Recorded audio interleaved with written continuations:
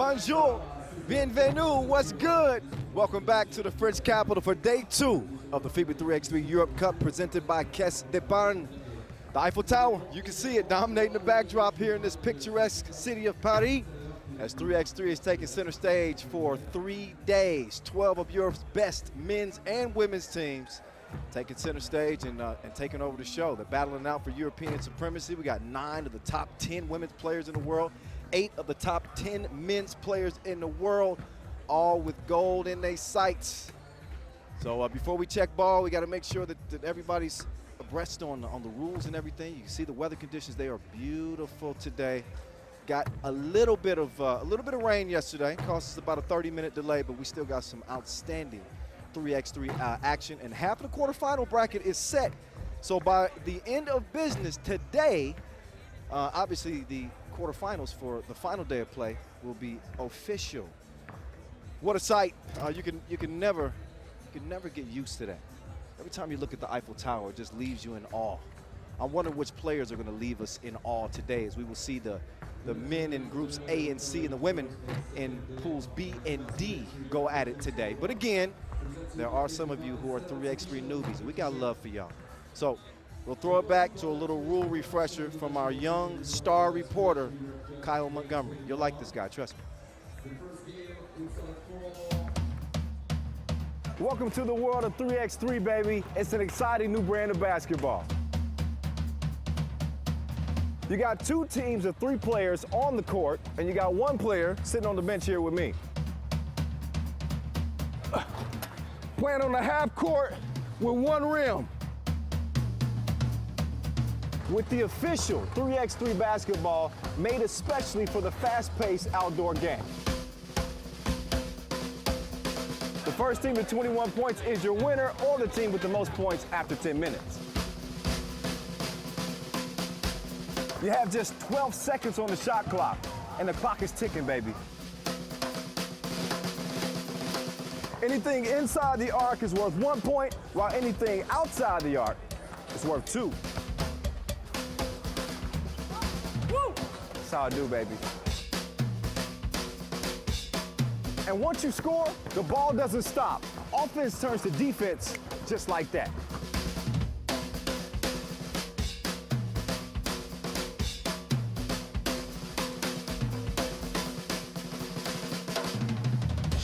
It's a 10-minute sprint.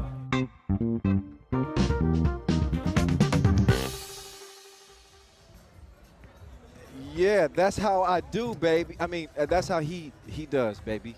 Kyle Montgomery again, our star reporter. Y'all keep an eye out for him, or maybe an ear out for him. Here's the rules visually, just for you who want to read. It's a half-court game, you know that. It's a 10-minute sprint. No coaches, 1 timeout per team per game. Also, you get a challenge as well. Shout out to all our Parisians, all of our French fans, all of our fans really from all over. We got a pretty diverse contingent that came to visit on day 1. Certainly expecting the bleachers to fill up here day 2, because it is about to go down. Somebody holla Mayday. And again, top 2 from each group move on to the quarterfinals. That is where you will play for a medal. Gold, silver, bronze here at the 6th edition of the Europe Cup. First time ever from here in Paris, and the venue is outstanding. First time ever here in Paris. We have had some big events in 3x3 here in France. Think back to Nantes in 2017, the World Cup, and obviously France itself has been one of the trailblazers, and 3x3 have done an outstanding job, that federation helping grow in the game here.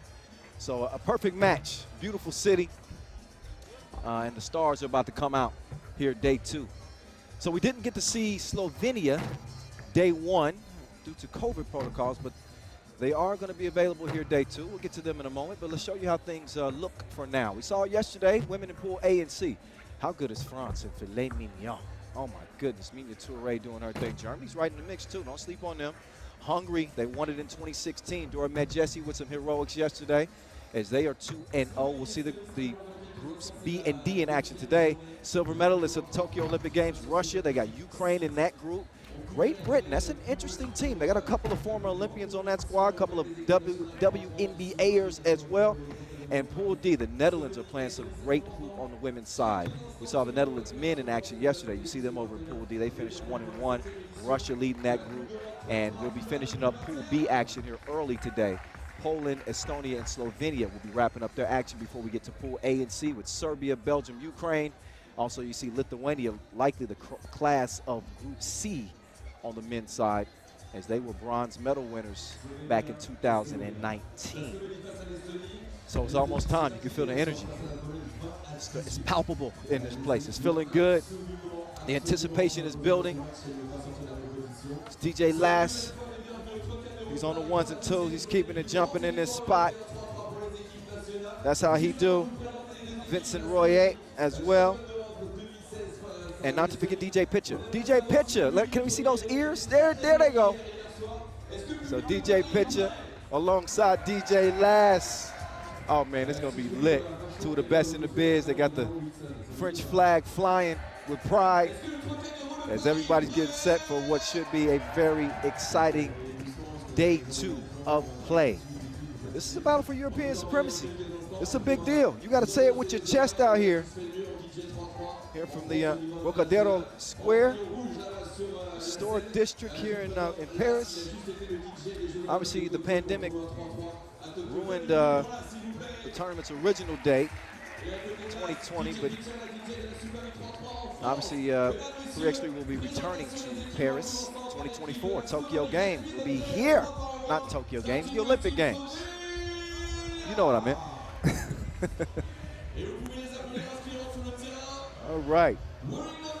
So, yeah, this Europe Cup, in some ways, a little bit of a snapshot of what lies ahead. But what lies directly in front of us is the Slovenian remade team. They're going to have to play with 3 today. And Dekanovic is going to lead them out. Minsud Julevic, long time 3x3 hooper.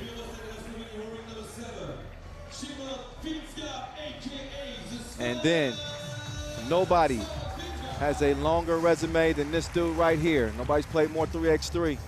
He's been a part of the Pro Tour, and since 2012, he is the senior member of not only the Slovenia team, but 3x3 in general.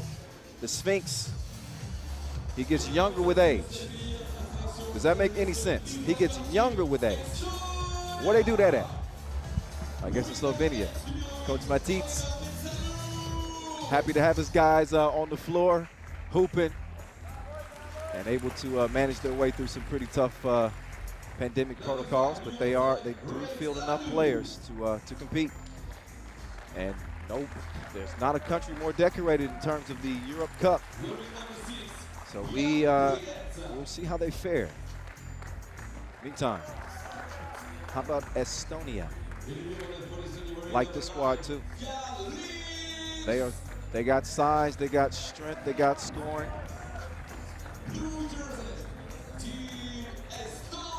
And they are now on the floor, Team Estonia. Jan Puidek, Carl Lips, right lane, and Oliver Metsalu. We did see Estonia yesterday. They played in our final game of day 1 against Poland. Ended up coming out with an L in that one, so it's do or die for them. If they want to continue to play here in Paris, they got to get a dub against Slovenia, who are well rested. Got an extra night's worth of sleep. Marcos and Yasmina are 2 officials for our first game here, day 2. This is bonus ball, a little rollover from day 1 in case you're just joining us. Kyle Montgomery, aka The Voice, 3x3 in your ear.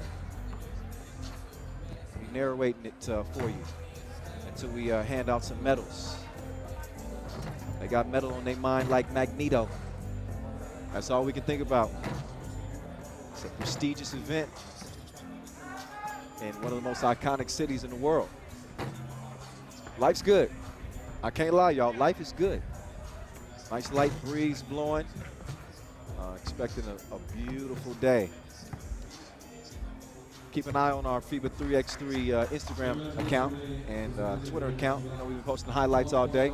He's probably going to be featured in Simon Fitzgar, the Sphinx. Vino, 41 years old. Yeah, I want to check his birth certificate too. Carl Lips is 25, that is confirmed. He's a young star out of Estonia, and he's on his way up. He's got a hell of a challenge in front of him. You got the experience with Mincu Julevic and Simon Finsgaard, particularly on the Slovenian team, but Slovenia does not have the luxury of a sub. So, you know, that can certainly factor in. We will see right here, right now. So we get dapped up. Everybody's ready to roll here.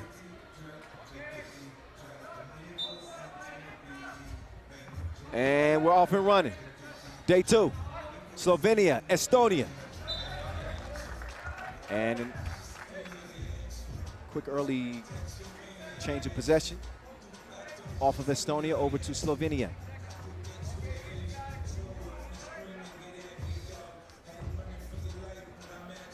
The men of Estonia back at the Europe Cup for the first time since 2014. They do have some signature wins under their belt. They beat a Latvia team to earn their spot here. Although that Latvia team was without Carlos Lasmanis and Norris Miezes, so I want to keep things into perspective. There's Poidet. He's going to hand it off. Oh. Lips way off the mark. That is a shot clock violation.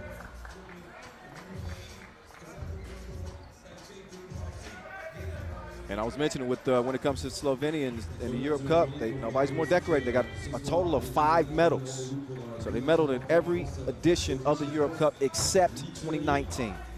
Men took gold in 2016, silver in 2017, and a bronze in 2014. The women's Slovenia team also added a silver way back in 2014. That was the first edition. So here they are, ranked number 4, dime time. The Sphinx setting up the layup, and Slovenia is going to draw first blood in this one. Nice ball movement here from Estonia. Yeah, students of the game.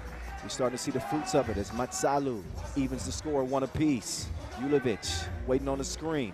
He wants some space. He tries to whip one down low, but cannot connect on the pass. It's deflected.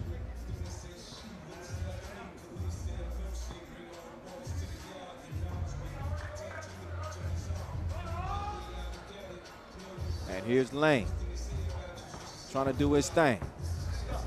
Going left, but he has it returned to him. That's some good defense.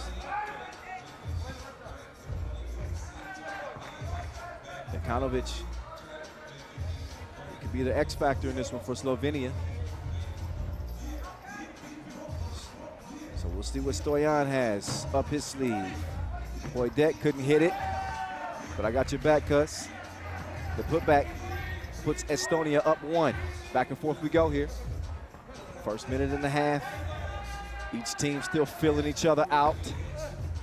Vino to the cup. Get it? 2-2. Oh, pulled the trigger.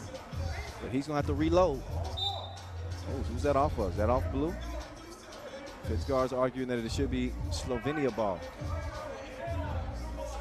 Ref Marcos is going to say it's blue ball. Blue ball off. Finsgar still arguing his case.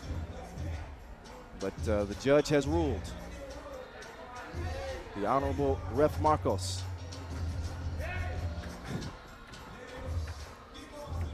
Poidet, no hesitation. Quick draw. Lane with the board. Kicks it over. Poidet, it's a bucket. Mincu Julevic, and I've enjoyed watching him over the years on the tour. I know when I first started, Mincu was one of the top scorers in the game. Julevic was just a monster on the pro tour. And now kind of in his twilight years, he and Finsgaard both would love nothing more than to walk out of this thing on the podium with another medal. We are going to see. Game, oh, quick spin move was the right decision, but I think he lost that one out of bounds. It's off blue. So Slovenia will take over here. Again, playing with 3 players. They lost one through the COVID protocol.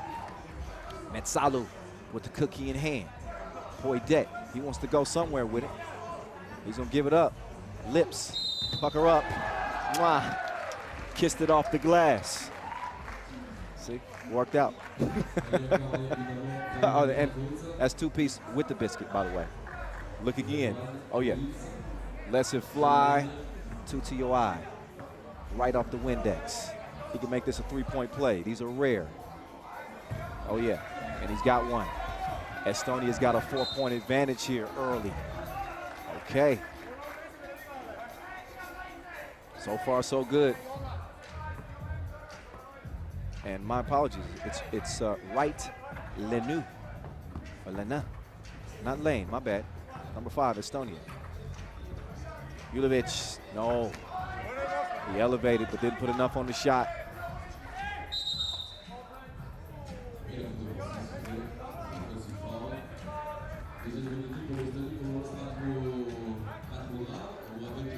Three minutes in.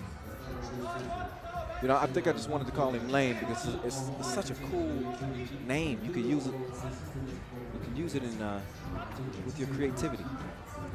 Anyway, Fitzgar, stroke is broke that time. Out comes Estonia, quick clear. Lana. Oh no, that's missed underneath.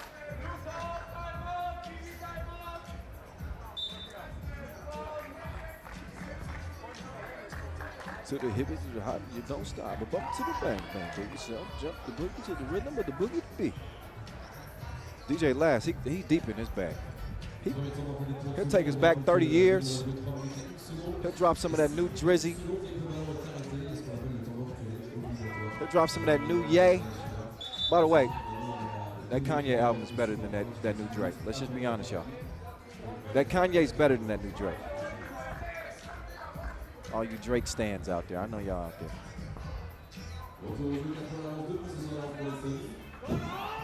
6-2, here comes Finsgar. Bottoms. Slovenia within 2 now. The 41-year-old phenom, Metsalu, takes him for a drive to the rim. Here's Vino. Sneaks it down to Julevic, trying to use that size, but he shuffled his pivot foot. He's tripping like LMA. Called for the walk.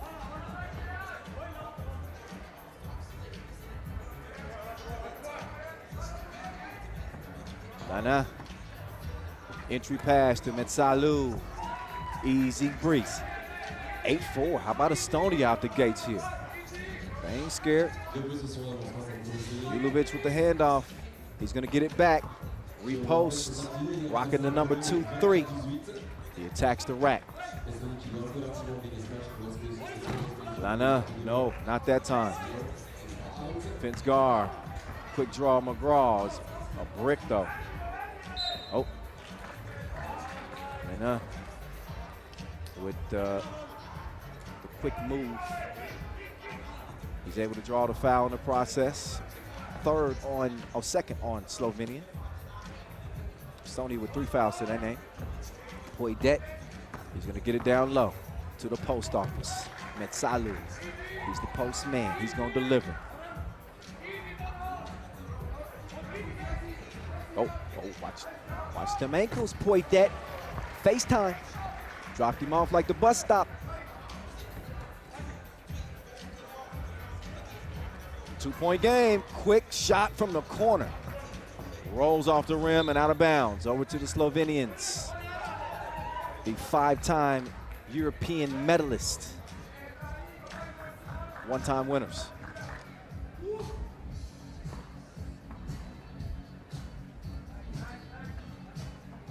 Julevic patiently getting into this possession. They got to do something.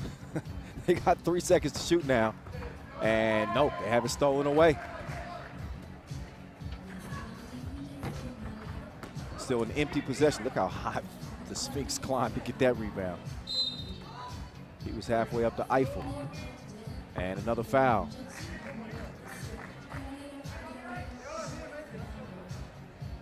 Hey, make sure you're following us. And not only that, using the hashtag 3x3 Europe. Follow us at FIBA 3x3.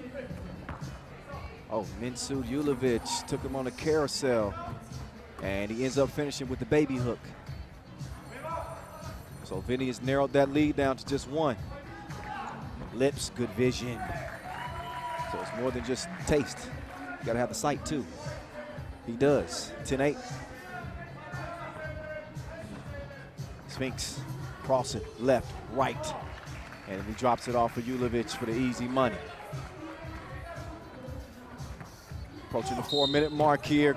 A lot of contact. Sphinx has whistled for the foul. That was in the process of the shot, so Metsalu now will step up, shoot one. You got one fan, huh? I heard a loud woo. Shout out to that one Metsalu stand, and he makes one from the stripe. It's a 2-point game. Vino, nope. That's normally one he'll make. I do think that a close game probably favors Dekanovic with the block. Probably favors Slovenia. They've been battle tested, as you know. Julovic wants a foul for Dekanovic. Dekanovic is down. Looks like he's holding that right ankle. See exactly what happened to him right there. Okay, drops the shoulder. And on the rebound, oh yeah, yep, you can see him kind of tweak that right ankle a little bit. Oh. And this is obviously not good news because Slovenia is playing with 3 as is. So you can imagine Coach Matit's probably heart is pounding out of his chest right now, but Dekanovic is at least up, so he's good. Now, just a little rule refresher. The team is allowed to continue to play with 2 players. We've seen it before. I believe we saw it in Montreal, 2019, if my memory serves me correctly. The Lehman team ended up playing with 2 players at some point. Anybody remember that? Hit me up at 3x3 The Voice. Let me know if y'all remember that. If my memory is serving me correctly or if I'm off. Covered a lot of 3x3 tournaments in the past 6 years. Sometimes they run together. All right, they're going to give Dekanovic a little extra rest here. But it doesn't look like he's getting any tape or anything on that ankle. He's kind of walking it off on the court. It's actually Minsud Julovic who's being attended to. Hey, let me not go any further without thanking our official timekeeper, Tissot, our apparel partner, Peak, and our ball sponsor, of course, Wilson. Not to forget our suppliers, Skelder Sports. They provide our goal setup. Pierre Floor, providing the hoop floor.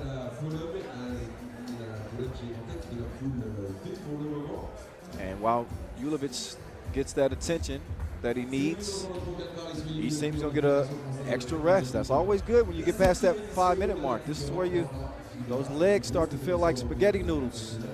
It becomes very easy to put your hands on your knees. You're sucking wind once you get past that 4-minute mark or so. So an extended rest for both teams is going to give them a little bit of a refresher before they head down the final stretch here in a 2-point game. Julovic is all set to go. Okay, so he had an issue with a knee, and I'm assuming he had a little blood on his knee, so that got him all patched up. Now we back to it. Let's go. And right on cue, Metsalu splitting the defense like an old pair of jeans. Lips couldn't track down the rebound. The Sphinx couldn't sink it. Vino to the hole with Sol. 1 possession game, slow on the closeout. That's gonna cost you 2-piece. Nice strike. Lips is getting it going. Again, Estonia fighting for their quarterfinal lives here. Losing to Poland in the only Pool B men's game yesterday. We will wrap up Pool B play to start the day, and then we'll get to our regularly scheduled programming of groups A and C for the men and B and D for the women. Julovic short on the shot, and that's white ball. That was double tip. Julovic got a finger on it, but I think Poidet also touched it, so that's why it would be Slovenia ball.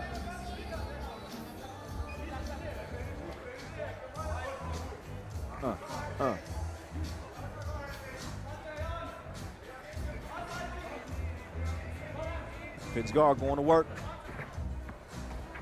Gets right to the center of the paint. Faked him with the drop step and got the score. Oh. Offensive foul call. So good job from Finsgar. Moving his feet, got in position. And he's able to earn another possession for Slovenia here. No time to panic, not time to push the panic button. There's 2:45 left in this game. Oh, Finsgar with the wraparound pass, but Julovic couldn't finish it. Carl Lips, he's gonna get it back. Lets it go, too long. Dekanovic moving pretty good on that ankle, it looks like. Couldn't quite get to that rebound. Didn't matter anyway, it's gonna be Slovenia ball.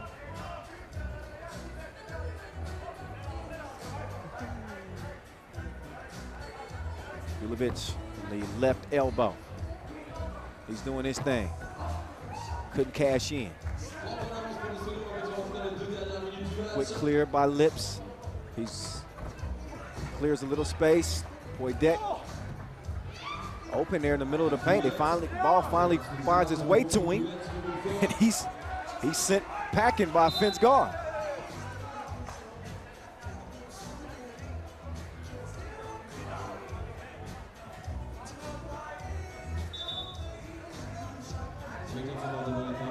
So timeout on the floor. Neither team in immediate danger of being in the penalty. Estonia with one more foul to give. Slovenia with 3 to give. So a beautifully played defensive game by the Slovenians in terms of keeping out of foul trouble. But the offense has been a little bit slow coming. Playing with just 3 players again.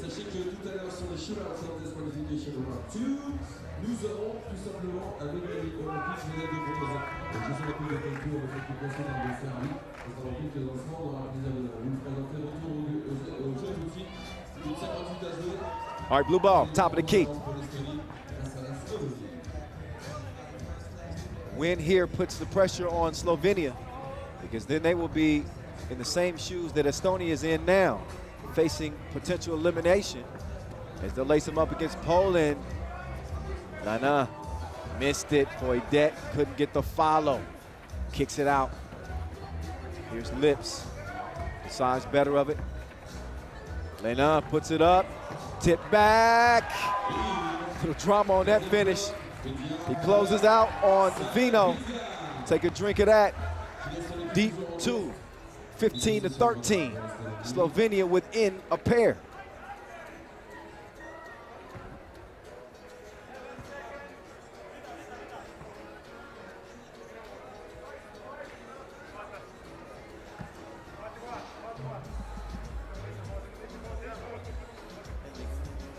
Oh, they fell asleep defensively. Finsgar had his back to the ball, and they caught him slipping.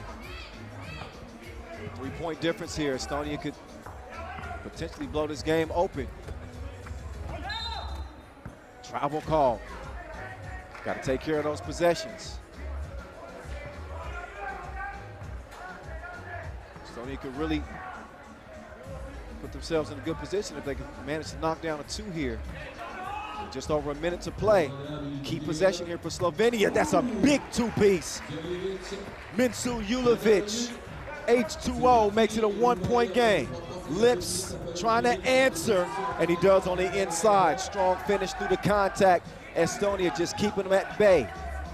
Still just a 1-possession game. Dekanovic They kind of swish. It's all even.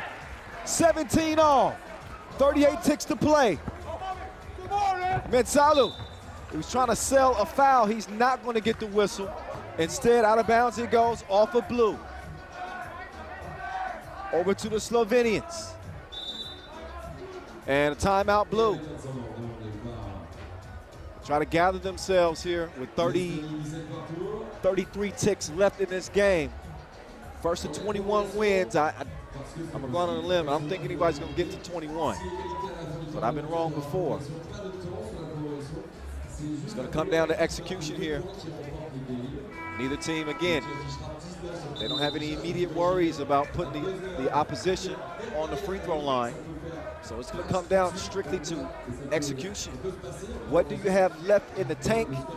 And can you execute mentally even when your body is fatigued? It's paramount at this point in the game. See if Estonia can stay alive here in Paris. Julovic on the cut, but he gets his ball deflated. Check the PSI on that Wilson. 17 apiece still. Lena drops it off. Poidet, no. Lena now working from outside the arc, and a foul on Julovic. Not a bad foul. Again, Slovenia have fouls to give. So a fresh shot clock for the boys in blue.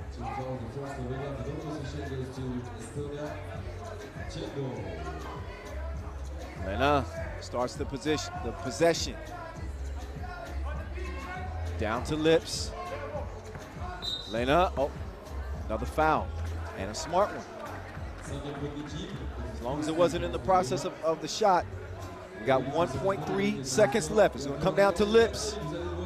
Let's see if we got a Tissot buzzer beater brewing. Lips, not quite on the mark. So we go to overtime. I believe this is our second OT so far. And this is where the rules get complicated. So if you score 2 points in OT, you win. I hope you got it.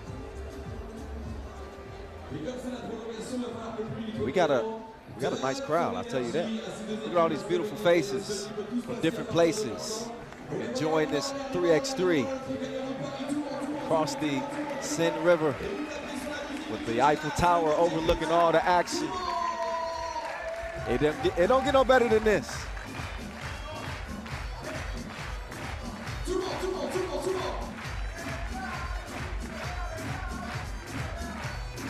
Okay, we start OT.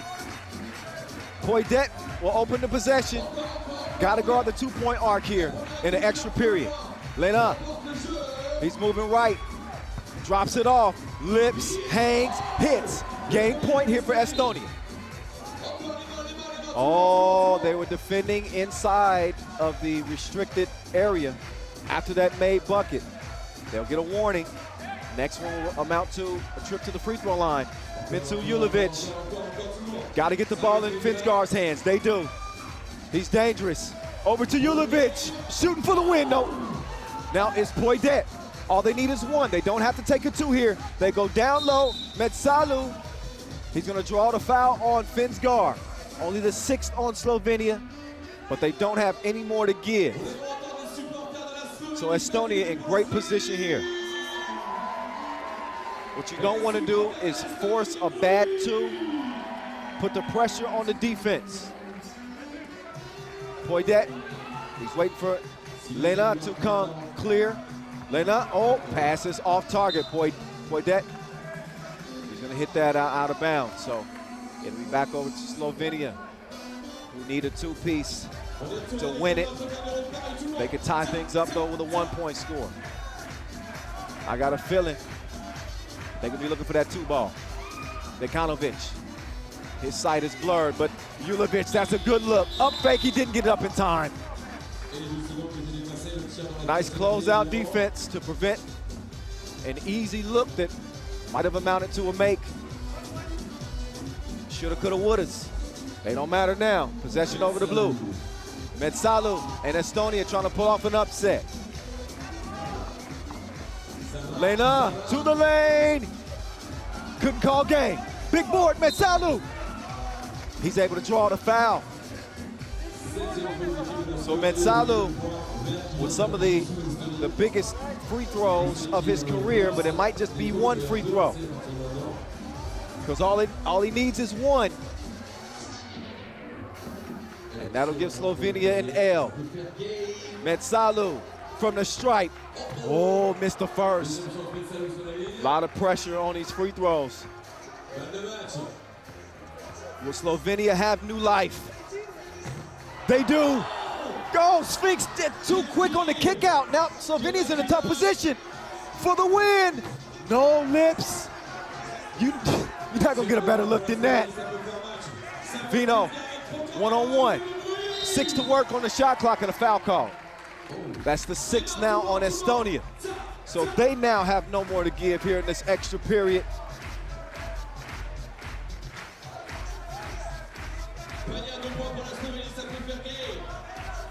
Julevic, Dekanovic swinging right, up fake, going to work on Poidet.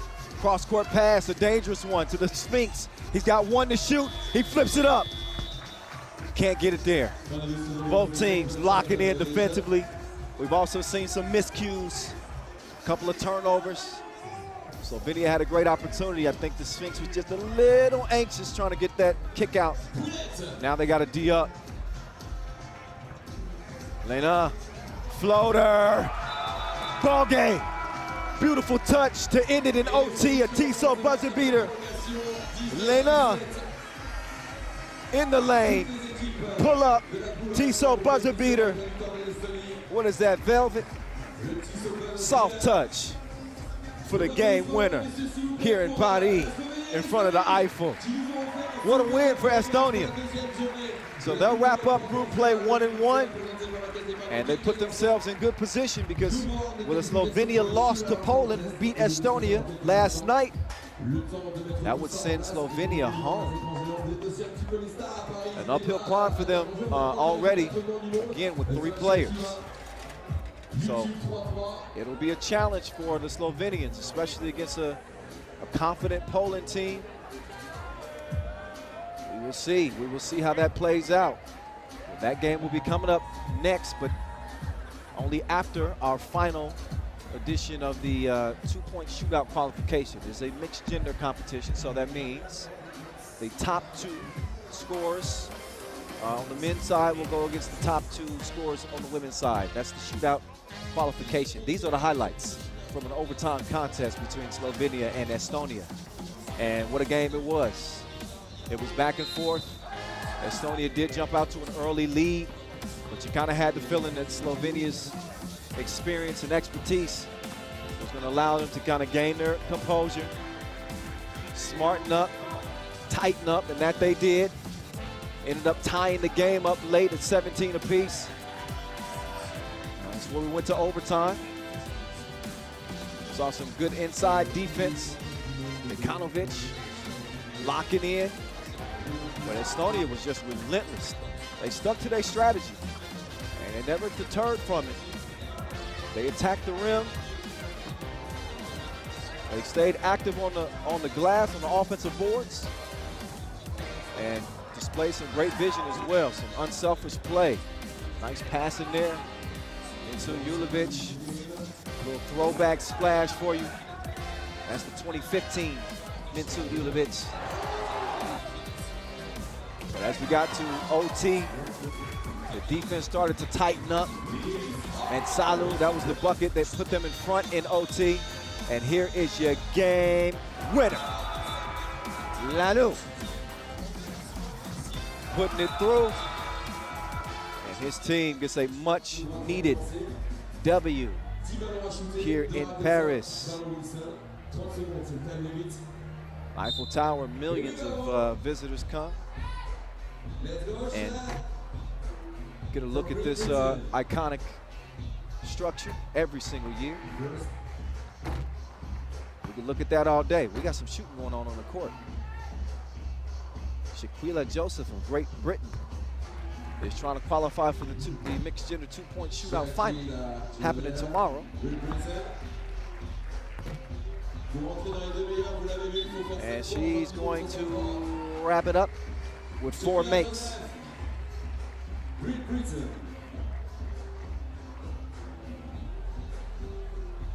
Elle représente la Russie, mesdames, messieurs, maintenant from Russia. Merci d'accueillir Alexandra Stolia, Russia. All right, Alexandra Stoliar. She's been a star on that Russian national team for a long time. Helped lead Russia to a gold medal at the World Cup in 2017 and the Europe Cup in 2017. I think they won gold both events. And she is cooking. She was cooking. Turn the stove off for a second. Let's see if she can get the gas back on. Okay. Okay, back to back. Give us one more. Okay, she was roll. She was. I hadn't seen that type of release. It's like a horizontal release. What she did, she was able to get some of them to go. There you can see the list. Bogalarka Bach is leading the way with 6. Minya Toure with 5. We saw them both shoot yesterday, and Stolyar has moved up into that 3rd spot in terms of the women's shooters. So 5 is going to do it for her. Vega Jimeno representing Spain. Spain fresh off a Women's Series win in Montreal, their 2nd here in 2021. Love her game.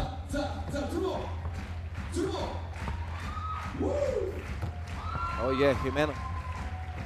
Oh, she was betrayed by the rim on that last shot.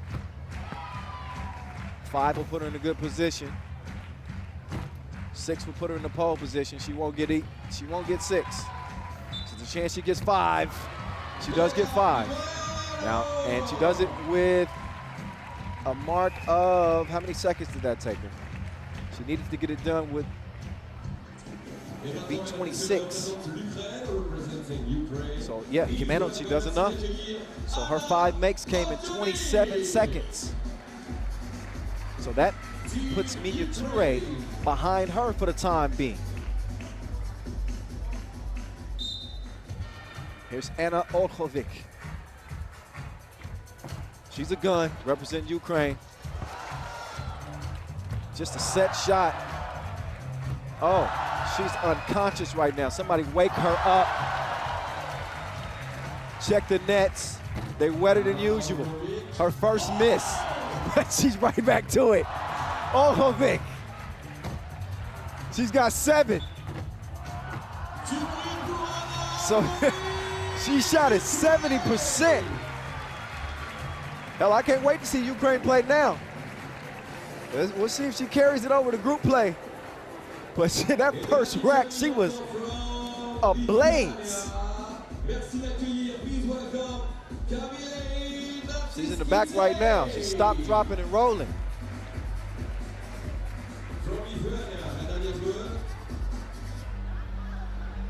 So Camille Nakikat,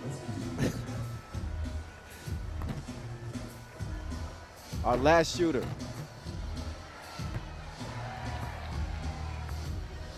Women's shooter, that is. Okay, not too shabby to get things started.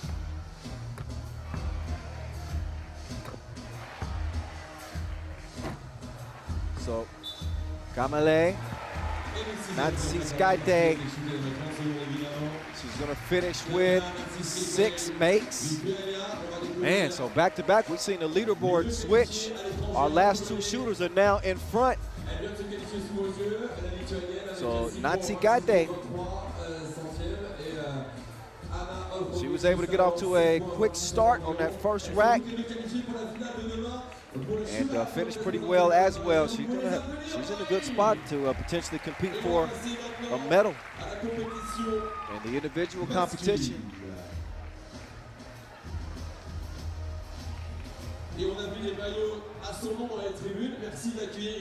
And again, immediately after this 2-point shootout qualification, we'll get back to men's Pool B action. We'll wrap it up with Slovenia and Poland. We'll know what that group is going to look like.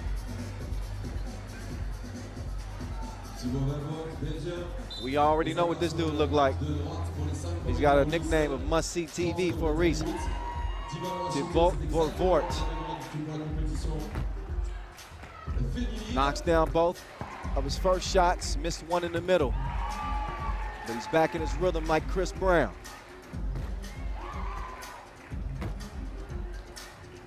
Vort. Man, look at the smooth stroke. Can he finish on a high note? No. 6, not too shabby. Not too bad at all. Vort, that's going to put him in second.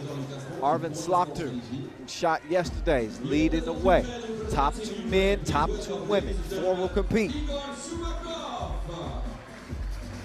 So Igor Shumakov of Ukraine.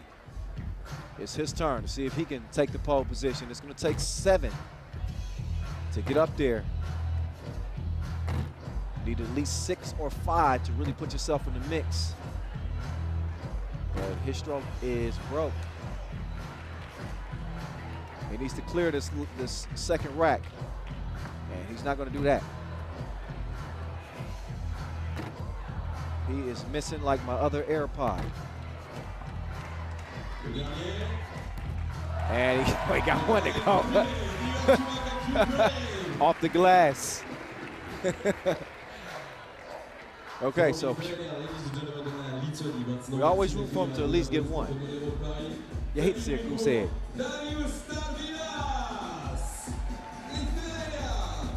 I guess that's the best camera angle because we don't want to show the rim. Not in that shooting sequence.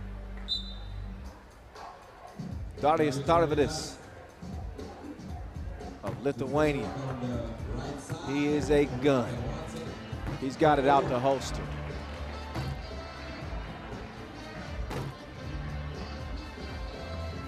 Three makes on that first rack. Tarvidis. Got the gooseneck going. That's how they teach you when you shoot. Flips the, look at the flick of the wrist. Can he get one? He needs one. He got it. 6 makes. We're gonna see what that puts him. Darius Tarvidis, he did it in 29 seconds though. So that's not gonna be enough to put him in the top 2. That is Thibaut Vort right now, Arvin Slokter right now.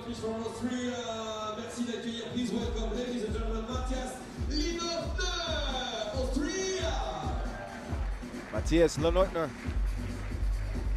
representing the up-and-coming Austria. We will see them in action today.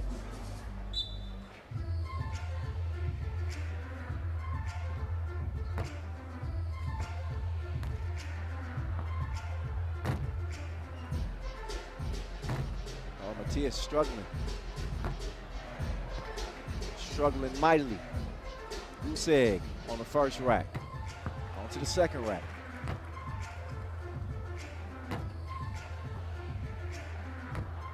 And he's going to also finish with just 1 make. I don't think that's going to put him in contention. I have to check the numbers. But he's out of it.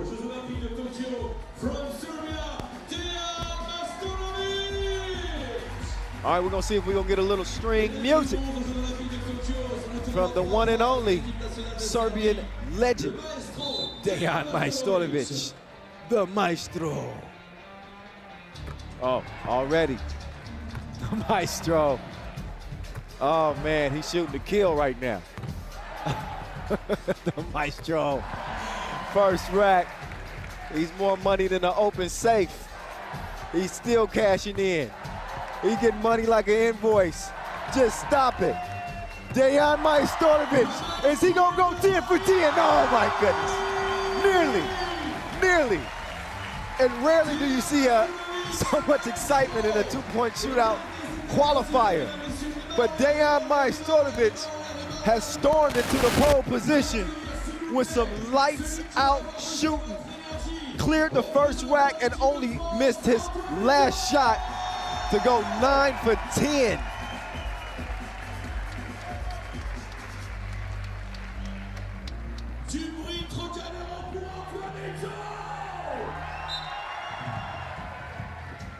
Antoine Eto, representing France.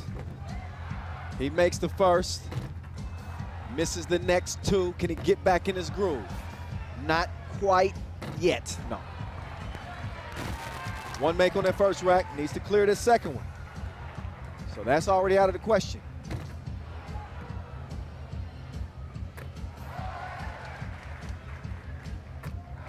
Now, here's Eto.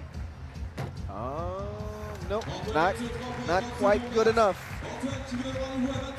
Not this time. So, Antoine Eto, he will not be competing in the mixed gender two-point shootout final, as he was our final shooter. It'll be, on the men's side at least, Dejan Majstorovic and Arvin Slokter. We will not see must-see TV in that mixed gender two-point shootout final. Thibaut Vervoort just missed out. It is the Dutch sharpshooter and the Serbian sharpshooter as well.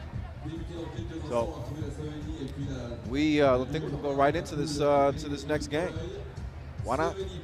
With no further ado, it'll be Slovenia and Poland.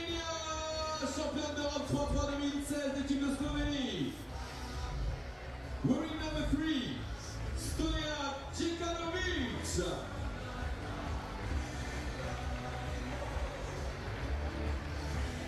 All right, now they come. We just saw him.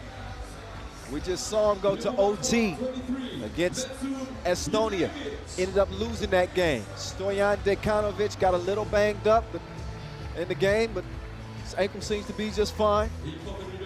Minsu Julovic is back and ready to go. And of course, Simon Finsgaard. He's back and in a must-win situation. They need one in the worst of ways. Now, obviously, if they can get a win here, then we'd be looking at a three-way tie, and we would then have to decide who comes out of the group based on total points scored. We'll get our mathematicians on that. This could be solved very easily with a Poland win.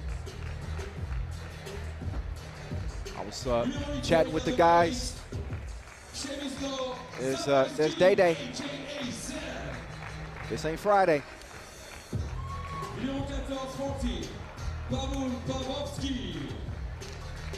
Partner in crime, Zebo. And if you're just joining the broadcast, you will not see their top scorer and arguably their best player for many, many, many years.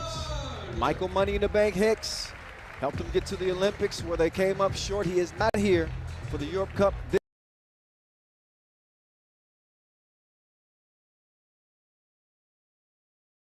Simon Redoux.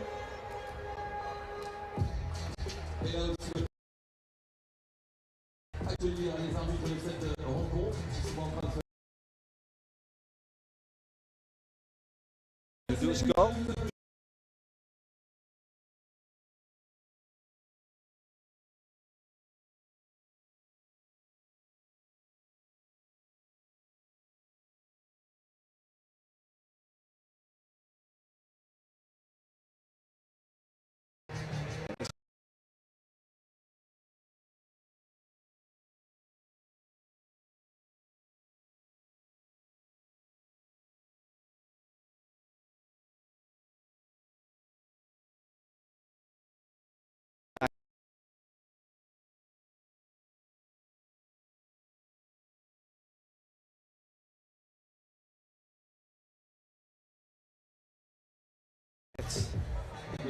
This is a much differently structured Poland team.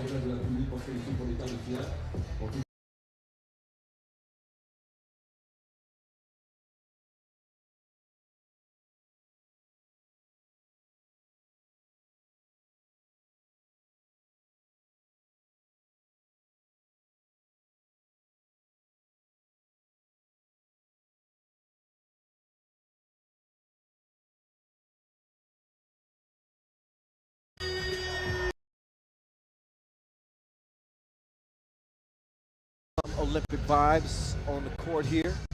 A 7th place finish in Tokyo was a bit of a disappointment for Poland. Considered one of the favorites coming in. But teams did a great job. They doubled Money in the Bank Hicks and really made things difficult on him. And as we start this one, Zebo chunks the deuces. True two-piece. And the Poles are on the board.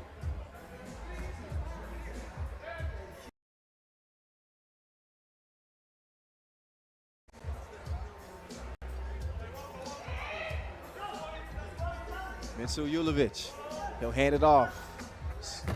Oh, Kanovic too strong on it. Julovic recovers. He's short on his mid-range J. The ball back in Slovenia's hands. We got a foul on the play. That'll be number 2 on Poland. A little too handsy on that defensive possession.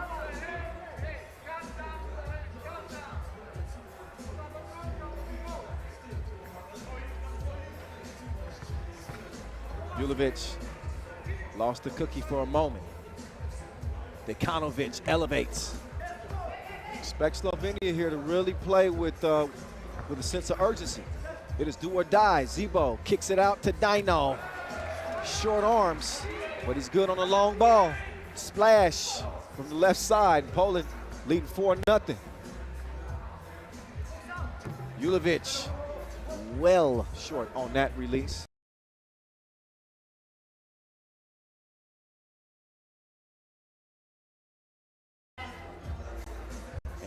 And Day called for the foul.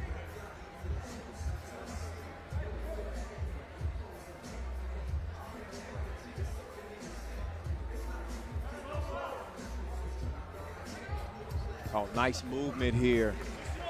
Sphinx got the step on Pablo. Took him to the crib. Redu to Pablo. Great position, elevates off the window, no problemo. It's the DRE. Steve. Low lows, defense guard. Over to Dekanovic, back to Vino. He's on the drive like an Uber employee. But he missed that one bad. Pablo, turn around, Jamie. No, not that time. Julovic got the step and the scoop. Zebo ran into a little bit of contact there from Julovic. Foul number 1 on Slovenia. Just scratching the surface. These are the early goings of a 10-minute sprint. And oh, what a dime piece! Zebo! Oh, you fancy, huh? Oh, yeah. Replay on that thing.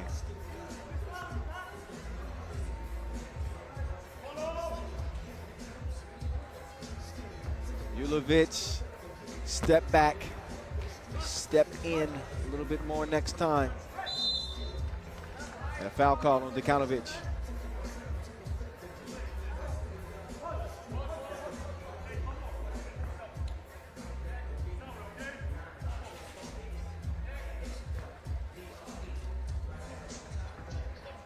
So Poland starts back with it. Zebo working from the left wing. He gets the screen from Pablo. Back to him, but it's missed at the rim. Slovenia recovers. That ball, was it tipped? Looked like it was tipped from my vantage point, but we'll see. It's going to be ruled Slovenia ball. 10 seconds remaining on the shot clock. And here comes the Sphinx. Oh, took his eyes off of it. Dino gives it over to Redu. Redu sticks with it, and his persistence pays off. Puts Poland up 7-2. It's a 5-point difference here. 3 minutes in. Fitzgar faded, faded, faded. It's good. And Slovenia trying to climb back in this thing. Zebo trying to bury him with tunes. There's another double for him as the lead is now up to 6 for Poland.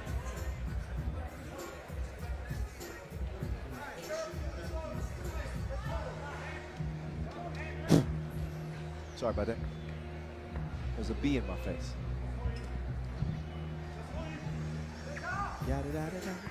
Dekanovic, little jab step. Purdue is down, but he's back up now. Just in enough time to deflect the pass. Zebo, they double dared him, and he's got reservations for two. 11-3. Vino over to Dekanovic. Butter. Let's see if Zebo has another answer. He elevates and he's fouled. No argument there from Finsgar. Plenty of contact. And TV timeout as we are under 7 minutes. Poland out of the gates quickly. 6-point lead for them, and they'll get another couple of opportunities at the free throw strike. And how good has Zebo been? He was the top scorer at the Olympic qualifying tournament. Just 1 point better than Hicks was. But we've kind of seen Zebo's emergence here in 2021.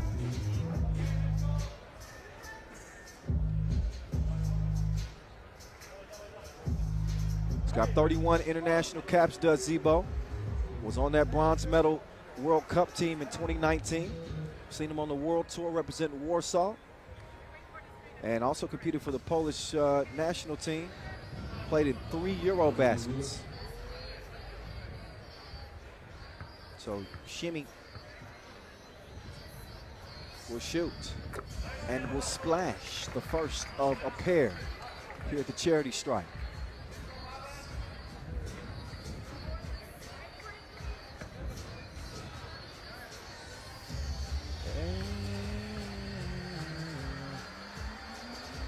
Second one. Takes his time, but that time it doesn't count. Dekanovic, he telegraphed that pass. Zebo, he steals it, but he couldn't sink the two-piece. Score stays the same. Finsgar trying to wrap around pass. It's deflected with a foot, so that'll give them a fresh shot clock. A new 12 for Slovenia, who are gasping for air here. It's a 7-point game. They got to get to it. Zebo's down, lost his footing. That ball finds its way to Zebo. Zebo attacking the rack, snatching the board is Day. And it's cleaned up by Zebo. Finsgar was open early in that possession. Dekanovic missed him. Now Dekanovic will take it himself. The runner is a no-go. See if Zamoyski, did he hit that off of Dekanovic? Possibly.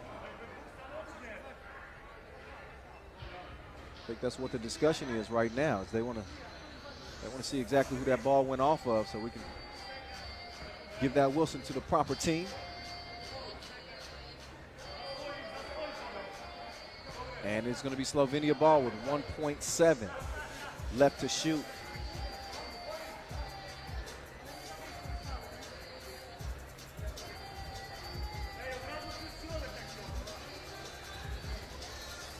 Vino, no. Not that time.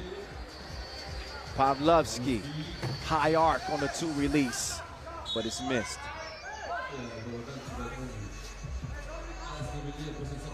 What a start for Poland. You got to give this team some credit. They've been keyed by Zamoyski in this one. My guy's been in his bag. He's taken over that scoring responsibility with no Michael Hicks. And so far, so good for Zebo and Poland. So they got an opportunity to go into the final day of play unbeaten, depending on what Slovenia is able to come up with here in the final 5.5 minutes of play. First and 21 wins it, as you know. Zebo was thinking about that 2-piece. Instead, he's going to share with Pablo. Pablo couldn't quite get a handle on it. So out of bounds over to White. Anything for Slovenia right now. Sometimes you just need to see that ball go through the nets. One time, settles you in. I mean, even if that's a trip to the free throw line, anything. But Slovenia's a little stagnant offensively here to start things off. Let's see if Dekanovic can get them going. He cannot provide the spark. Julovic, he didn't get it up in time before the shot clock horn sounded. So the ball back over to Red.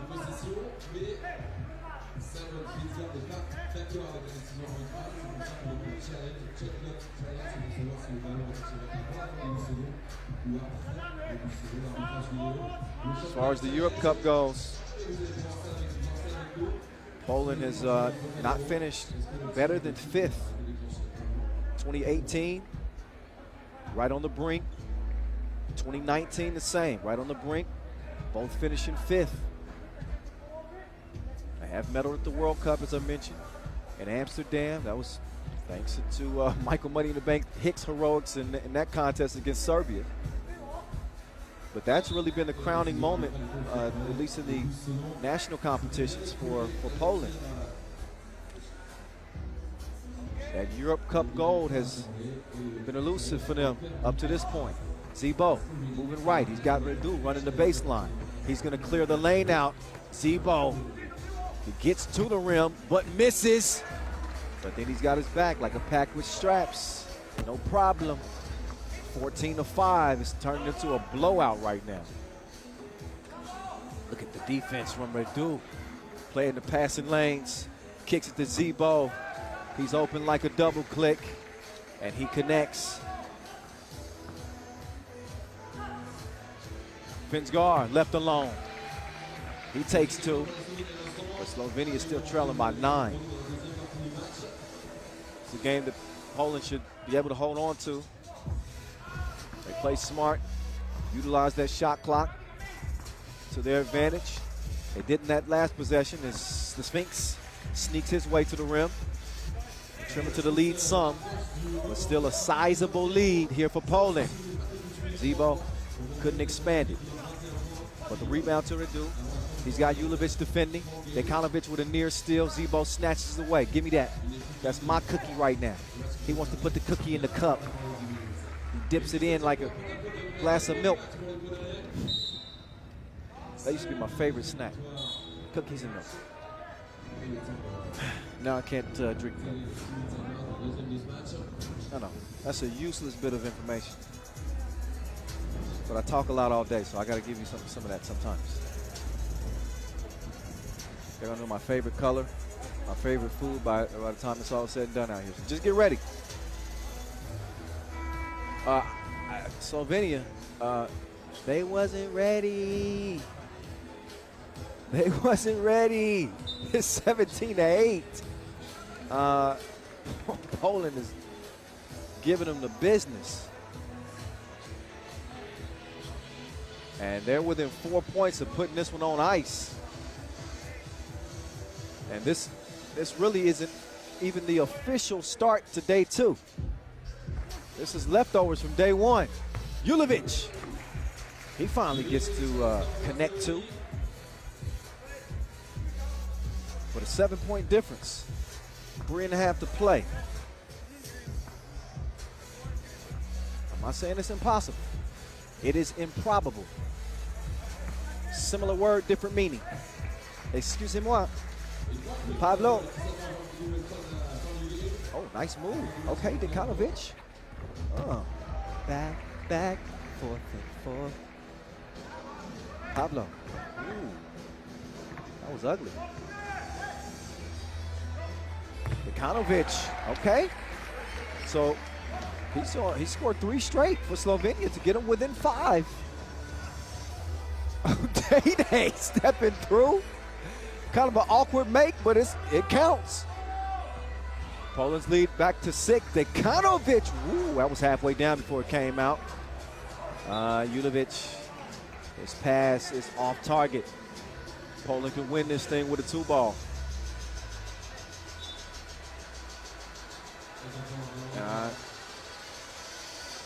I do believe that Poland's through anyway. I think they scored enough points to qualify. That not official fully. But I do think that is the case.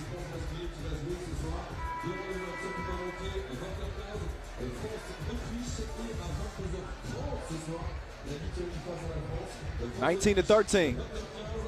It has been all Poland.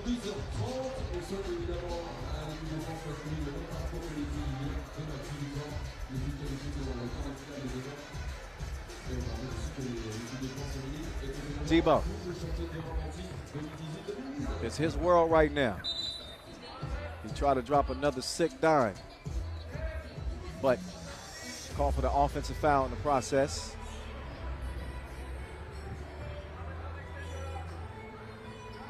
That does put Poland in the penalty, but 2:40 to play and only 2 points needed for a win for Poland.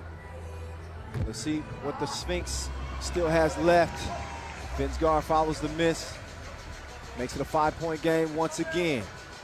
Zebo, another beautiful setup to Dino. Julovic, no. Game point for Poland. Day. That's it. That's all. Thank you for playing. Poland, a commanding 21-14 dub as they wrap up group play 2-0. And Slovenia playing with 3 players. They are done. They will not be medaling at this edition of the Europe Cup here in Paris. Difficult task in front of them, playing with just 3 players due to COVID protocol. So it is Poland who are going to be playing on day 3. And it is Julian Dubov standing by with Zebo after a win that makes Poland 2-0 heading into the quarterfinals. Ju, over to you. Przemysław, this game was another proof that this game is impossible without a substitute. Yeah, it's a very tough situation for Team Slovenia. So big shout out to them for playing with the heart to the end. 2 games, game back to back. So that's very difficult to anyone. So big congrats for them. And we are happy that we won. Poland has a different team compared to Tokyo. You have a new group, and it means more responsibilities for you and your teammates. Speak about how different it is for you now on the court. That's for sure. We're here without our best scorer, Michael Hicks, so we got to manage to play more with the ball, off the ball, without with the screens, looking for open spots, for open position. Didi gave us a lot of advantage under the basket, and we try to use it. Okay, congratulations. See you tomorrow. Thank you. Music to Zebo's ears, I'm sure. See you tomorrow. Poland moving on. They'll be playing for a medal, potentially. We'll see how they fare in the quarterfinals as Group B and D are done now for the men. It is decided. It is over to A and C for the men and B and D for the ladies, as we will get to the regular schedule for our second day of play. Coming up next, we'll have a brief intermission before we get to the action officially, but we'll wrap it up with a few last looks at that very dominant Poland win. Zebo was hitting from everywhere. I mean, he had the Midas touch. He was cashing in euro after euro after euro. That made no sense. You can't cash in euros. That's just the American in me. Y'all forgive me. Mitsu Julovic with the score on the inside. Mitsu played hard, played tough. He still got some gas left in the tank, I think. But, man, this Poland team was on a mission. And obviously playing with 3 players, what you heard Julian Dubov speak about at the end of the game with Zebo, that made it a lot tougher on Slovenia. But they came out flat in this game. They were down 6 before you could blink, and you knew that was going to be a tough hole for them to climb out of. And Poland just kept their pedal to the metal all the way into the final horn. They run away with an easy win over Slovenia as they go 2-0 into the quarterfinals. We are going to take a quick break. We'll be back in about 7 minutes, so about 10 minutes away from our next game. So we'll leave you with a look at the Eiffel Tower. We'll be back in about 7 minutes to get you ready for the official start of day 2. Y'all stick around.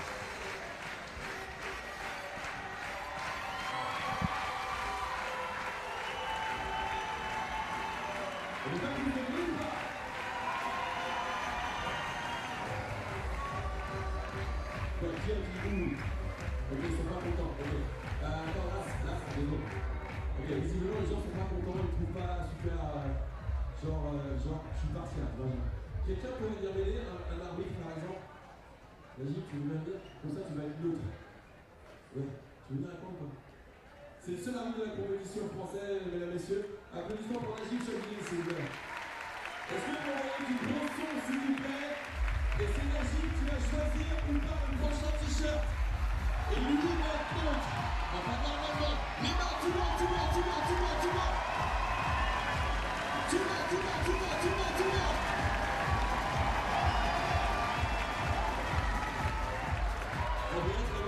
Najib, je veux pas t'influencer, mais on a encore plein de là.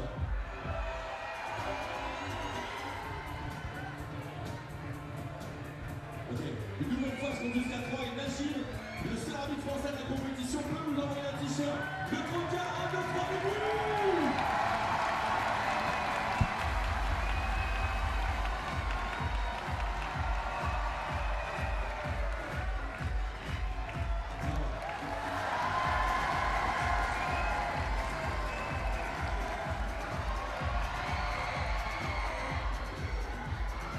Est-ce que t'en ferais pas un dernier? Vous en voulez un dernier ou pas? Les mains en l'air, tu vois.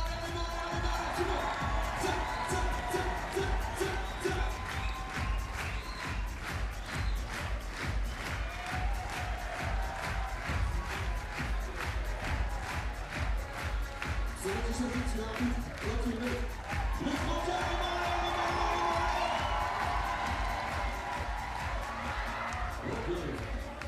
Et ce petit travail avec Najib, le seul arbitre français de la compétition, je vais aussi vous demander d'applaudir les refs de la compétition, mesdames et messieurs, s'il vous plaît, tous les arbitres de la Coupe d'Europe 3x3 FIBA 2021. Thank you. Il me reste 2 t-shirts.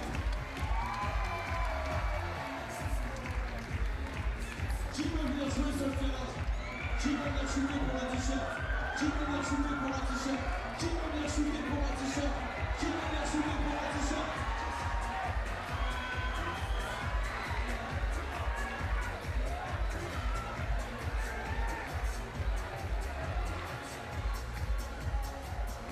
Allez, allez, vite.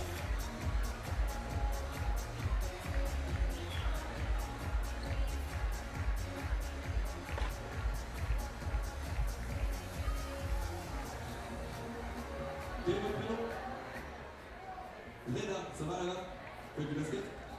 Fais du basket. C'était vraiment la mauvaise réponse. Vous avez 12 secondes, le temps de possession au 3-3 pour marquer un panier à 2 points à l'extérieur. Ok? Reda, si vous mettez un panier, vous prenez le t-shirt officiel de l'événement. Si vous ne prenez pas le panier, vous allez prendre un airball dans la tête de la part de toutes les personnes qui sont là. Ok? Donc on va faire une petite simulation. Il met le panier, ça fait ouais, il a gagné. Il met pas le panier, ça fait.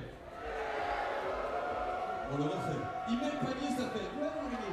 Il met pas le panier, ça fait. Alors là, ils ont compris, il faut dire airball, et là-bas, il faut dire airball. Et la dernière fois, il met pas le panier, ça fait. Voilà, il faut juste accepter les règles du jeu. T'es prêt, Reda, ou pas? Bah, évidemment, c'est pour un t-shirt. Je crois que Reda, mets-toi là, c'est vrai. Tu te mets là, juste pour débuter, tu shootes là, ok, t'as 12 secondes, tu vas chercher ton propre rebond. Si tu marques un panier à 2 points en 12 secondes, le t-shirt finit pour toi. Si tu fais un airball, ça fait... 3, 2, 1, c'est parti! Vous mettez les 12 secondes, s'il vous plaît, s'il vous plaît. Audrey. Bravo. Il reste 3 secondes. 3, 2, 1.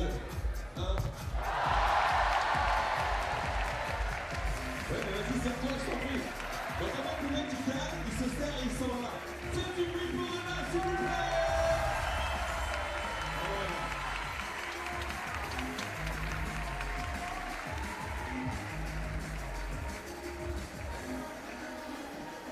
J'ai un t-shirt à vous offrir, juste comme ça. Juste comme ça. Pour la tribune qui fait plus de bruit. Pour la tribune qui fait plus de bruit.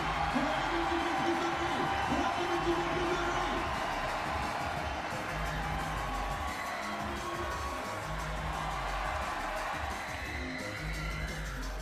Est-ce que vous voulez un ballon Wilson? Est-ce que vous voulez un ballon Wilson? Bon, je vais négocier. Vous restez avec nous, on a plein d'autres cadeaux à vous faire gagner pour la deuxième journée. La couleur en 3-3 FIBA, juste un truc comme ça. Là, pizza. À 3, j'aimerais que la tour Eiffel vous entende. J'aimerais que les gens qui sont au deuxième étage de la tour Eiffel vous entendent, même au troisième étage de la tour Eiffel. Mettez les mains en l'air sans rien faire, juste comme ça. Ok, tout. Ok, à 3, vous tapez des trous. Donc là, vous pouvez faire trembler les tribus. Vous tapez des mains, vous posez vos bières. Vous tapez des mains, c'est bien. Ok, je veux qu'on vous entende jusque là-haut. C'est l'événement européen 3-3 de l'année, ça se passe en France et nulle part ailleurs. Le Trocadéro, donnez votre énergie, donnez votre amour aux joueuses qui arrivent dans quelques instants pour le prochain match Russie, Grande-Bretagne. S'il vous plaît les Trocas, s'il te plaît fais-moi trembler Paris, s'il te plaît fais-moi trembler la Tour Eiffel. 1, 2, 3 et oui! Et là, tout le monde.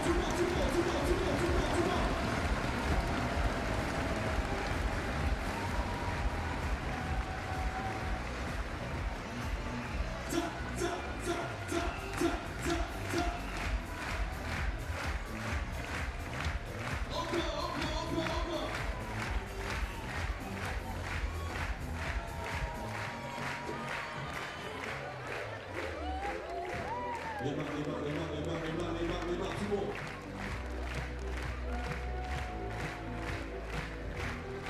Mesdames, messieurs, merci d'accueillir les équipes pour le premier match féminin de la journée. Let's meet the players one by one for the first game of women's competition. Please welcome Team Russia, l'équipe de Russie. All right. It's time to get back to it after a brief break in the action. We start officially day 2. We had some leftovers from day 1, got those 2 games out of the way. So the ladies will get us going today, and not just any ladies. We're talking about Olympic silver medalists all up in your face right now, at least the vast majority of the team. the Frokina twins, Estonia and Olga. And what an Olympics those two had. Oh my goodness, just outstanding and leading the ROC, Russia now of course, to that silver medal. The only team that they struggled with was the United States, who they lost to in the group phase and also in the final. But what a run it was. They put on a display and really, exemplified 3x3, I think, in the best way. So congratulations again on that silver medal win for the men of Russia and the women of Russia. We're gonna see how they represent out here at the Europe Cup. And this is a Great Britain team that should not be slept on. They got some ballers on this squad. Talk about Shaquilla Joseph and Shanice Norton, but particularly, look at Tammy Fagbinele and Sheridan Green.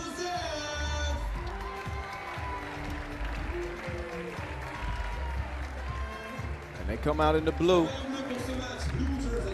trying to pull off what would be a major upset. But I happen to think that the Great Britain's got a shot to shock. Get your words together. Plenty of talent on this team. We do have the experience combined with the talent of Russia, though. So that's kind of double trouble. Pick your poison in a matchup like this. But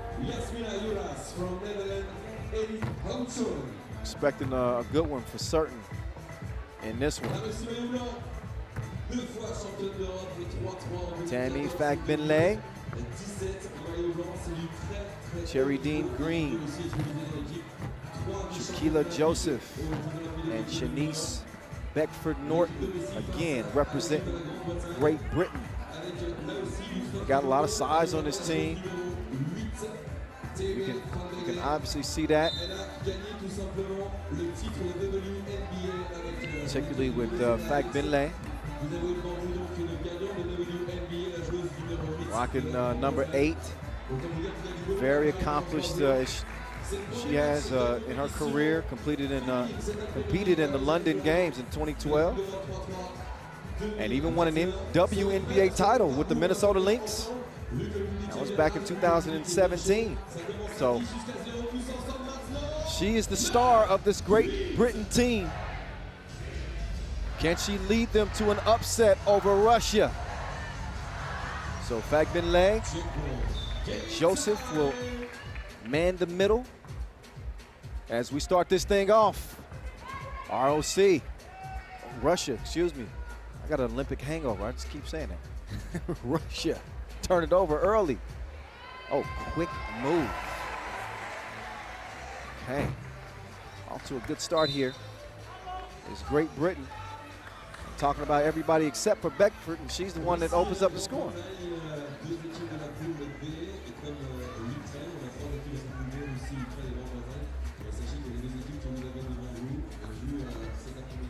Beckford back with the ball on the right wing.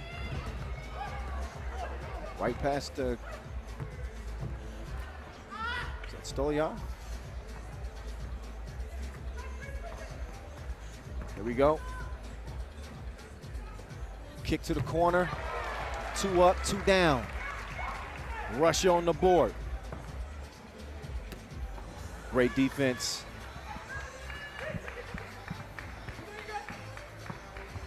And it, oh, looked like it was going to be an easy layup, but it was blown. Long ball. This is a replay of the Olympics. And she was doing that over and over and over again. Yulia Kozik. She's special when she gets good looks at the rim. Knockdown shooter. She and Evgenia Fokina, they can really light it up. Olga can do it too. 4-1 game. Fagbinlay splitting the defense, putting them on the bucket list. Slow to get up, but the contest does throw the shot off just enough.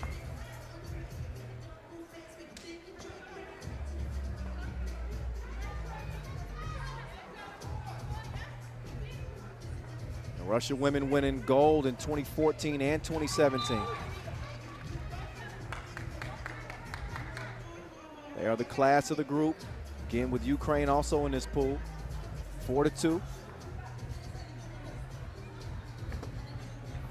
It's Kozik, 24-year-old. He's going to miss that one from the corner.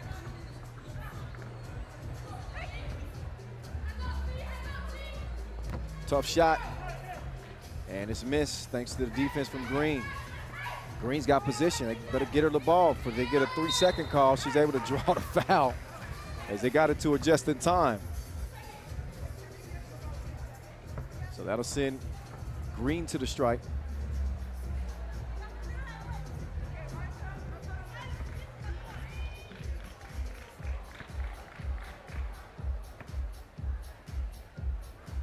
First time entry for Great Britain, by the way, here at the Europe Cup.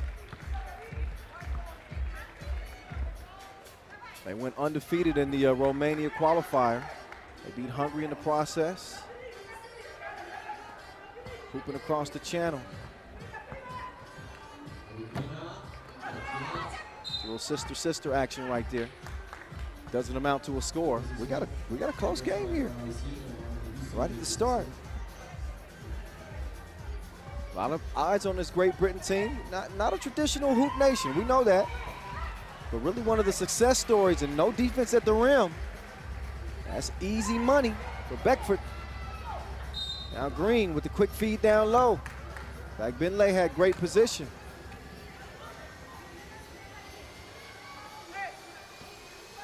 Russia with a couple fouls. Great Britain still with none to their name as Beckford will start the possession top of the key. Kozik's defending. Green's got position. They don't get her the ball. Instead, it's over to Beckford. Two-piece. Too strong. Foul underneath. First on Great Britain. Little push in the back.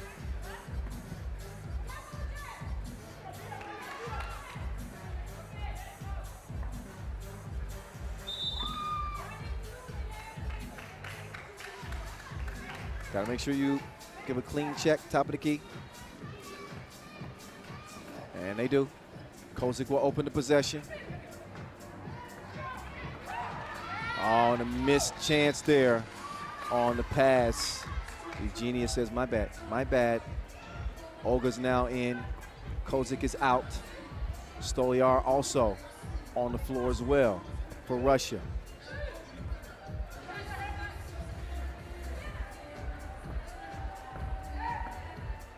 Shaquila Joseph down low. Fagbinley, give me that. You take this. The Brits out by 1. I don't want to hear my British accent. I don't want to offend anybody. It's bad. Would you like a cup of tea? No? That didn't work. Forget it. That was my only one for the day. No emails, please. Green. Green lit as she got to the cup, but that shot made difficult. Olga. Step back. Ooh. Halfway down, came out on her. Ball back over to Blue. Green. Taking her down to the basement, but wait a minute. She traveled. Turnover, back over to Russia. TV timeout with 6:16 to play in a very close game.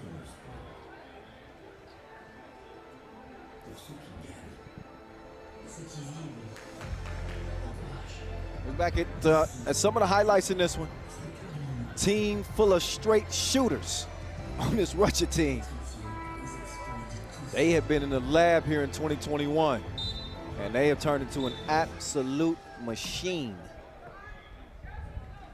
Again, 2-time gold medal winners, 14 and 17.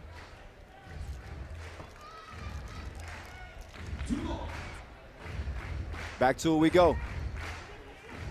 How good was Kozik at the Olympics? Not just scoring, but distributing the ball just like she did right there. Great vision, always keeps her eyes up. She sets up the score, but a foul call. Beckford was driving. See if she gets awarded with a trip to the stripe. She passed out of that late. Okay, she is gonna. Yeah, her argument is that she was shooting, but that's exactly what I was thinking. And that is a good call. Ref Edith says, nope, take the ball up top. Look at Beckford.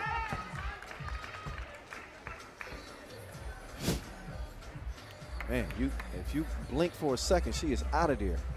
Quick first step.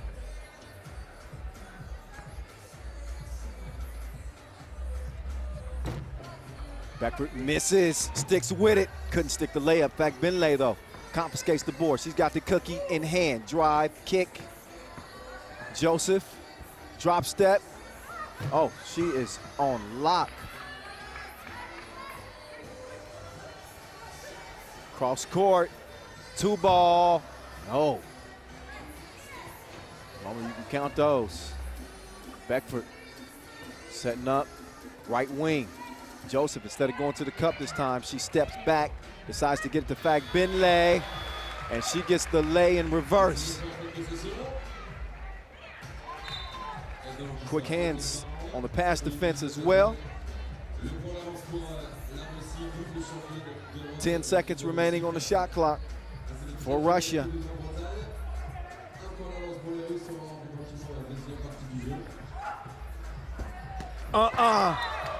Girl, bye. Great defense from Green.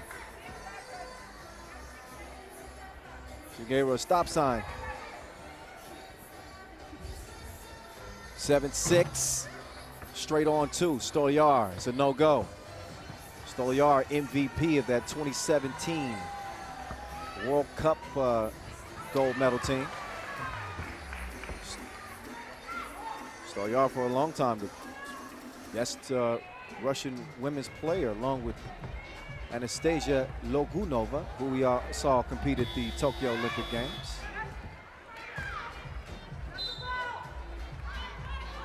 Is that going to be a foul on Kozik? I think she does get the whistle. Looked to me like she might have been moving a little bit, but no. Good job getting in position. And on come Russia. Drop step, faded, faded, faded. Olga getting it done.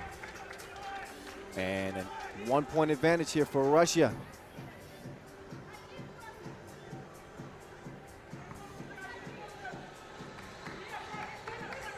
Stolyar takes the pass. It's stolen though. Joseph with the rock in hand. Beckford down low. Green, good position again. I mean, she is having her way. She is just bumping and banging and moving people out the way. If they can get her the ball a little bit earlier in the possession, I think that may work to their benefit. It may fare a little bit better offensively. Green really aggressive. So we got 4:21 left here in a tight game. Green too strong on the free throw attempt. Kozik quickly out to range. She had the range, but no service. Still searching as Russia leads it 8-7. Fagbinlay off balance, throws it away, and Stolyar is going to make her pay. Cookies.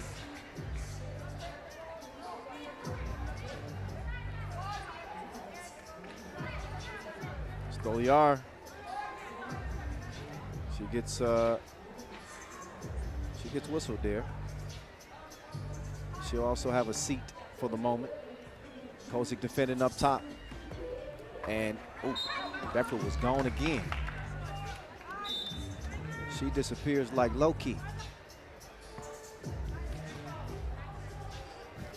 Under 4 to play in this one. I'm impressed with her first step. Who can stay in front of her? Tough for her to finish once she gets to the rim, but you know, the initial point of action, that first step is just quick.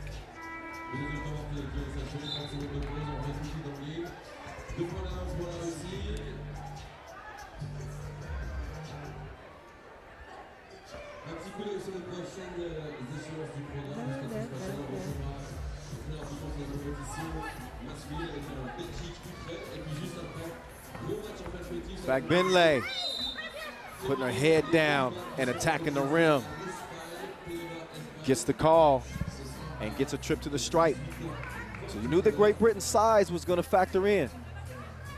And they've done a great job establishing post position. They've also done a good job getting Russia in foul trouble. This one's going to amount to 1 free throw and 1 make in a 1-point game, but Russia have no more fouls to give as Kozik lets it fly. Beckford trying to save it. And I don't think she got to it without stepping on that out of bounds line. So ball over to Russia.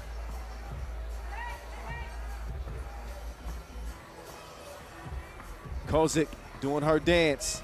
Lost the handle on it for a moment. Faked the pass. But just a little bit of a sloppy possession.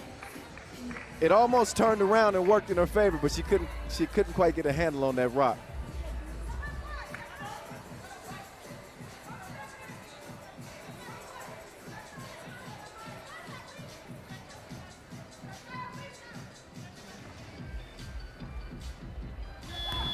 Less than a second to shoot. Desperation heave, as you would expect, is a miss. Ball over to blue. Beckford trying to this time instead of driving. Missed it to the right.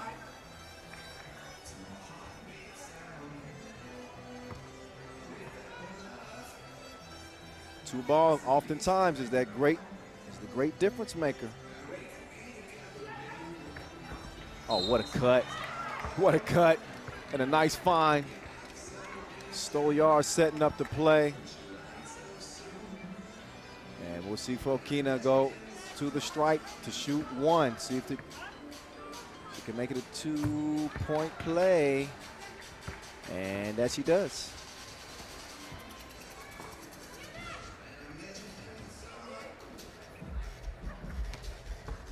Eugenia, just outstanding talent representing Russia. She can get a few more looks. Maybe she can break this thing open. It's 11-8 right now.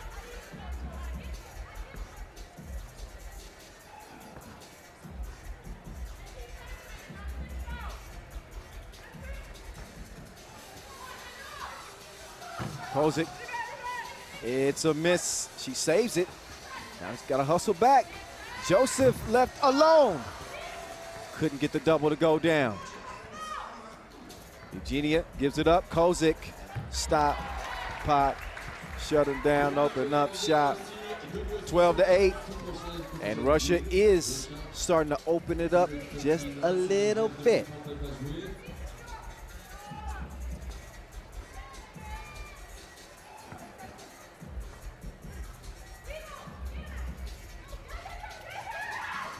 Benley finds a wide open Green, the former Tennessee Vol, with the easy lay.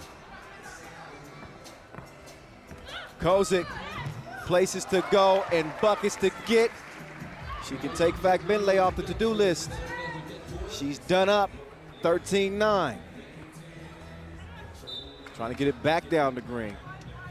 Stoliar able to get a hand on that and deflect it. That'll leave 3.5 ticks left on the shot clock here for Great Britain.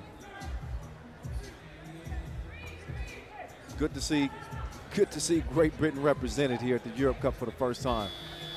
Oh, she came through dripping. A couple of more drops in the bucket as that 2 falls for Joseph. She cannot get the rebound. And I think she's saying that that's off Russia. They're going to discuss, and they are going to decide blue ball. Okay, so one of the few cases where a player states their case and they win. So blue ball, here we go.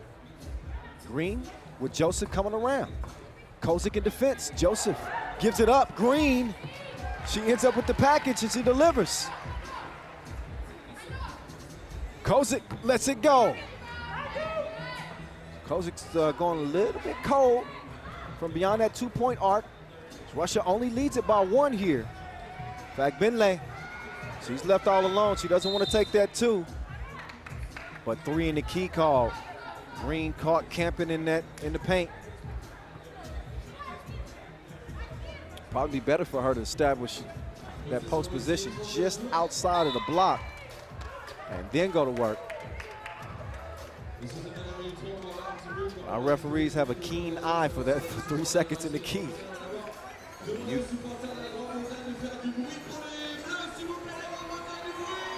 Meantime, a tech called on Great Britain as they were already given a warning.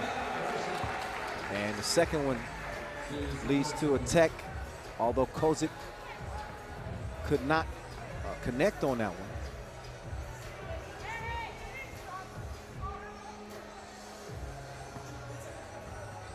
So your 5th leading scorer in Tokyo, Kozik, opens the possession. Eugenia fading away, couldn't get it to go. Green, great position again. Got to get her the ball. They do. Late in the shot clock, she's going to work. But she couldn't get that one to go. Point blank range, nearly got a steal. But ball stays with Russia. Olga stepping back. No. Big board. Beckford. Oh, stepping through. Couldn't get the score though, and looks like that's going to be a foul on blue. 4th on Great Britain.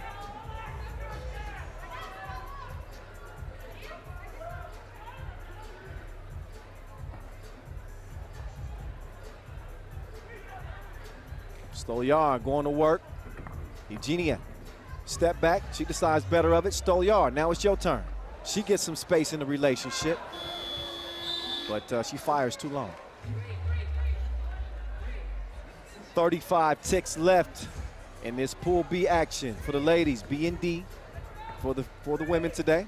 A and C for the men. Just a reminder. 33 seconds left here.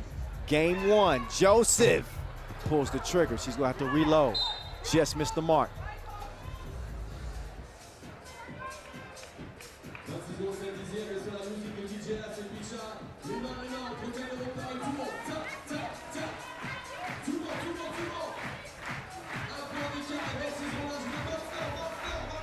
Stoliar to Eugenia. She couldn't get it to go.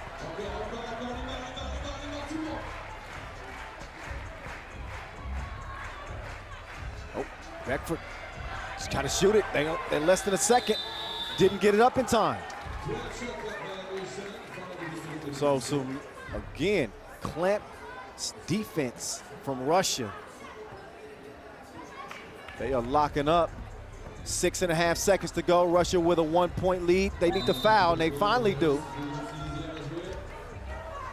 I think they wasted a little time, too much time. They got to foul quickly here.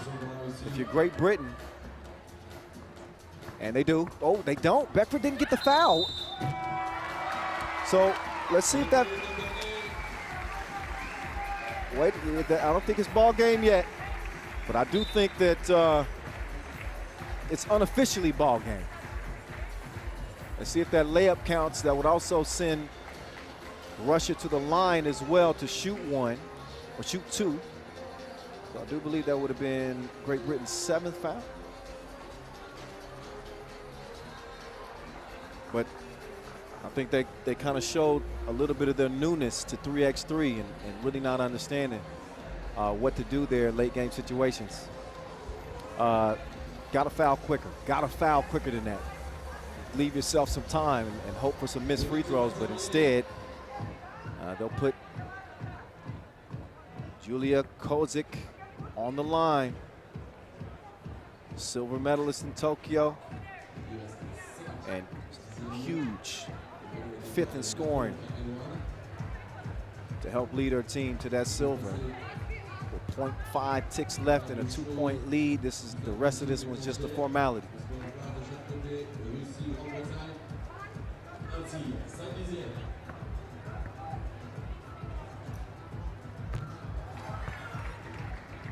Free throws made, final horn sounds, and that is it. It is Russia getting out on a good foot.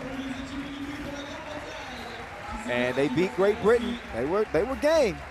They ended up losing this by 3. So even in the loss, I think Great Britain making their debut against essentially an Olympic 3x3 team. Not too bad. Not a bad showing. Only falling by 3. There's no moral victories, but keeping everything in context. We'll see both of these squads back in action as the day progresses from here in Paris. Highlights. Let's take a peek at the moving pictures from that Russia victory. Great Britain made it tough on them with that size on the interior, but 2-point shooting oftentimes is the difference in 3x3. And Great Britain didn't have nearly as much as Russia in this game. And not often that you see Russia miss as much as they did from 2 range in this contest. They are a lights out type squad. Yet and still, it also shows you that Russia can win games in so many ways. Doesn't just have to be a light show from 2 range. They can grind it out with you as well. Big teams, small teams, it don't matter. Russia is built for the test, believe that. Nice fadeaway.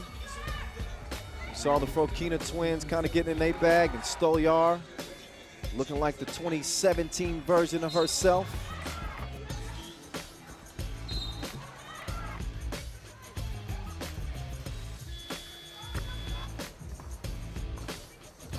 Really liked Green establishing post play. I mean, she was an absolute terror for Russia on the interior. And again, as I was mentioning during the game, if they had gotten her the ball a little bit sooner, you just wonder how that last minute might have played out. But it is what it is, and it is a Russia win to get them started on a good foot. The fellas will take over next, as we'll see Ukraine and Belgium lace them up. Belgium, a fully laced 2021 Olympic team with Bogues, Raphael Bogarts. He's ready to roll, as is the Martian. He's out of this world. Thierry Marion and Thibaut Vorvort, must-see TV. This man is taking 3x3 by storm. He's got a lot of people saying that he might be the best player in the game right now. He's up there. Belgium, here they are. The versatile quartet that they are. Pick your poison. They are interchangeable. All over 6'5", between 6'5" and 6'6". I think Bogarts is about maybe 6'7". The point is they got length, athleticism, and know-how. These guys are quick learners. So they come together as a group of four. For the first time within the last year, they really developed this team. They've known each other for quite some time. Nick Sellis, can't forget about Clark Kent, my bad. Nick Sellis is the one who was the orchestrator, kind of got this team together. And they have very quickly become one of the most dangerous teams in 3x3. Pro Tour, national team competitions. We will see what they bring against Ukraine. Ukraine, they got a pretty good history. When it comes to the Europe Cup, they did win a bronze medal in 2017. They do have Yevhen Balaban, the 25-year-old. He starred in Ukraine's second place finish at the U23 World Cup in 2019. And here are our officials who will hopefully not star in this one. You never want the officials to be a part of the storyline.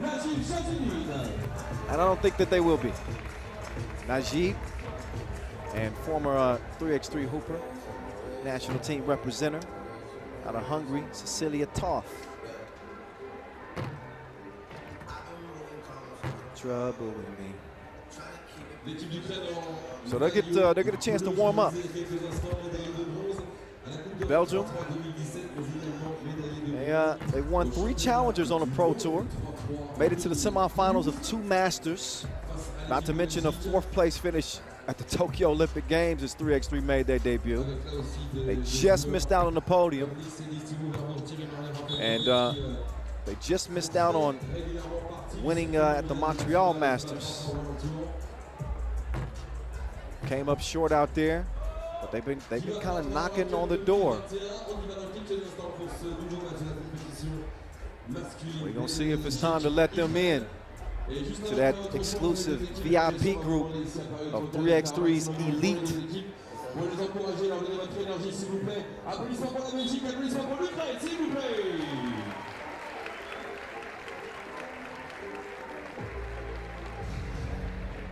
So with Ukraine, you got Andriy Kozamaikin, Denis Noskov, Igor Shumakov, and Yevhen Balaban. Bronze medals for Ukraine in the 2012 World Championships, and again, like I said, that 2017 Europe Cup. Bogues going up on a Saturday. I thought it might work. He's bouncy to start this game. Bogues touches some iron to get it going. Nice up fake. Got Vervoort off his feet, but he couldn't can it. Sellis skying for the rebound, but a whistle called in the process.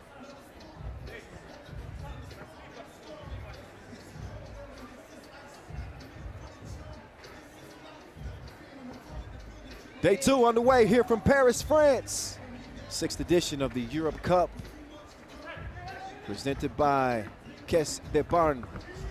Good D from Vervoort, although he couldn't keep the ball in play. So that'll leave, let's see, 7. No, not 7. Gonna take a few more seconds off the shot clock. I thought that might be the case. Make that 2.6 ticks left for Ukraine to get a shot up. Rislov going off the glass, not going to happen.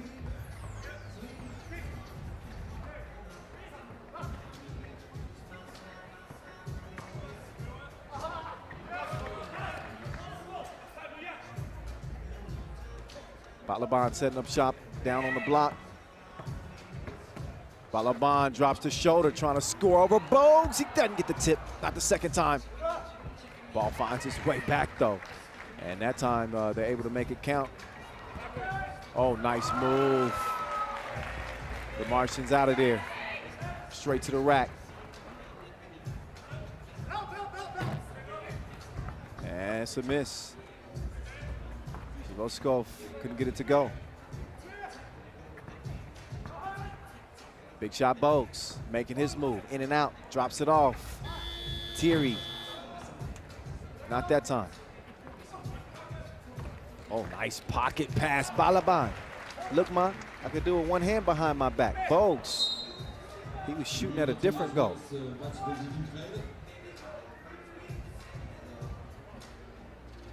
2-2.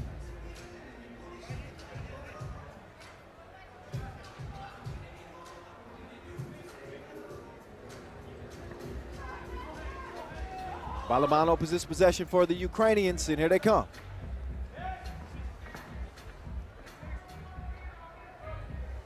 Rusko.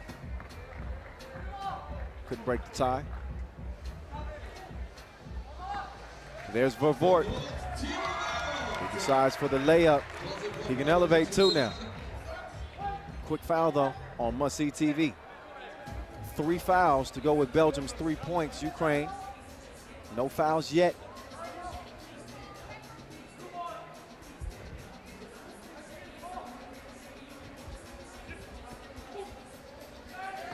Sellis with the D on the inside. He made that entry pass tough and threw the possession off, at least for the moment, for Ukraine. But I think Belgium got a toe on that.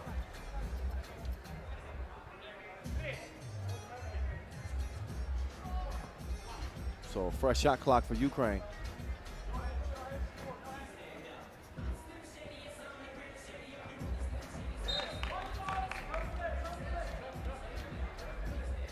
Balaban getting some harassment, and now he'll get some rest.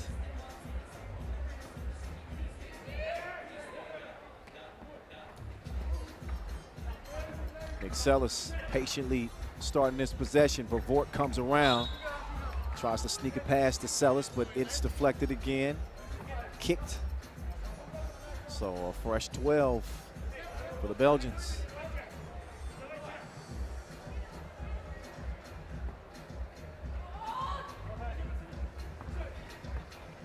Here comes Sellis. Foul call before the shot attempt. It's actually Nick Sellis' 3rd Europe Cup. Most experienced member of this Belgian quartet. He's going to set the screen to get some daylight for Vervoort, but his shot is short. Out to Thierry. He'll give it up. Sellis then swings it. Must-see TV with the rock in hand, but his pass is stolen. Balaban, quick feed down low. But that one is a miss too. Blue foul off the ball. I think Belgium might have got lucky there because it looked like Vervoort might have shuffled his feet on that catch. Oh yeah. So the whistle thankfully probably saved the travel on him. Bogues pull up. Not this time.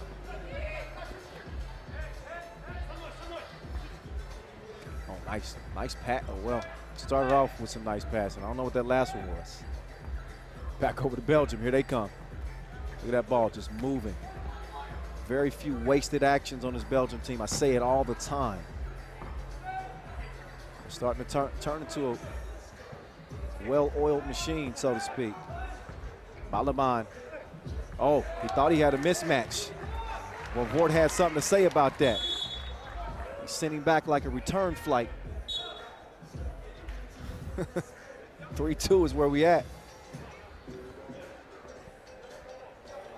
And 6.5 to play, so that's why we get breaking the action. TV timeout. Hit us up. Let us know where y'all watching from. I know we got more than just Belgian and Ukrainian fans watching right now. Where y'all watching from? Hit us up at FIBA 3x3. Look back at some of the moving pictures in this one. Love how the Martian has started this contest off. He's been aggressive looking for a shot, getting to the rim.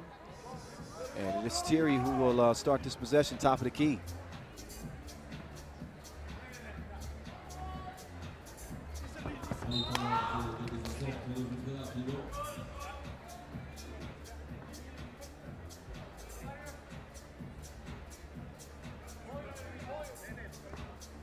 Yevgeny Balaban with Bogues defending. Pass is stolen. Sellis, Bogues thought about the two, changed his mind. Now Sellis trying to get to the teeth of the paint. And he's in trouble here. Yeah. Gets called for the travel. He was falling out of bounds. It's going to be tough for them to get a shot up anyway. So possession over to Ukraine.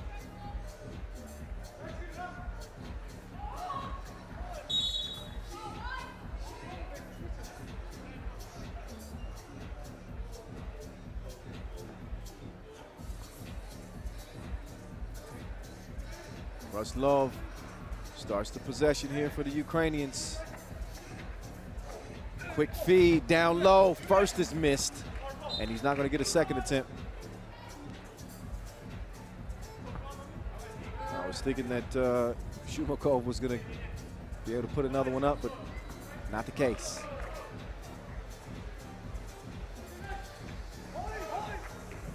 Oh. No Skov. It's a no-go.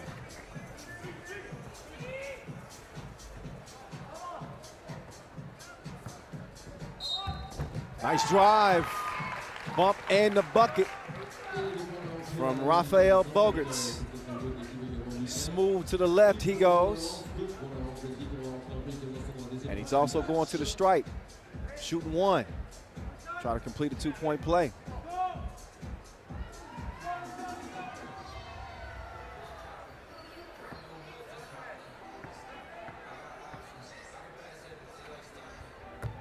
And Bogues knocks it down.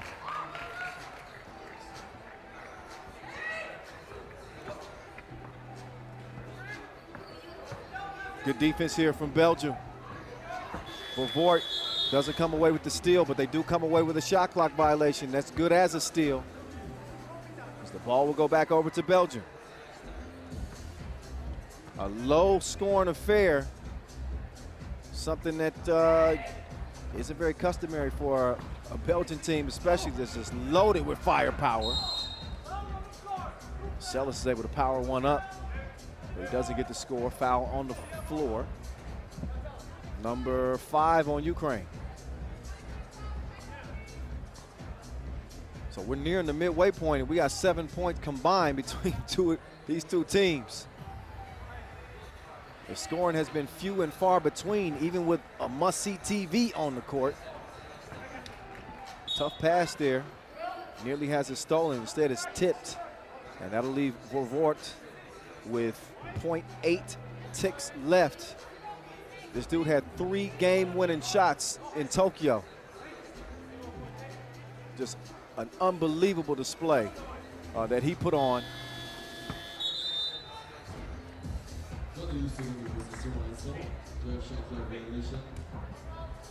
That two off the mark, obviously. So Ukraine takes back over.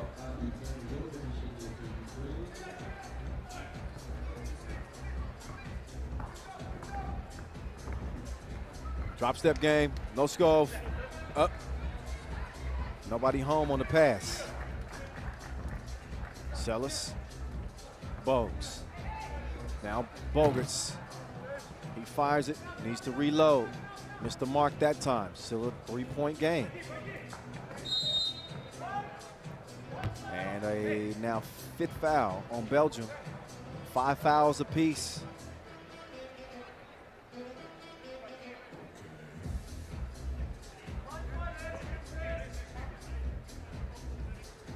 This game is not likely going to end before the limit.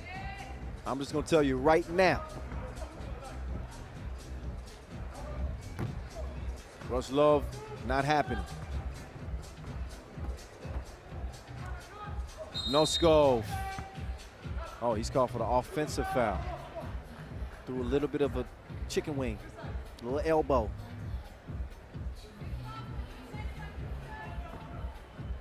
So Ukraine with no more fouls to give. Now Bogues. He's got Sellis with great position, and Nick Sellis, he makes it count. He's now the 10th ranked player in the world, climbing the charts. Team getting better and better. Good contest there from Bogues, but a foul on the inside. That one called on Sellis in the process of the shot. So that will put Igor Shumakov on the strike.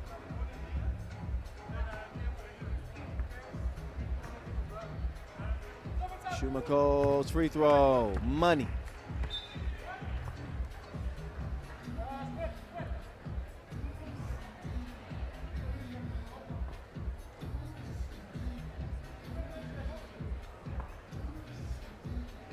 Sellis is he's got Vervoort coming around. Vervoort coming back.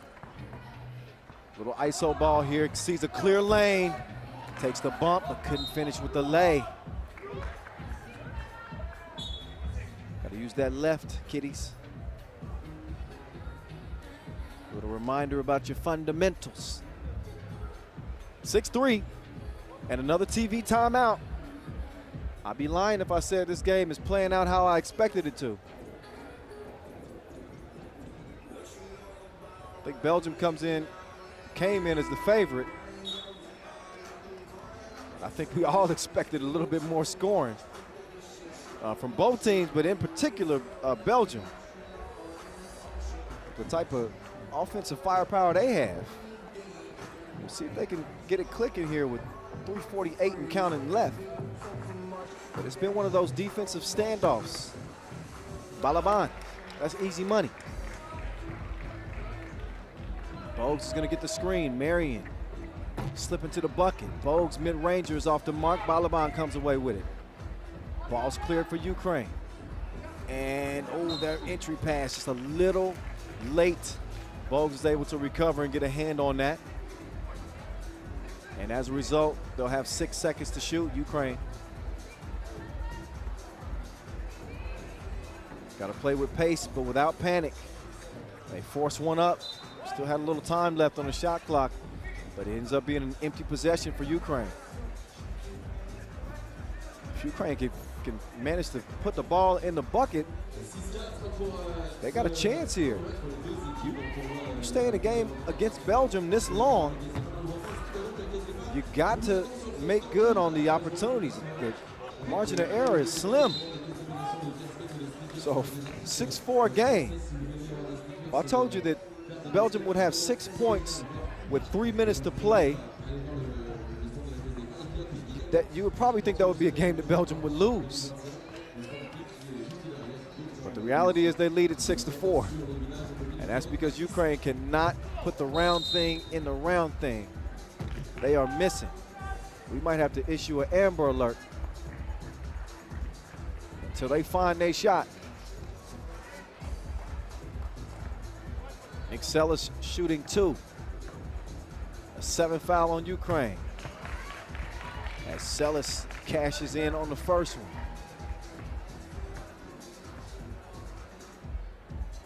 You can count the second one as well.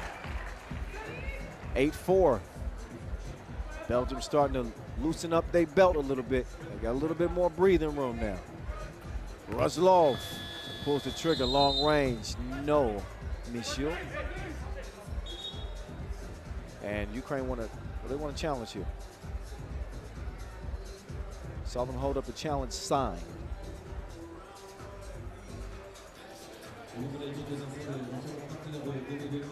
Évidemment, le partenaire titre de cette 7e Coupe d'Europe FIBA 3x3 2021, présenté par les résultats. Et puis le partenaire de FIBA également, que l'on salue, Wilson, Tissot et Click, le partenaire de l'événement. La ville de Paris, la région de France, le ministère chargé des sports. So Ref Najib is going to get a look. It wasn't an official challenge. I think that Ukraine was going to have a tough time trying to earn that possession anyways. 8-5.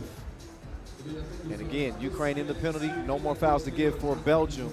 Loft pass to Nick Sellis. It drops in after hanging on the lip of the rim. 2-possession game. Balaban, cross court. Now Balaban going up against Marion. It took too much time. Got to be quicker than that. Shot clock violation. 2:22 left. No better time for Ukraine than now to make a play. And if you're Belgium, you got to be sensing that this is the time where you want to turn it up a notch. They get it to Vervoort, and he elevates for the two-hand finish. A 5-point difference between the two.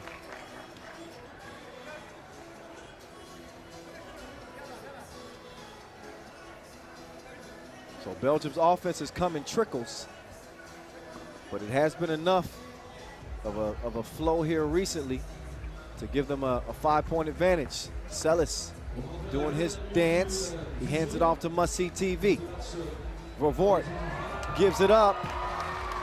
Nice pass to Sellis. Sellis trying to pump up his group right now.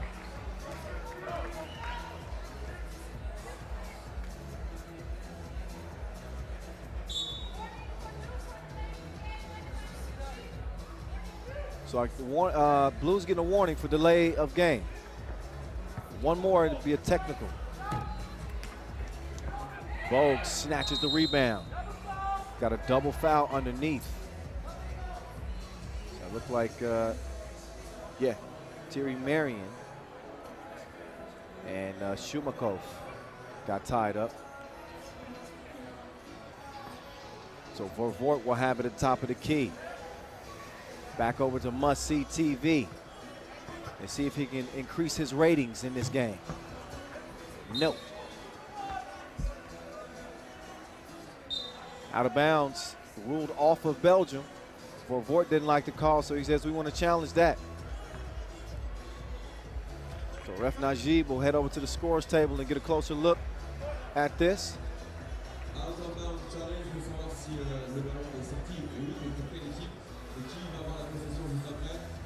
So Belgium in the driver's seat. 6-point lead, under 2 minutes to play. No time to let off the gas. That's why you see Vervoort challenging that play, looking at the replay himself right now.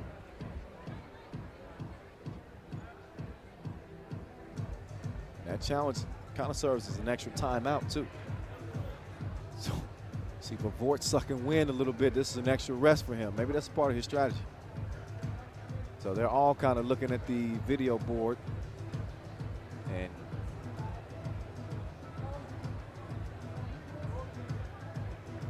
let's see. Vervoort, he's saying that he was able to save that off of Blue, and he's right. So a good challenge there for Must-See TV. He's got keen vision himself. So a good challenge that gives Belgium the possession back. Sellis will let it fly. Good hustle to get the rebound. But Sellis is called for the foul as he was tracking down the rebound. Shumakov sent flying. He hits the deck, and he's still a little bit bruised up. Belgium in a penalty, so 2 free throws here. Minute 31 to play. 2 big ones. Ukraine is not out of this contest.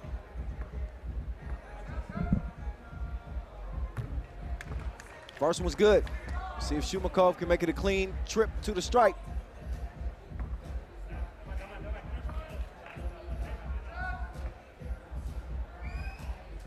Oh yeah, 2 for 2. 2-possession game. Time is on the side of Belgium though. Bogues pull up Jay, bro. Good D though as he gets the thievery. Bogues to the Marsh. Back to Must-See TV. Give us something to look at. Vervoort crossing over, step back. No shot in sight. And then Bogues fires up a brick. Up fake, step back. Take that with you. It's only a 2-point game right now. So a timely two for Ukraine and a missed layup by Bogarts. Same spot, but he's not in his hot spot.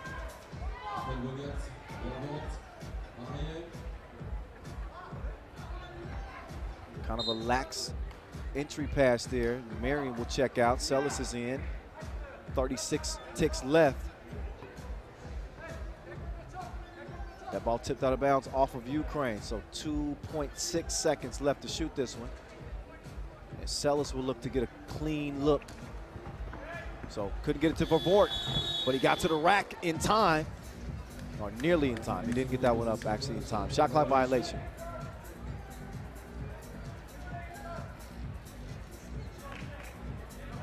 Orslov started off, Noskov fading away from two range. He'll say it was a pass. It was just a bad shot. Works in their favor though, as Balaban is gonna make it a 1-point game. We're under 20 ticks now. Vervoort hands it off. Nick Sellis, whoa, what a bad miss. Just 10 feet away from the rim, not even that. Orslov, that was a big opportunity. 5 ticks left, Belgium leading by 1. Ukraine, they're not fouling. Why not?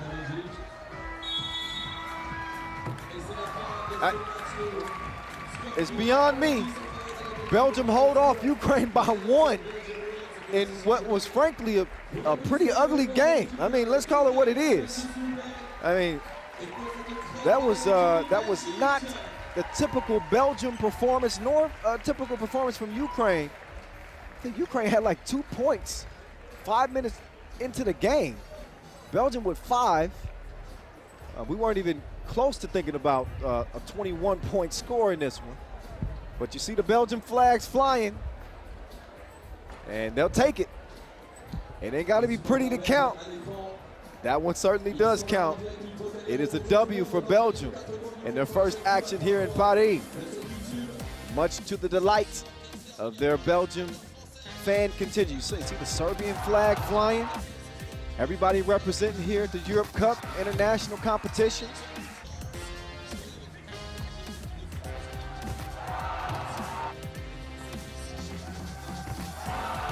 Look back at some of the highlights as Bogues got him started. Playing above the rim. And the Martian getting in on the action. Nice reverse. You won't see many Ukraine highlights, especially in the early part of this highlight sequence. I mean, they had 2 points. We don't show you 2 highlights. What do you want? Meantime for Belgium, Bogues was attacking the rack. Didn't have to settle for many twos in this one. Nick Sellis also asserting himself offensively. Ukraine had a shot all the way until the end. I mean, you don't need me to tell you that with the final score being 11-10. You just wonder why they didn't at least try to foul in the final few seconds of that game. You never know. You get a couple of free throw misses, and all of a sudden all you need is 1 make for a tie, maybe a quick kick out for 2 for a win, but it's water under the bridge now. The game's in the books.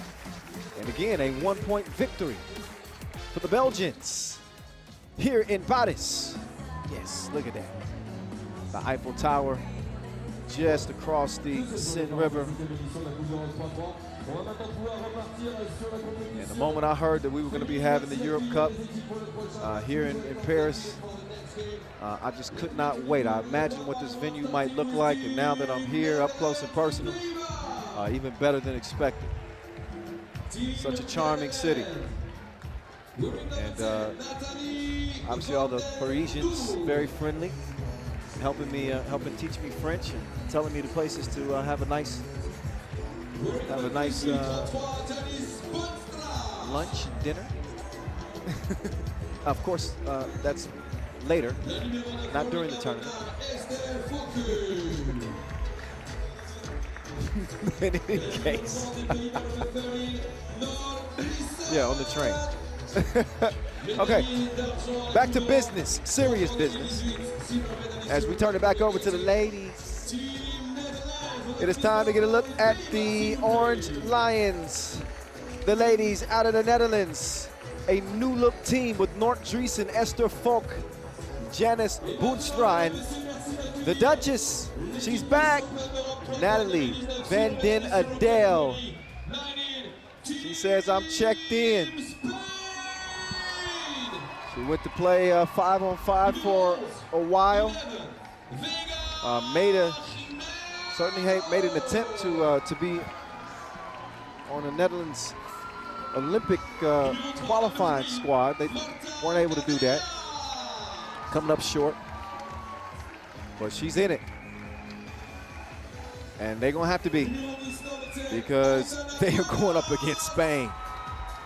Spain, who has been the class of the women's series to this point here in 2021. They're coming off a win in Montreal. We also saw this Spain team open up the season with a win in Mies.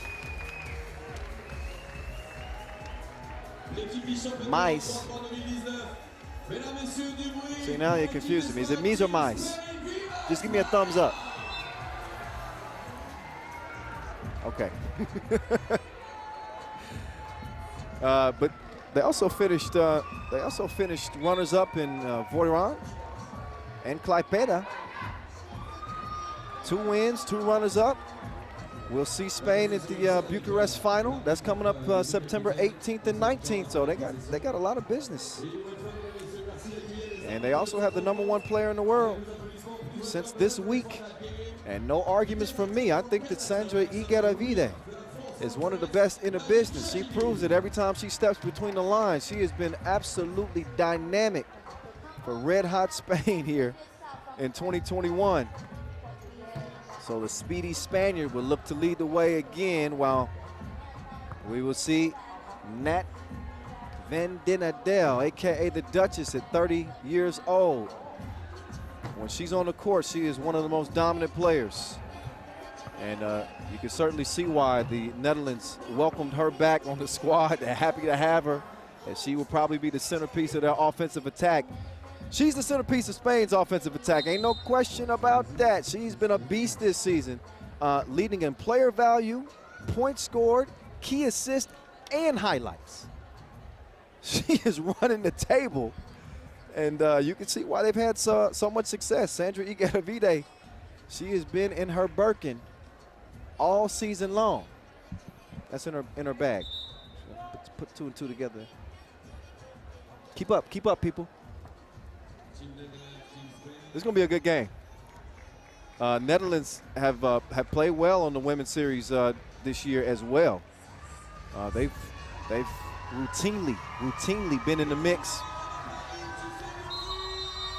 And they also won a bronze medal at the Europe Cup in Amsterdam in 2017, silver in 2018. Quickly, they get it to the Duchess, and she gets to the rack with no problem. Igueravide. She is speed personified.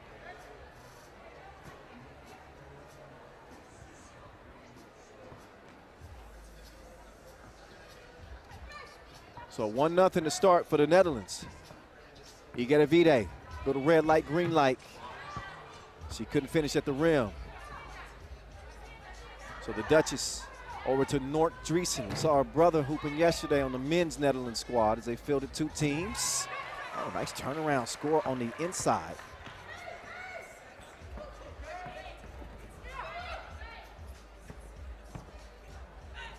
Aitana making her move.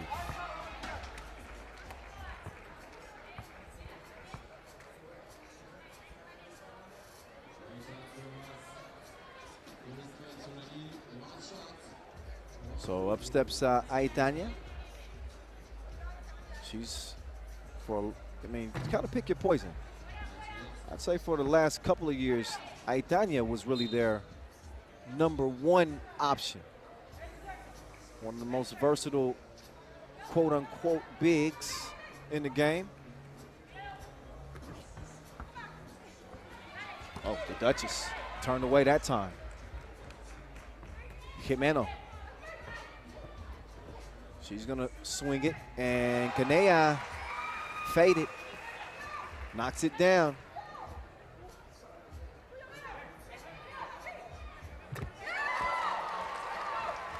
Netherlands with an answer as Igaravide steps back. She was feeling smothered. Got enough space to give her a taste, and it's 4-2 as a result.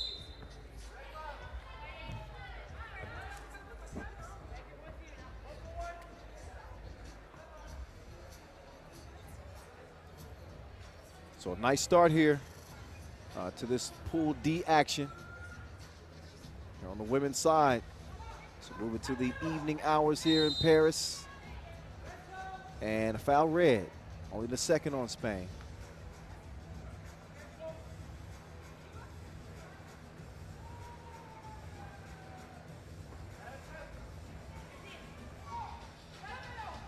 Here's Nort trying to make her move. Dreesen elevates short on the pull-up. Drop step game. No, Giannis couldn't get it to fall.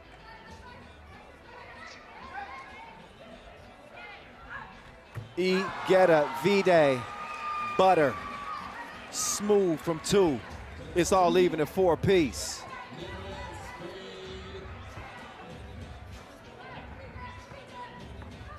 Here's Dreesen. Mid-range game still not quite on point. So Igaravide coming around. Dreesen with some good defense, putting that length of hers to use. Long arms running the family, both she and her brother. They are lockdown defenders. And we're all locked at 4 apiece.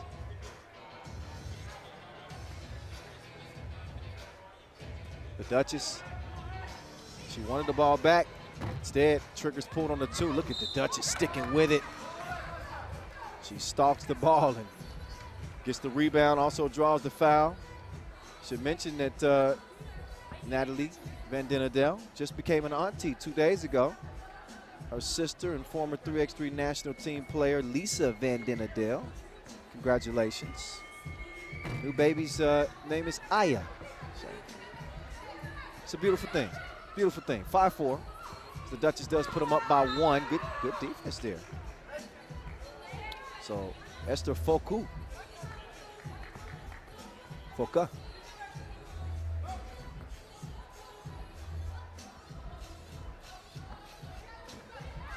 1 point difference.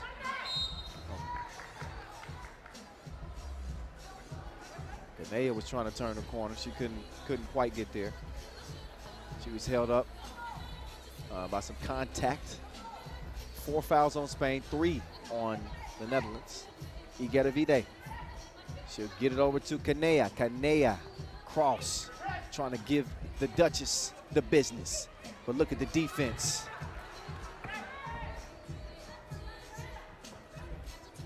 The Duchess, little stop and go. Oh, but she missed the crib. Jimeno, she lets it fly. Back rimmed it, Dreesen with the hustle. And throws it off for red. TV timeout, we're under 7 minutes to play. And a 5-4 game to start things off. So Netherlands and Spain going toe-to-toe yet again. It's been pretty competitive between these two nations in the past several years. Netherlands actually with a 5-4 advantage in their last 9 contests.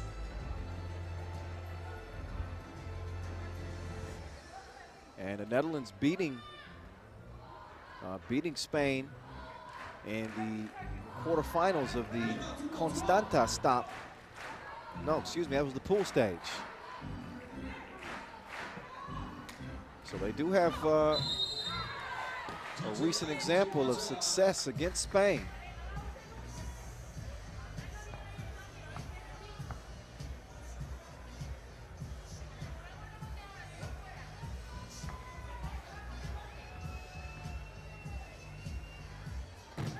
Ooh, a miss at the free throw line.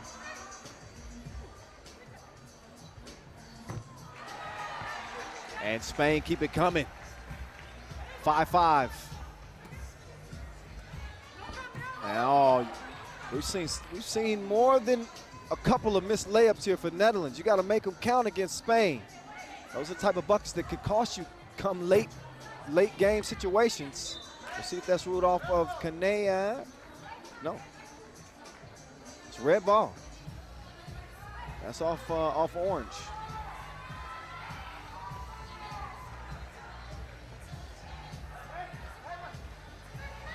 Igedavide making her move. You cannot give her a look. She will bury you. 5-7.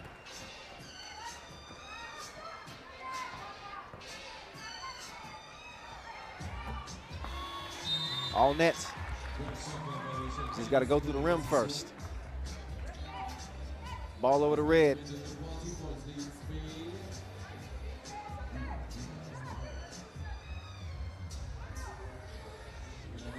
You get every day. Thought about the two. Instead, she's going to drop it down to Vega Jimeno. Jimeno. She draws the foul on the shot.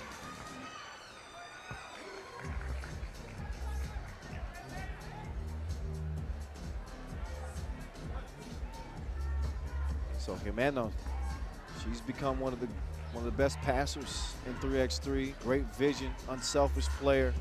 She's hit so many big shots with Spain across her chest.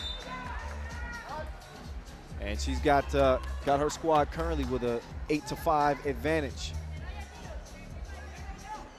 This one has the feeling of one of those games that could come down. Final couple of possessions. Here's the Duchess. Decides to reroute. Kanea, quick hands, spirit fingers. She's able to get the steal and then draws the foul as well.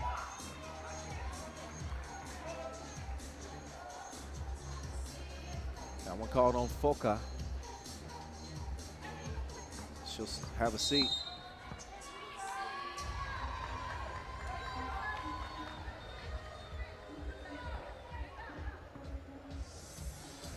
Spain have no more fouls to give. Next defensive foul, we'll see Netherlands shooting two. We'll see how they decide to attack on this possession. To get it to the Duchess. She got to her spot. Got to use that backboard though, I think. Approaching that midway point too. And Igedavide, she might be saving her best for last. She's gotten off to a good start. That could spell bad news for the Orange Lions. We'll see.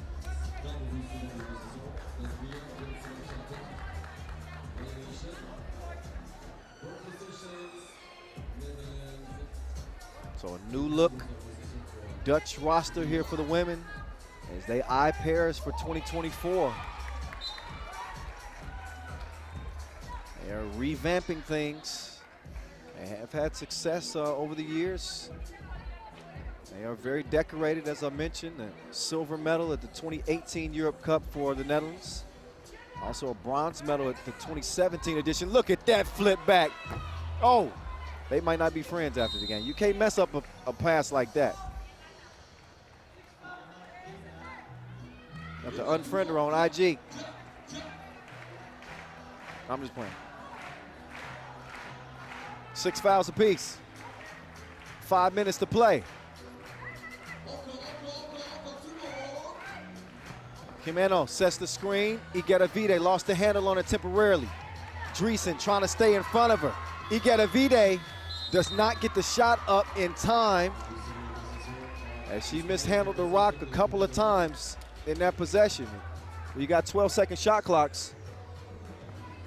You can ill afford to even mishandle the rock. That'll cost you 2 seconds and throw the whole possession off. The Duchess, she doesn't finish that one. She's had a tough time finishing at the rim in this game. Jimeno's turnaround is no good. So the Dutch is back on the move.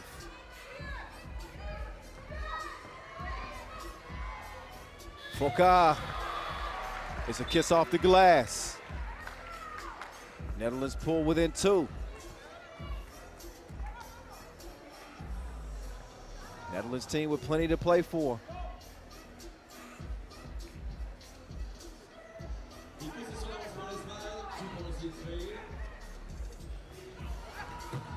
Aitana, bucket.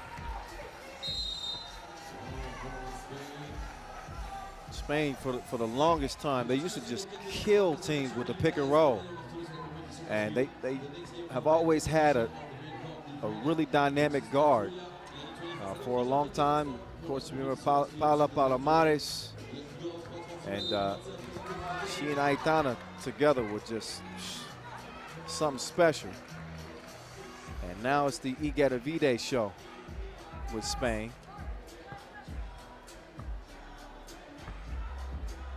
And we do see Jimeno play hero with this team a lot too. Each player has a unique role, and each player shines in that role. First of 2 free throws is good. It's good. Shout out to my guy Noah Lazarus if he's watching right now. What up, Noah? Q York, DJ Flavor Maddox, what's up? Jimeno. That'll extend Spain's lead to 5. We'll see if they can D up. But Woenstra doing a good job, put some pressure on the inside. Both teams in a penalty, so after a break in the action, a TV timeout. We'll see if the Netherlands can trim into this 5-point deficit they're facing right now.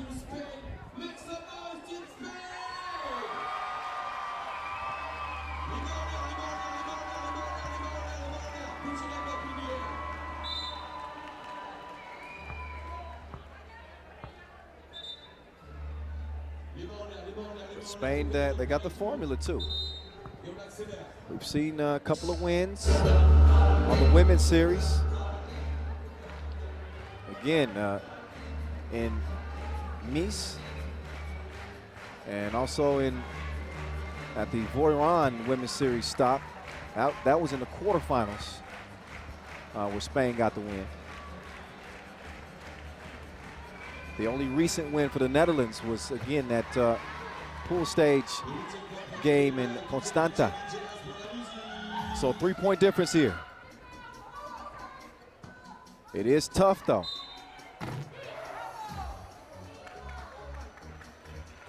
To get rid of this Netherlands team.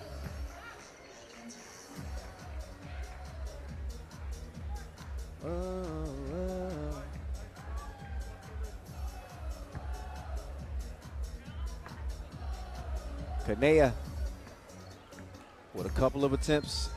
Netherlands with a 10th foul. They'll be in a double penalty. And Kanea, count it. Don't you just love the sound of that ball going through the net? It's nothing more beautiful.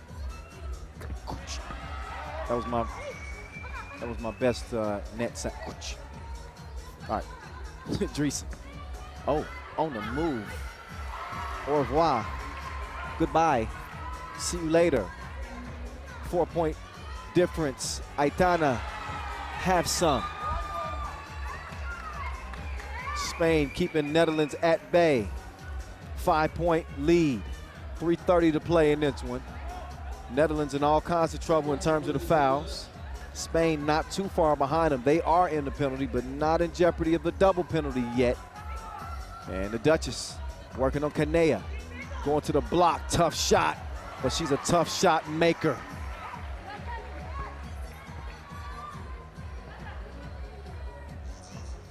Igedavide trying to find Jimeno on the cut.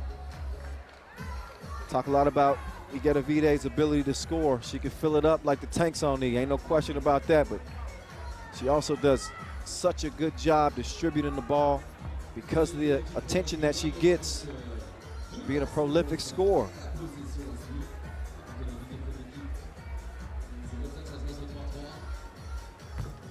And Jimeno is good on the first of 2. I told you about that 10th foul.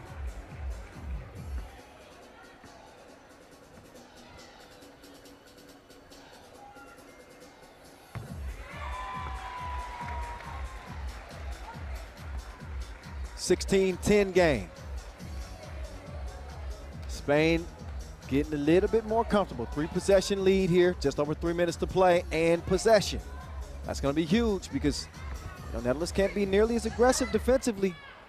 Oh, my goodness. She's unbelievable. Sandra Iguedavide. What a shot, man. Come on. Iguedavide. Aitana. Kick out. Oh, foul. Offensive. That won't amount to any free throws because it's an offensive foul.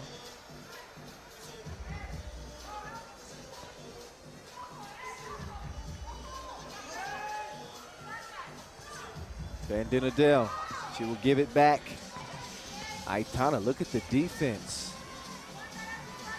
Oh, put her in jail, no parole or probation. Dreesen, nope, didn't have a drip that time. No luck on the inside either. So the Duchess, she's gonna let one fly, and she couldn't get it to go. Meantime, Kanea, places to go and buckets to get. She's got one, and all Spain need is 3 to put this one on ice.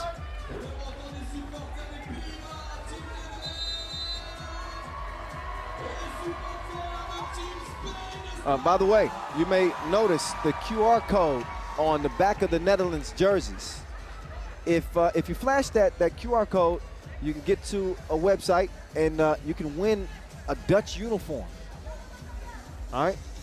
Some of y'all might have been wondering what that QR code on the back was about. So that's what that's about. Foul red. 2 free throws for the Netherlands, who are just trying to get a little bit more life here with under 2 minutes to play.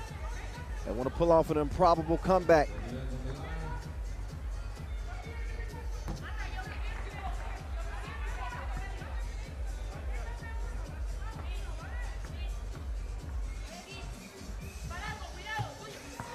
And the Duchess, she's going to cut it to 7.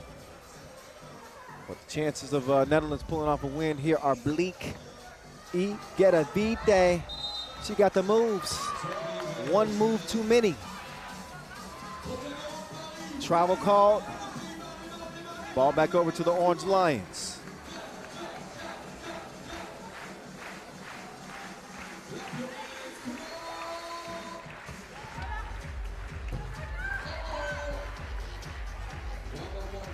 (12-18).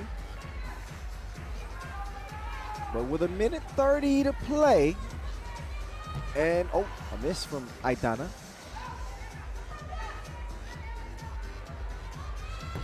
That would have been a huge 2, but it's a miss. See if the Duchess can get a look. Oh, no, extra step, extra step. Call for the walk. So Natalie Van Dinadel will have a seat.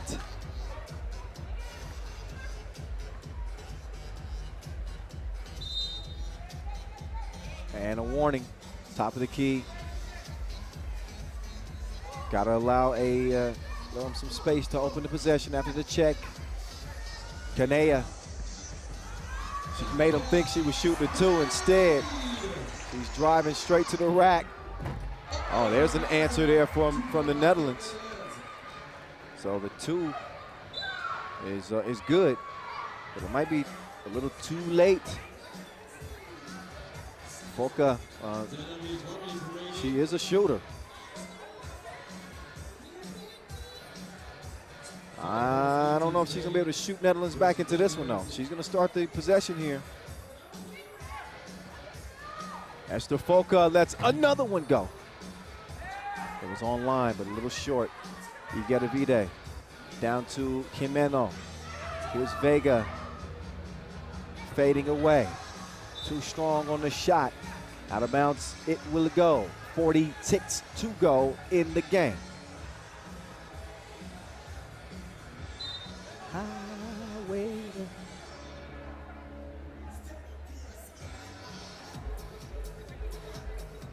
So with 40 seconds to play and a 5-point lead for España.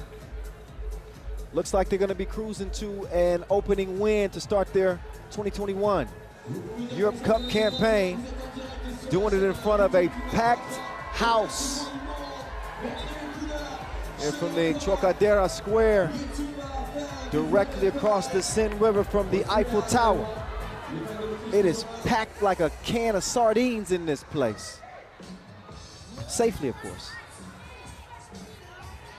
And enjoying some 3x3 action here day two. It's been good. We're just getting started. We got plenty more to go. Trust me. Igedavide, too long. 25 ticks left. What's the Duchess got for us? Flips it back. Dreesen. No drip that time. Long on the shot. And an 11th foul on the Netherlands. So nearly as many fouls as points. And the Netherlands, they'd be in good position if they were code breakers with all that hacking. But this is 3x3.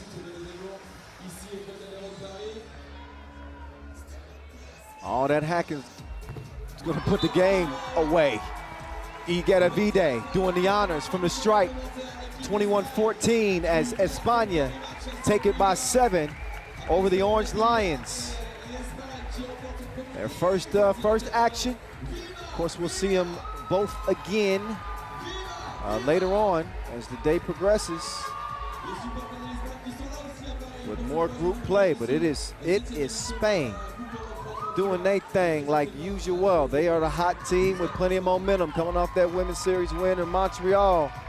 They're looking for a Europe Cup medal this time around. But we will see both Spain and Netherlands play Lithuania later on. Right now, let's get it down to Julien de Bub, who's with Sandra Igedavide. Sandra, sometime I had to look if we were in Paris or in Valencia, because so many fans here. The Netherlands, they won a medal at the Europe Cup in 2017, 2018. It's a big team, so it's a big win for you. Yeah, we know it was going to be a really tough game. We lost with them a few weeks ago, and we know this was like the key first game for us. Congratulations, Thank see you later.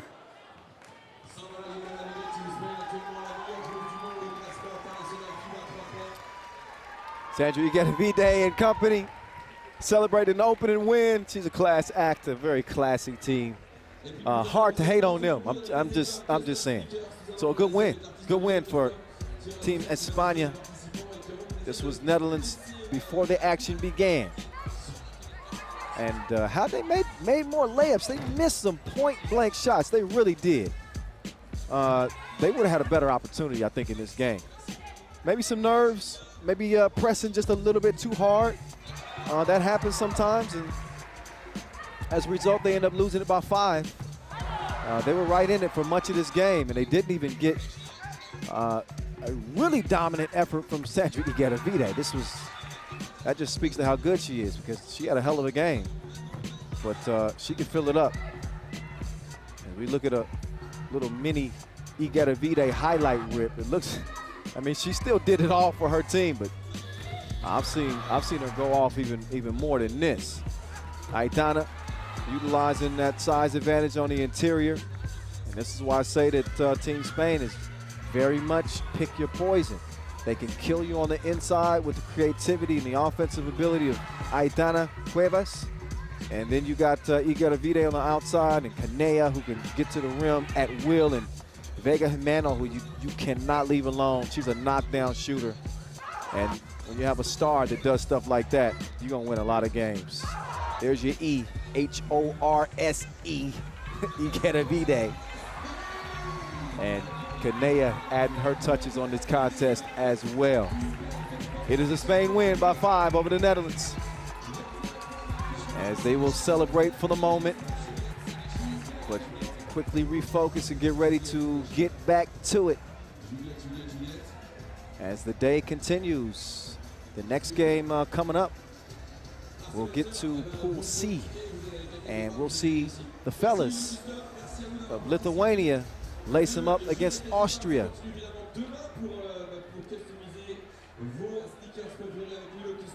So Pool C action for the men's. And Austria is much like Lithuania was a few years ago, as they were just kind of scratching the surface and beginning to make some noise in 3x3. So that is Austria now. They've piqued the field's attention. They represented well in Graz in their own backyard at the Olympic qualifying tournament. The men were able to qualify here in Tel Aviv. Meantime, for Lithuania, they qualified through the Romanian qualifier.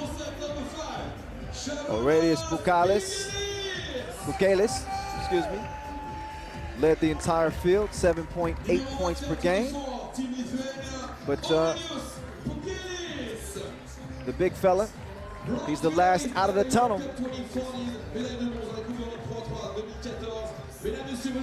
Lithuania taking a bronze medal at the Europe Cup just 2 years ago. Darius Tarvidis was not there for that triumph. He is here now with Šarūnas Vingalis in the backcourt. Very dangerous Lithuanian team. Tarvidis did play in the first ever Europe Cup back in 2014. Took a bronze there, so he does have winning experience and a championship pedigree, I think is safe to say.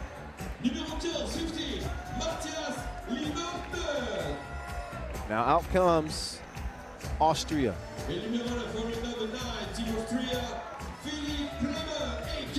Philipp Kramer, aka the Hammer, the last out for this Austrian quartet. These dudes play well. I was impressed with them in Austria. The women's team might have even been more impressive. But you can definitely sense that this Austrian team is heading in the right direction. They are on their way up. This will be a good litmus test for them against Lithuania, who has had some success not only in our international competitions, but also on the Pro Tour as well. They won the Montreal Masters back in 2019 in Shake Gubale. So we shall soon see how they fare, as Austria has never beaten Lithuania in 2 meetings. They've met twice, and both coming in 2019 Europe Cup qualifiers. There's Aurelius Pukelis and Philipp Kramer, the Hammer, 29 years old. This dude will put you in a body bag. He plays above the rim. He is fearless, plays with a ton of aggression. He's athletic. There's a lot to like. There's a lot to like about this Austria team, I'm telling you. 6th place finish at the last Europe Cup, and their final standing at the Olympic qualifying tournament was 12th. I know, it was 12 out of 20 teams. But I was looking at everything, the entire body of work of how they played. Not exactly the final standings. It's how they looked in terms of understanding the game and understanding the nuances of 3x3. I thought they picked it up well. We will see how they look in this one. We are off and running. Lithuania is going to start with the rock. Tarvidis swings it, and we got an early foul.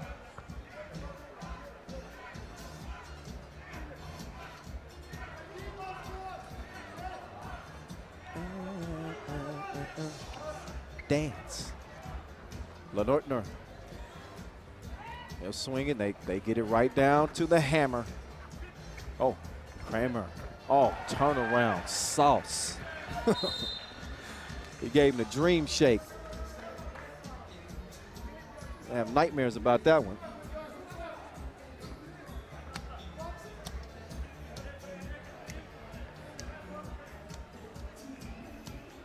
Okay. See what Lithuania can answer here. They got that monster, Bukelis. Bukelis straight to the rack, follows his own miss. Ball likes him a lot, finds his way back to him, and Tarvidis is there to eventually put it up and in.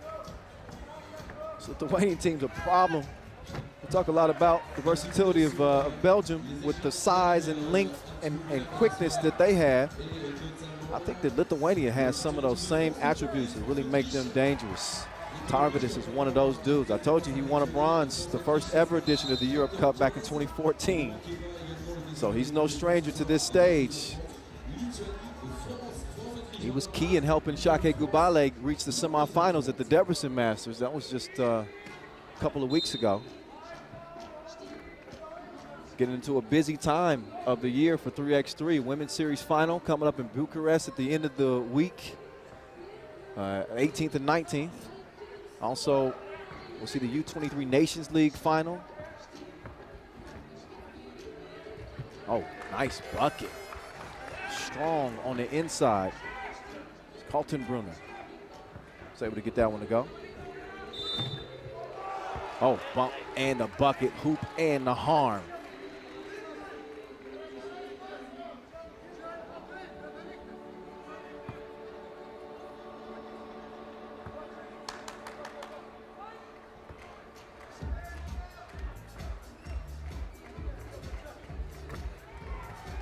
And the free throw is made. Razoutis.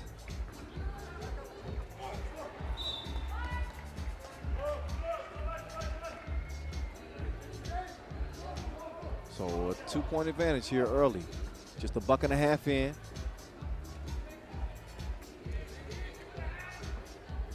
Tarvidis. He's going to set up Razoutis for a good shot, but the miss is what ensues. Razoutis, top of the key. Tarvidis says, I'm going to take this one myself. Takes it, but doesn't make it.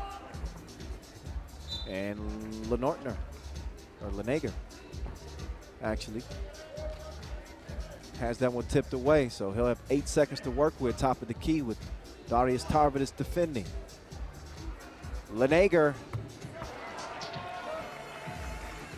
after the 2 ball, it's even. Oh, careless. No friends in the industry. He dropped that shoulder. That's what Lenager's saying right now. Like, hey, man, he's bigger than me. Help me out. The handoff to Sharunas, but he couldn't get it to go. Oh, quick move. No finish, though. Good defense at the rim. Just threw off that shot at the last moment. Feed down low to the Hammer. He's fouled and will take a trip to the stripe. So the Hammer, he's looked good on the Pro Tour, 2 appearances this year. They did lose in Lausanne and Debrecen. Standing at about 6'7". Got good size and explosive player. Didn't quite have the touch at the free throw line. 4-4, that's where we at. What was that? He just lost his footing there for the moment. Let's see Razoutis again. Oh. So here's Razoutis. Trying to work on Kaltenbrunner. Tarvidis to Pukelis. Offensive foul on the Lithuanians.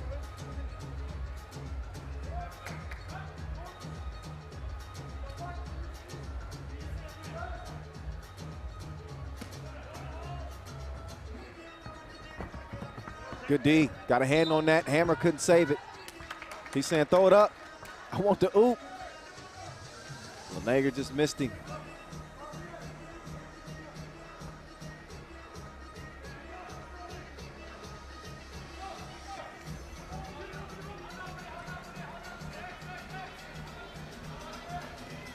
Tarvidis setting up shot on Kaltenbrunner. Fader, no.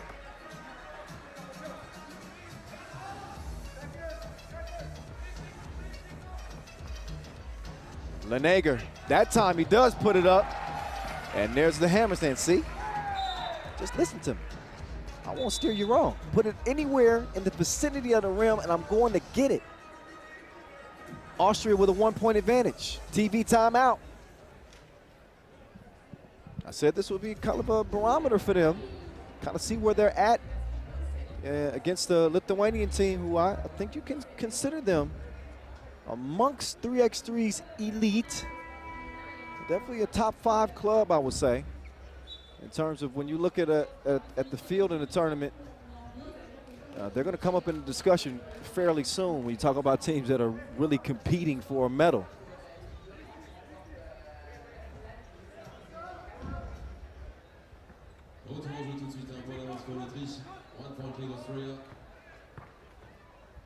Nice interior feed to Pukelis. Pukelis. Oh, couldn't finish after the spin move.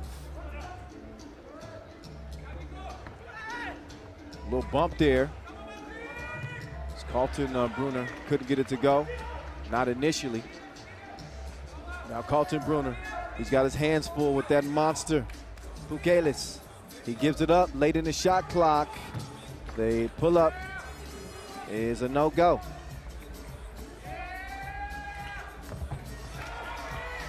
So Austria now out to a 3-point advantage. But Nortner getting to the rack. Oh, nobody home on the pass. Pukelis is saying, I got held up.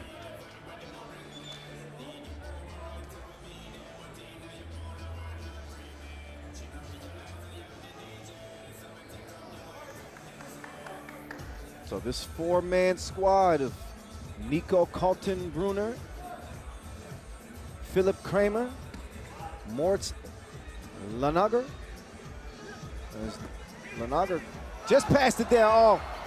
No hammer time that time. They got themselves a 3-point advantage, this Austrian team. Tarvit is trying to trim into it. No, Pukelis, give me that. Tarvidis, good defense there from the hammer. The contest threw the shot off. Strong drive, stronger defense. Somebody's going to jail tonight.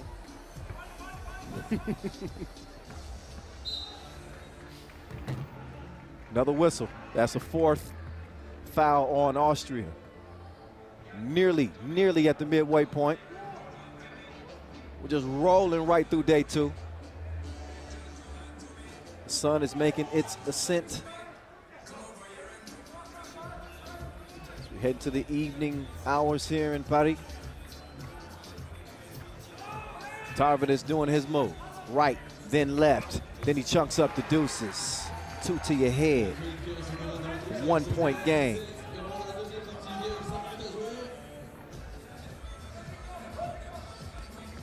Lanager's gonna give it up. Carlton Brunner. Oh, look at the active hands defensively. You can't be mad at that at all. Ignas Razutis really stepping up on this Lithuanian team, making things difficult on the defensive end. He's pesky. They get up in your personal business. He's got the rock in hand right now. It's tipped away temporarily. Carlton Brunner, he's got an issue with his eye, and he's quickly going to foul so he can get out of the game. But you see him holding that left eye. He just took a shot. So he'll sub out for the moment. And Lanager will check in. There's Vangelis. Mid-range, assassin, money. 7-7 now. That 3-point advantage that Austria was enjoying is now over with. Deadlock to 7, 4:27 to play.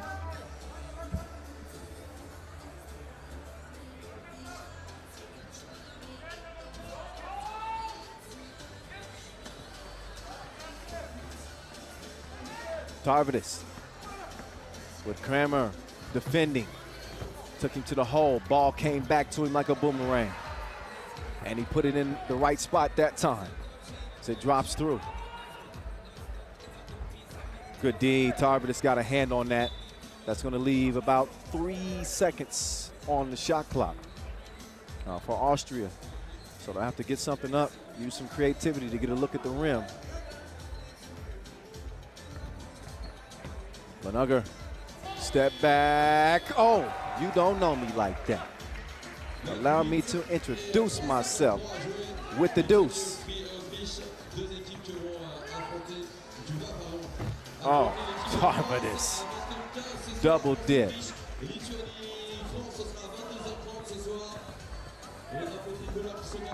Well, mid-ranger. Missed by Lenortner.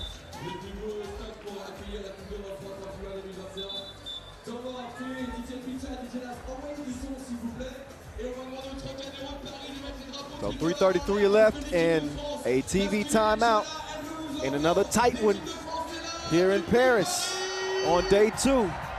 This time the men putting on a show. Austria, Lithuania. Your 2019 bronze medalists in the Lithuanians against an up-and-coming Austria. L'équipe de France qui va affronter ce soir successivement l'équipe d'Autriche en taille rouge et à 22h30 c'est la Lituanie. Tout le monde. Got all kinds of flags flying. Of course, here in Paris, you're going to see a bunch of French flags flying through the wind. But really fans from all over. It's an international event.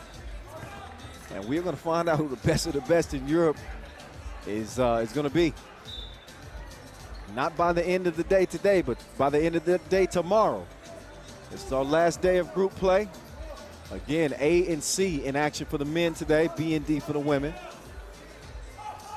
Quarterfinals will be locked in. Oh, Tarvidis on the move to the cup, 11-9.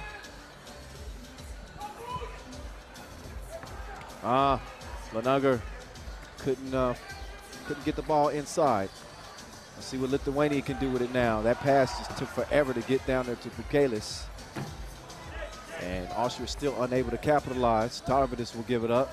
And Pukelis is going to set up shop, the big fella. No, try to throw it off of Red. Instead, Red have it, and now Pukelis with some good defense. Way to play the passing lane. Big fella setting the screen, trying to at least. And Pukelis off in the deep end. He's got range like a Rover owner. And it's 13-9. Another, I thought we were going to get a replay. No, we won't get another look at that one, not right now. At the end of the game, we will. Whether it's a part of a winning highlight reel for Lithuania or not, still to be determined. It's only a difference of 4 points with 2:28 left to play. But it has been no shortage of effort on the part of both of these teams. That extra effort right there leads to a two-piece for the big man. And that just shows how versatile Pukelis is. He's nearly unstoppable within 5 feet of the rim. But if you give him a look from beyond that two-point arc, he's capable. You got to be a multifaceted player in 3x3. You got to be able to do it all and be willing to do it all. Shoot, defend, rebound, pass. Oh, Nortner, okay. He booty bumped him out of the way and got the score. Excuse me. 2:13 on the clock right here.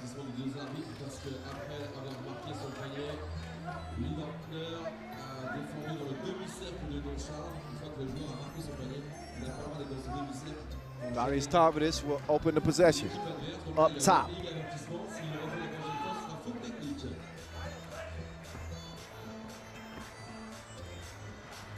Razukis, oh, mwah, with a kiss off the glass.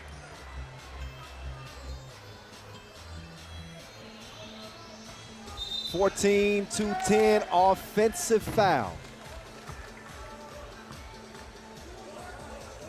I think Lanugger was swinging his man bun with a little bit too much intensity.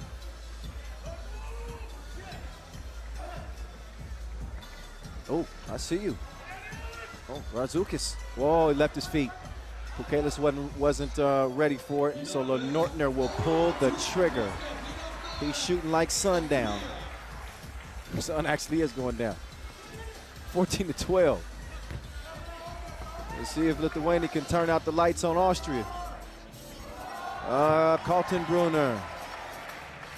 Patience pays off. Austria back within one. They had a 3-point lead earlier, and then Vingelis with the swish mid-range. Kaltenbrunner, step back. You got nowhere to go. He went out of bounds.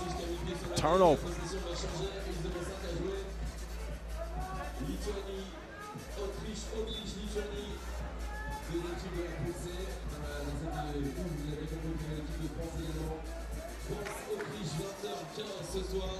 So just a minute 4 left. And a 2-point difference with Lithuania just a couple of strides in front.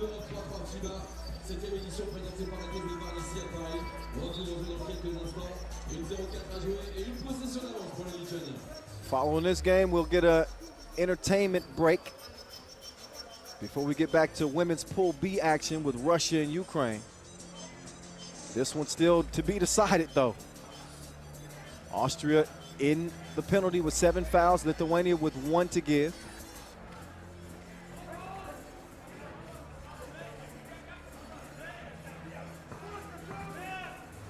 Pukelis, tough spot, but a tough shot.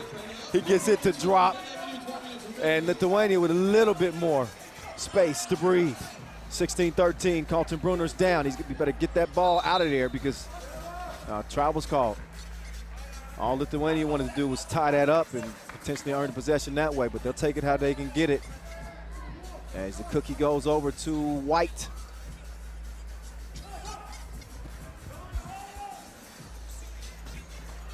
Jonas Vingelis doing his dance. He's gonna put 2 up. Couldn't put 2 down, but look at Pukelis is playing keep away. You ever had that big brother or that older cousin that just holds the ball above their head and they just laugh at you while you jump and try to get it? That's Pukelis against most of the people that he plays against.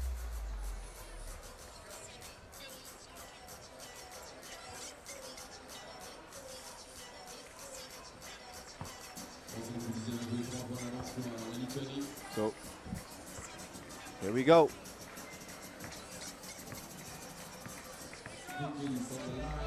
Aurelius Pukelis, good on the first of 2.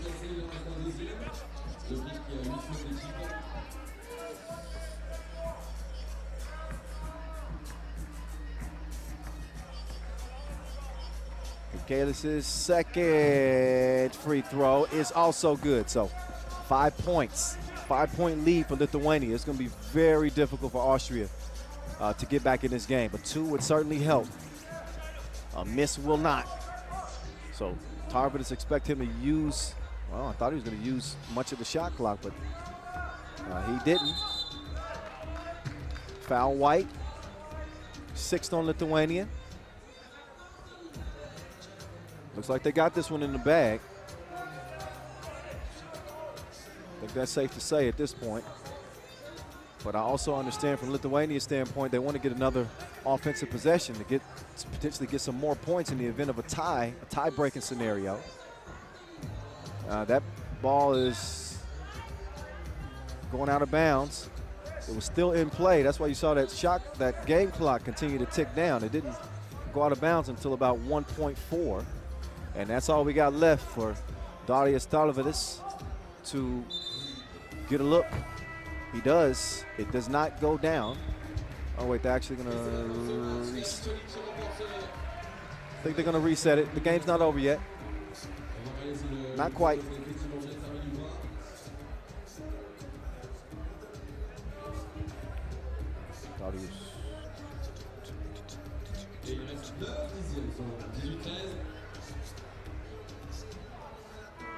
So one last heave, and that's all she wrote.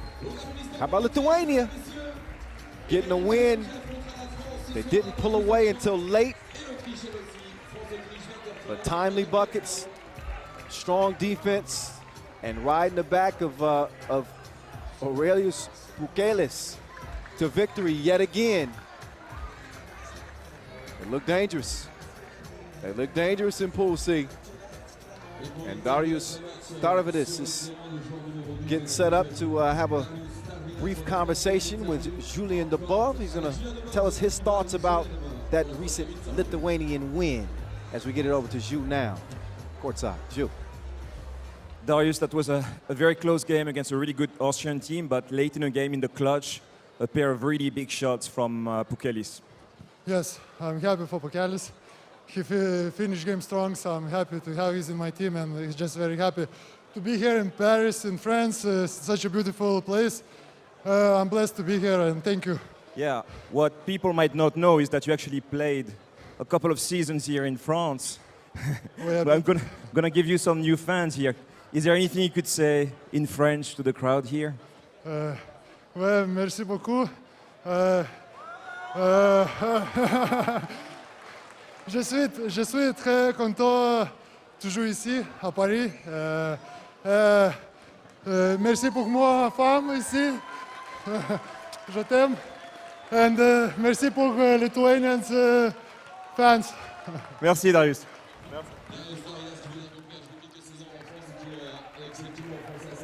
All right, back to it. Darius making sure he takes care of everybody, of both his French fans and his Lithuanian fans in attendance. It was tight.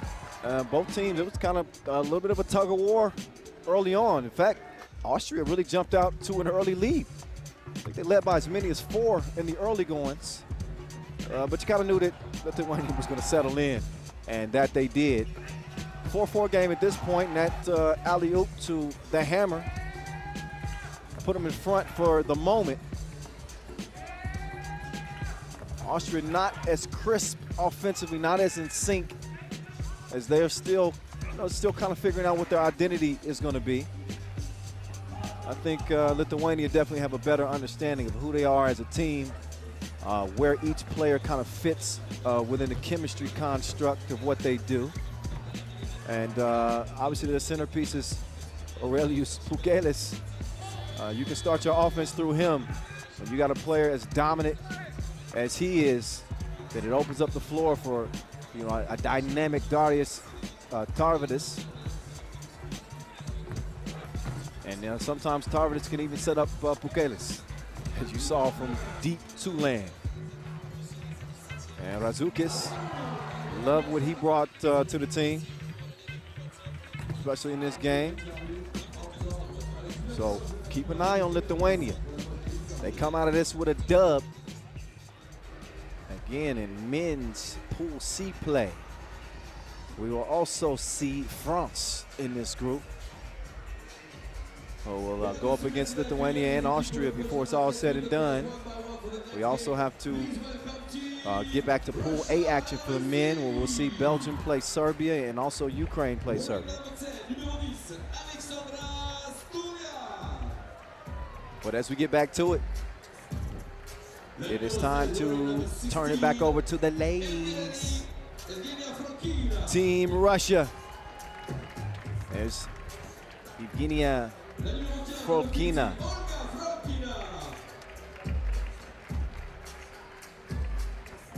Olga Frolkina, the twins. And Julia Kozik. All 3 starred in the Olympic Games this year en route to that silver medal. Here they are. Stolya's been starring for Russia for many years. Now she rejoins this quartet, here for a shot at the European title again. We're going to see if 2021 is going to be their year. First things first, though, can they wrap up day 2 2-0? That is the question, my dear friends. We will soon find out. Our first look at this Ukrainian women's team, which is loaded with talent. They most definitely have a shooter in Gana Orkhova. We saw her on full display in the 2-point shootout qualification. So there they are, Miriam Uro-Nili and Ruliova Natalia Shubik.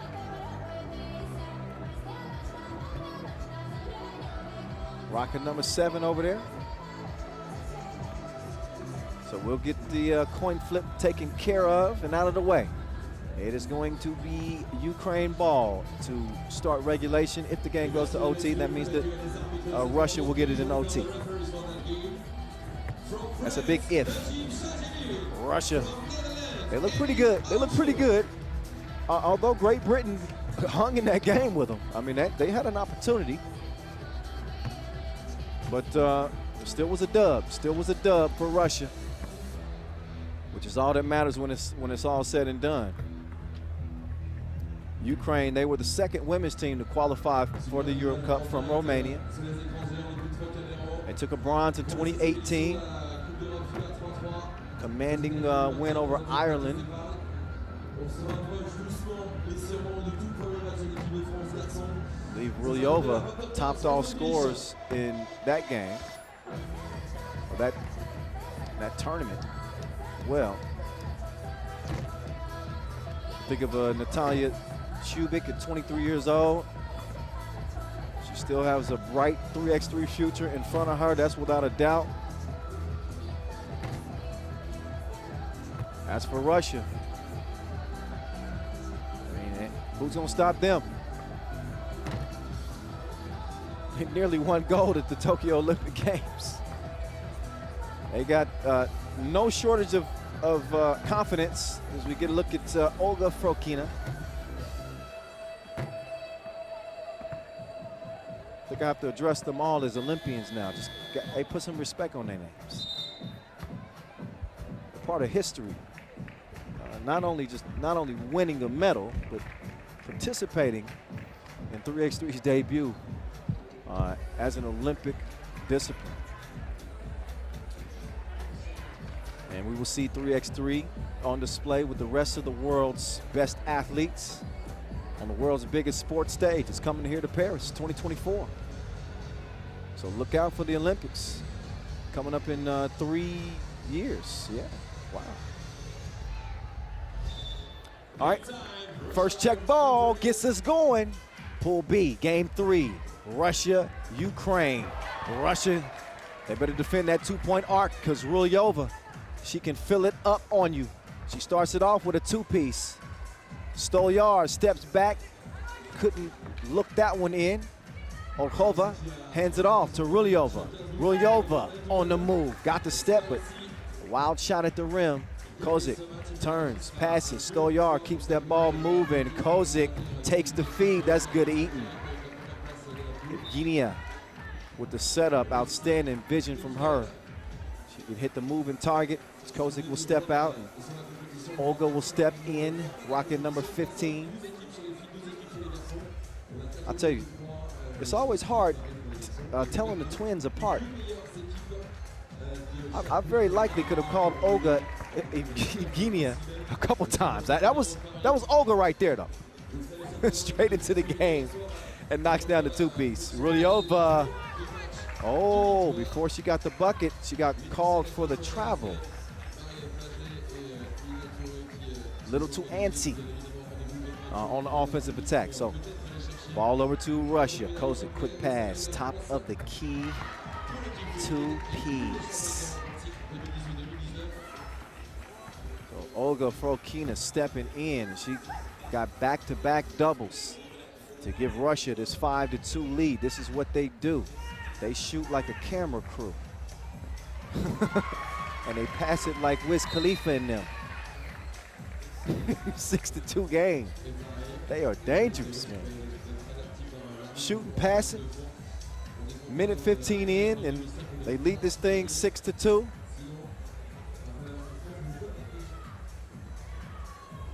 Olkovic couldn't get that one to go down.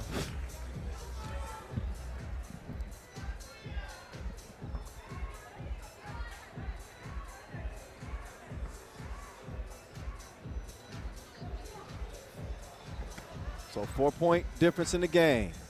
Fader, Evgenia getting in on it as well. She's a potent offensive weapon. Kozik is down.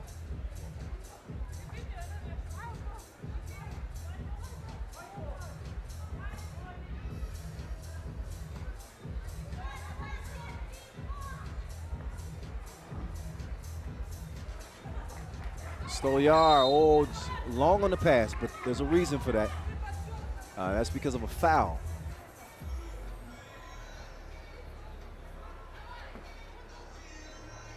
I feel good. All right, Stolyar making her move on Olkovic. She left her in the trunk, but she couldn't finish at the rim. And we'll see what Ukraine can do with the possession. They launched the 2, top of the key, but they miss. Here's the result. Kicked over. Kozik, no. Out of bounds off white, over the blue. Ukraine got to find some offense before this thing gets out of hand. As I mentioned, this is a Russia team that have the type of offensive firepower to make this a blowout with the quickness. Got to manage to keep pace with him. Olkovic, quick pace, and she gets a step to the rim. 4-point difference. Stolyar lets it go. Too much protein, but it comes back to her. She's gonna get a second look at it, and that time she makes it count. So she hits a pair from the corner. 9-6 the result. Rylyova trying to answer back with a 2 of her own. She does. Splash time, 9-5. Rylyova got beat on the back door. Little sister. The Fokina twins hooking up on that last score. Rylyova got it packed by Stolyar. That'll leave 1.6 to shoot.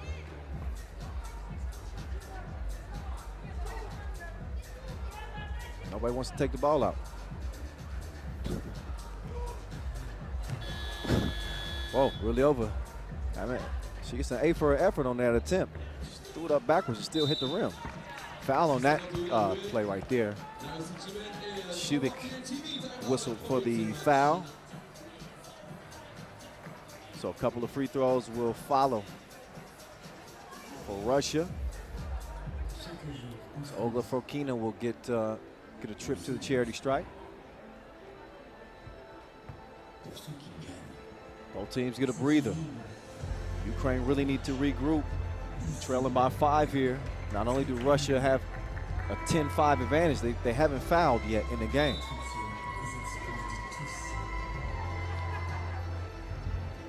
So an impressive start for the Russians.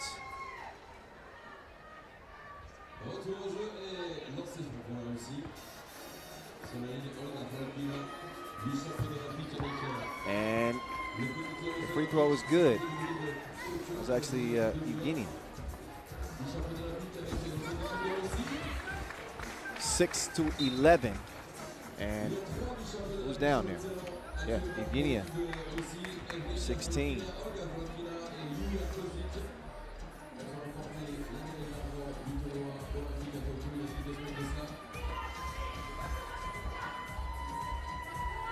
Oh, money. Beautiful stroke. It's 13-6 now. Oh, thank you very much. 2 off the glass. Olkovic. It's going to keep Ukraine at least in this thing. Still a 5-point difference.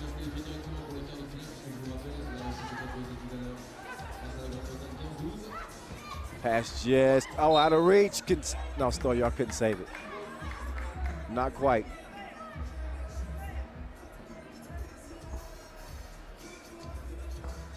So Olkovic will start the possession. And a whistle. First on Russia. In the process of the shot, will send Rylyova up to the stripe.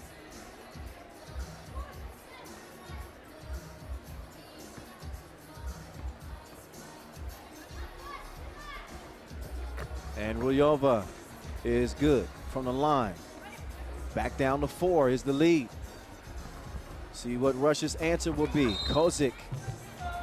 She gets called for the offensive foul. A little bit of a hook. She's such a polite. She politely disagrees. That's what I'm trying to say.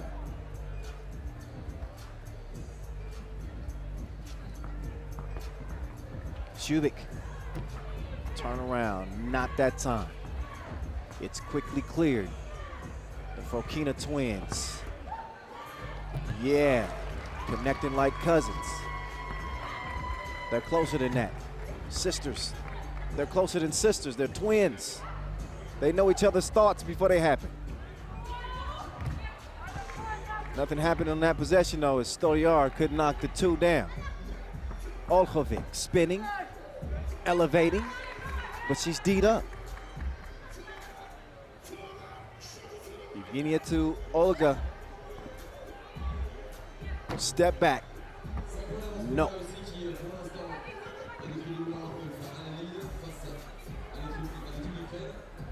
Olkovic to Shubik.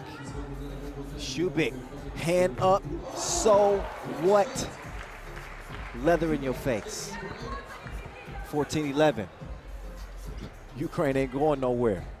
3-point game, passed just a little bit too long.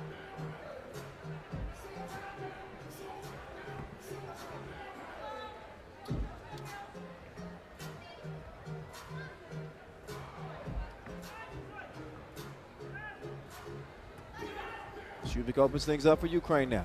Shubik gets the ball back. Shubik, splash ball. She's looked good on at the U23 Nations League this year. And that two ball is going to get her team within one. They might need to draw up a couple plays, get her a few looks. Shubik, she wanted it that time. Guliova's saying, come on, come get it. I'm trying to set you a screen. Shubik nowhere to go, though. And 3 in the key call on Ukraine.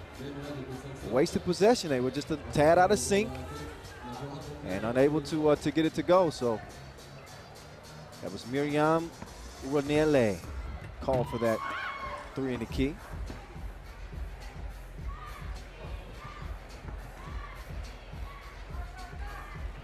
And some pesky defense from Stolyar.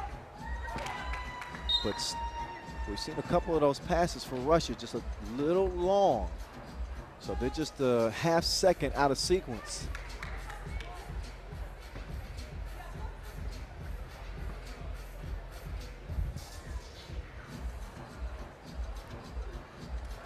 So Olkovic, she's gonna move right, stop short, swings it down to Rulyova. Rulyova making her move, foul on the shot, process of the shot. She's going to shoot 1. Number 3 on Russia. They match Ukraine's 3 fouls, but credit Ukraine for climbing back in this game. It's looking like Russia might run away with this one. It was 9-3, I believe. It's a 6-point difference between these teams. And since then, we've seen Ukraine go on a 10-5 run.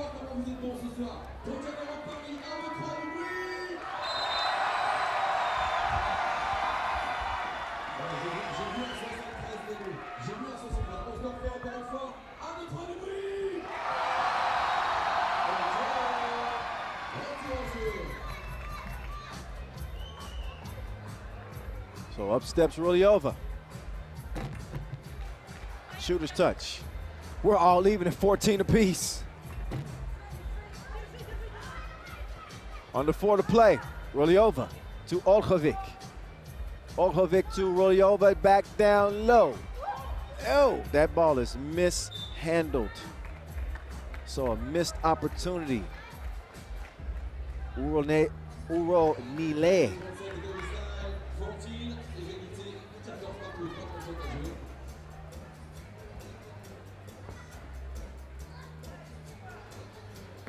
Oh, 2-piece, no biscuit. Stolyar stroking it. Rulyova with a 1-point answer. But you can't fight 2s with 1s. And there's another 2-piece. Kozik, she shot it better than 40% from 2 range in the Olympics. So she is a hired gun. She's gonna have a rest for now. Russia, though, leading 18-15. Up fake. Shubik have some of that. Bottoms on the pull-up. and a 2-point game. Jump ball, that'll be awarded to the defense. Good hustle for both. Shiroliova went down to get that one. She's able to tie it up. Guinea is getting a rest, so it'll be Olga, Prokina, Kozik, and Stoyar. Oh, Shiroliova left her in the rear view.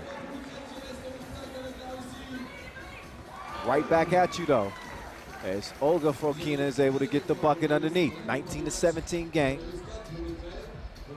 Why not look for two potentially here if you're Ukraine? Not the force one. Shubik. Smart decision. Don't listen to the voice at all. Listen to the voice in your head. It says go to the rim. Fade her. Too strong. Stoyar hustles for the save. Kozik's pass. She telegraphed it. But Olga's going to stay with it. Flips it over her shoulder, but couldn't get the score. Stoyar hustle. Saves it to the wrong team, though. Olkovic. Shubik. She thought about passing cross court. Instead, she puts it up. You wonder if that was deflected or not, but I don't think so.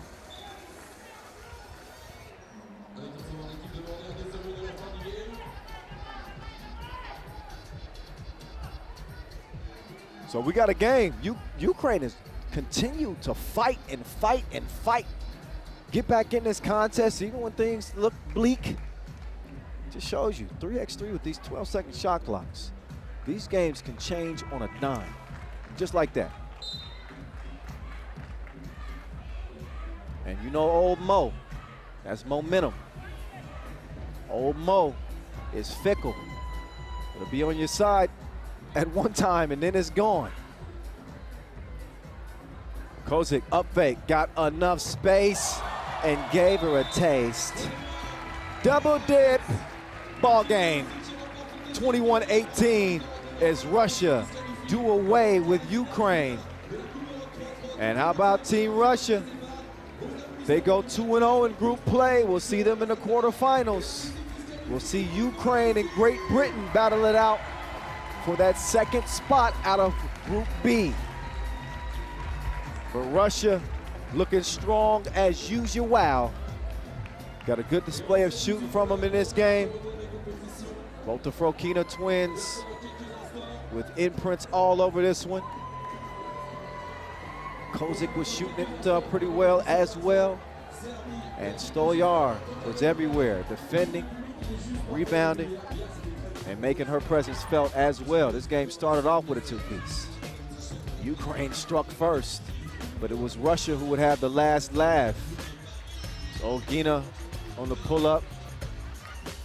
She came right into the game and hit two twos, did Olga Frokina. There's Evgenia right there on the fadeaway. Also some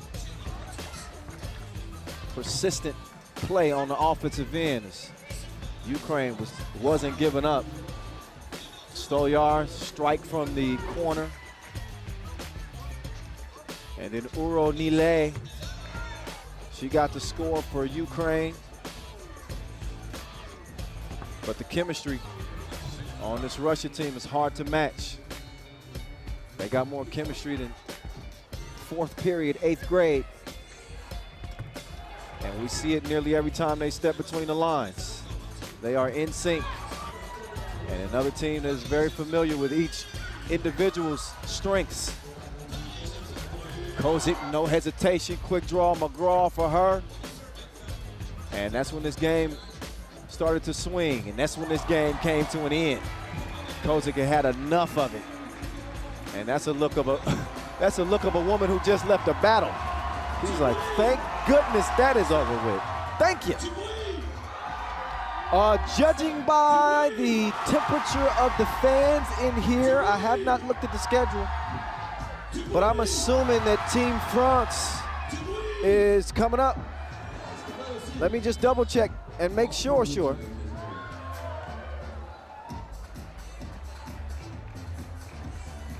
They're not. That was just Vincent Royer. Shout out to Vincent Royer. He just got the crowd super hype. I saw those France flags flying, and the French starting to yell. I said, "Oh, is the French men's team about to play?" No. Not quite yet. We'll see France later on against Austria and also Lithuania. But for now, there's a strong Serbian contingent up in this place. And that's exactly what you would expect of the two-time defending Europe Cup winners. A new look team for Serbia this year. No Marko Savic, no Dusan Bulic. They do have the maestro, they do have Mihailo Vasic, they do have Alexander Radkov, and they do have Miroslav Pajsilic with this new look Serbia team. They took bronze at the Tokyo Olympic Games. Something I think they should be very proud of, and I'm sure they are. But if you've been following 3x3 for any amount of time, you know that they have a certain bar that they like to reach, and it's usually gold or nothing. So they were a little bit disappointed in losing to Russia en route to having to settle for that bronze medal. They lost in the semifinals to a red-hot ROC team at the Olympic Games. But they do come in decorated. So they did it in 2018 in Bucharest. At the time, it was the only gold medal in their cabinet that they were missing. It was Dusan Bulic, Savic, and the maestro. They went and got it. Back-to-back champs, won it in 2019 in Debrecen as well. Now we will see how this Serbian team will fare against the Belgians.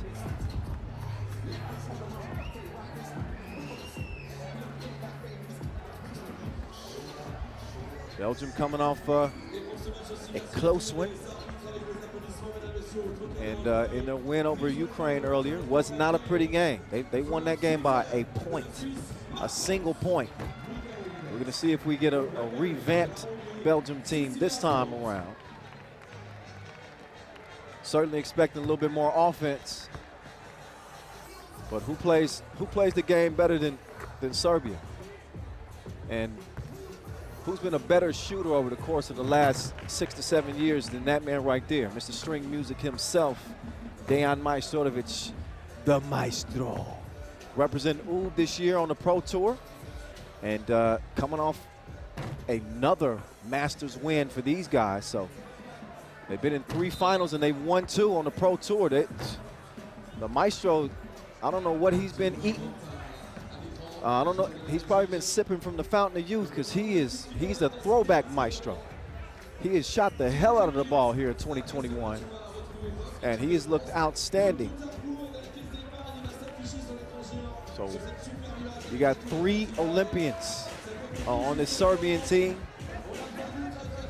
and the 4 representatives of Belgium in Tokyo as well. So nothing but Olympic vibes here in Paris as we get another game underway. Pool A is a big one. Serbia and Belgium. The maestro behind the back puts the 2 up off balance. Maestro was crazy hot in the 2-point shootout qualifier earlier. Dude made 9 of 10.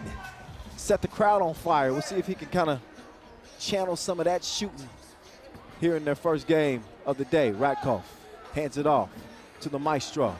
The maestro, he's in the mood for some string music.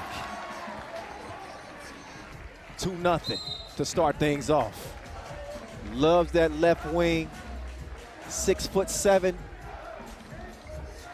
long frame, and all he needs is a glimpse. He gets one look at that rim, you might be in trouble. You can say the same on Must See TV. This is Thibaut Vervoort. And that is Nick Sellers missing a layup. And Pajsilic, he's been outstanding too on the Pro Tour. Already with an MVP under his belt.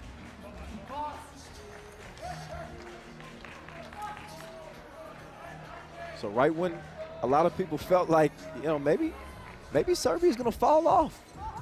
Dusan Bullet been the centerpiece of everything they do for so long. And a lot of folks were curious what type of teams they would field, and I think we're seeing what they have. Still Serbian dominance on the Pro Tour.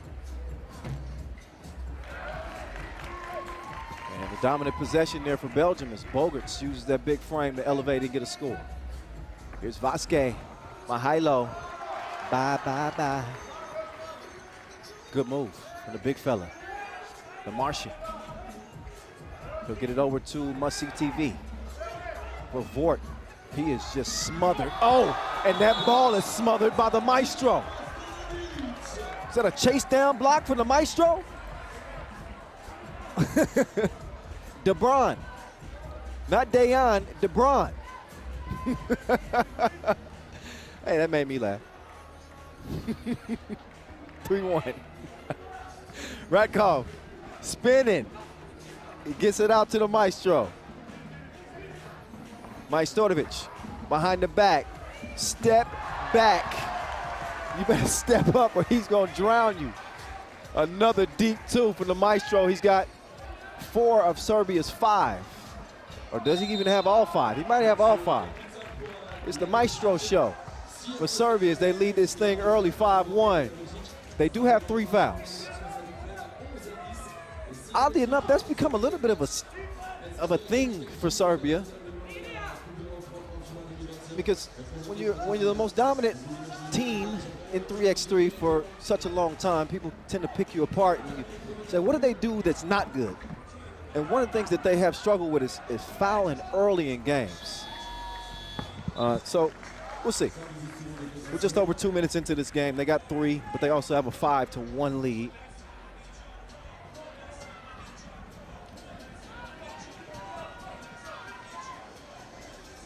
Miroslav Pajsilic. Vasquez, no, not that time because he was fouled.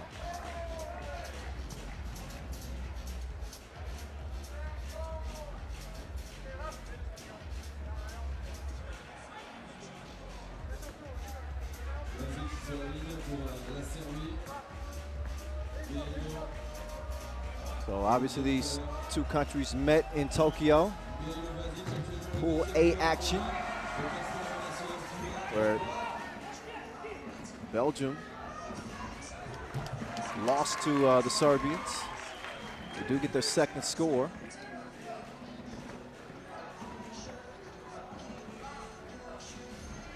And Pajsilic off balance. Couldn't get that one to go down. Vervoort over to Sellis. Pajsilic too aggressive defensively. He was out of position. No argument from him on the foul.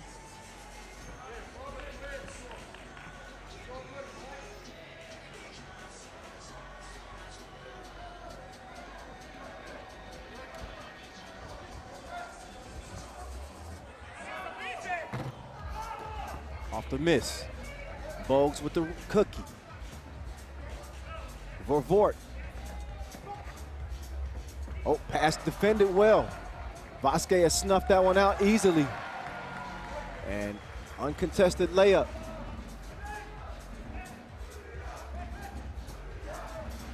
Vervoort trying to get it to Bogues, or Marion rather. He's fouled. That's a 5th. That's a 5th on Serbia. So they do have 1 more to give. But they've given Belgium the business so far, as they've definitely been the more aggressive and more consistent offensive team. Now using that defense and turning it into offense. They got such veteran savvy and know-how. They oftentimes know what the opposition is going to do before they get to it. So that's why you see Vasic able to snuff out some of those passes and turn it into an offensive possession for his team. As the 6th edition of this Europe Cup comes at you from beautiful Paris, France. Nice block there from Ratko. He said, I've seen enough of Must-See TV. Pajsilic, peace out, homie. I'm out of here. 8-2, gotta go. 6-point difference in this one. Nick Sellis, can he turn into Clark Kent?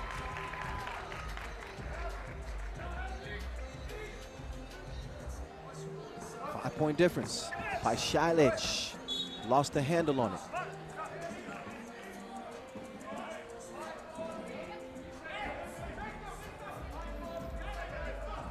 So the temperature beginning to dip a little bit here as we're heading to the evening. Sun is nearly gone. Speaking of gone, that's Maestro. He's out of there, straight to the hole. Vervoort forced to give it up. Gotta love the defensive strategy of Serbia. And they're really making it difficult on Vervoort. They know how dangerous he is, so they're gonna force pretty much everybody else to beat him. They're not gonna let Thibaut Vervoort continue to go off. Maestro misses that one late in the shot clock.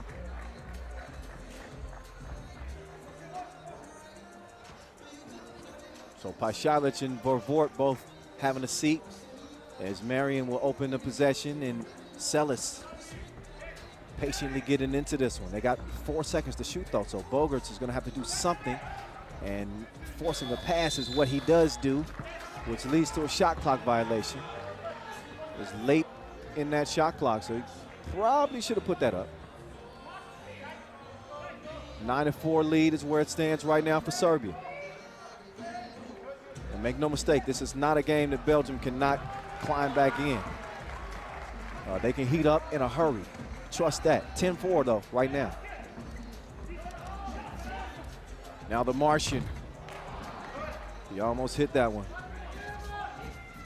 But out it comes, and over to the Serbians. Look at that pass. Precision passing. Just a thing of beauty from the manimal, Mihajlo Vasic.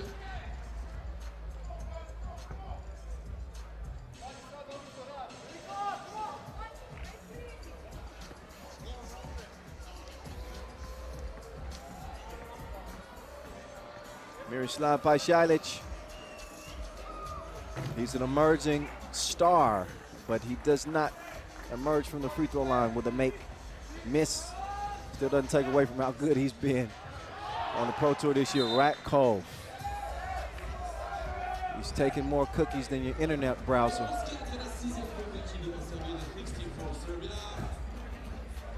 Ratkov with the defense, and Belgium hit with a technical.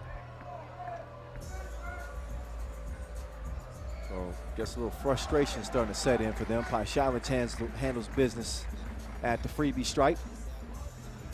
Serbia will also get the possession by way of the tech. Maestro to Ratkov. Ratkov tried the pocket pass, a little too strong on it. Vervoort, Selis. He's looking for must-see TV again, but they are shielding him from the ball. So Bogarts elevates from about 15 feet. Bottoms for him. Ratkov will give it up. Pašalić, it's your world. He's got Selis defending. Now he's got Bogues in his face.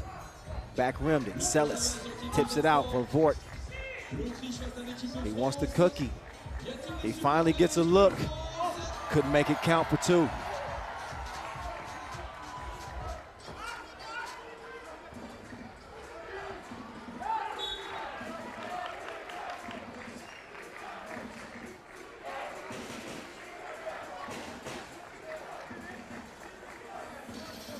Just over 4 to play, and a dominant start for Serbia.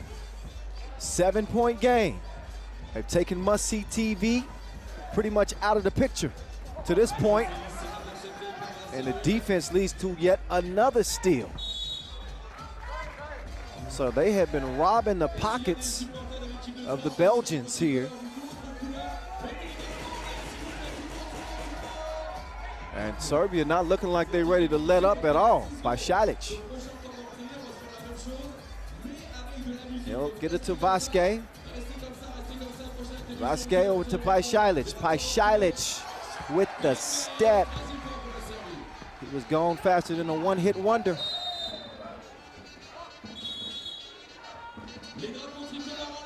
Sixth foul on Serbia. So again, we saw them pick up 3 quick ones in the first 2 minutes. And since then, over the course of the next 4 minutes, they've only committed 3 more. So they settled in. That's my point. They don't have any more fouls to give, but they do have an 8-point lead. That makes it a little bit easier. French flags are flying.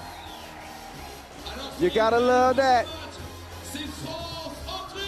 Here from Paris, across from the Eiffel, is going down. Big game and a big lead for Serbia. Can Belgium climb back in it? Clark Kent, uncontested layup. Pajcic with the cookie in hand. He's looking to go to work with Bogues defending. The maestro, it's been string music so far. He swings it. Pajcic moving left. He's got Sellis all up in his personal business. He nearly dropped him off, but he's able to recover and get the score. Marion, these goals ain't loyal. Missed it long. 3:13 to play in a 7-point game. Again, Serbia with no more fouls to give. Belgium right on their heels. They got 5 fouls to their name, so they got 1 to give. Is the maestro will check it up top of the key. He's got Vervoort in defense. They're switching though defensively. That's what they can do on this Belgium team. They're interchangeable. There's Bogues changing the direction of that shot and earning the offensive possession for the Belgians. Good spacing, but not a lot of movement. Usually you see a ton of movement on this Belgium team. They're kind of sitting back and watching. There's Vervoort. He finally gets to the cup, but every bucket, every offensive possession for him has really been made difficult by the Serbians. Ratko, he pulls the trigger. He's gonna have to reload. The Manimal tracks it down. He's gonna get it over to his longtime Lehman teammate, Ratkov. So you got some Lehman flavor, you got some former Novi Sad flavor, you got Oob flavor. You put it all in one pot, you still got Serbian dominance. They love the game. They love the game. And so do you, obviously, if you're listening. Pajcic, butter.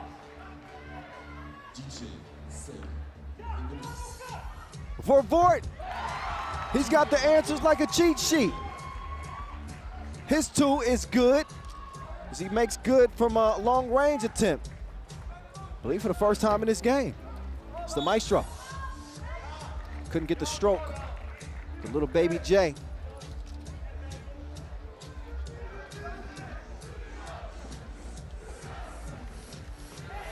So Rafael Bogarts will inbound for Belgium. They've got Marion getting the rest. Nick Sellis, Vervoort in the corner. Back to Nick. Must-see TV. Oh, they leave him alone? Couldn't count it. Missed it. Sellis cleaned it up. 5-point difference. The maestro.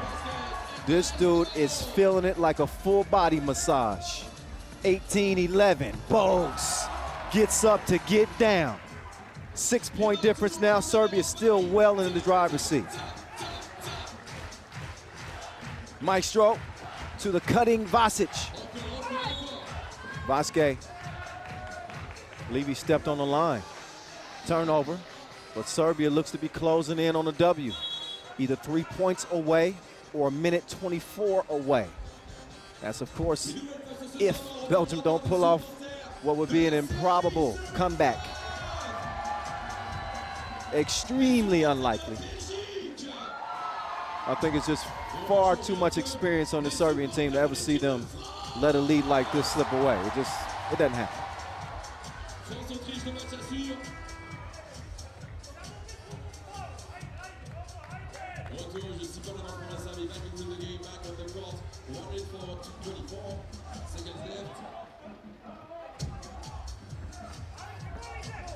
Sellis, Vervoort, whipped it. Nope.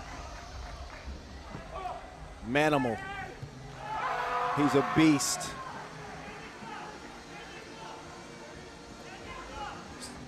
Sellis, too strong. Marion saves it, falling out of bounds. Right over into the hands of the Serbians.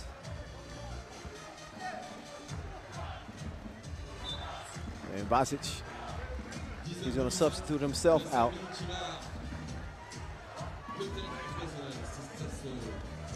He needs a rest. He and Celis getting a breather, but we're under a minute to play, and Serbia just 2 points away from handing Belgium an L. Vervoort still struggling with his signal out there. He has been unable to connect. Now can he defend Radkov? We will see. Handoff to the Maestro. Didn't have the stroke that time.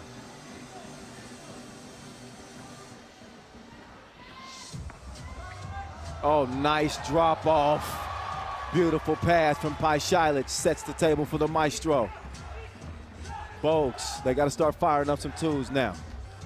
Well, it's too late anyway, but still. Comes down to a tie-break scenario. It won't come down to a tie-break scenario. Potentially, we'll see.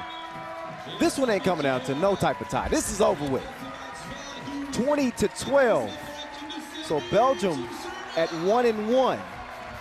We'll have to wait and see how things play out as Serbia will play against Ukraine. If Serbia gets a win, then Belgium is automatically in. If Ukraine pull off a crazy upset, then those points will come into play. So that was the point I was getting to, y'all. Stick with me, all right? At least stick with me for the moment, because I'm only going to be talking for like 10 more seconds, because apparently Alexander Radkov is standing by with Julian Debove, the great, and they're going to be looking for me to get it down to them courtside pretty soon. So enough of my yapping. Why don't we get it down to you now? Alex, Belgium has been one of the best teams this year on the World Tour. At the Challengers, they won 3 events. They reached the semifinals of the Olympics. We thought it would be a big test, but what I see is 12 points just for Belgium. You must be very happy about your defensive effort, especially. Yeah, we're happy with our defense. We're still trying to find our offense. We didn't have too much time to practice together, so I think that it's going to be better throughout the tournament. I'm very happy with this win. It's always easier when you win the first game and start the tournament right.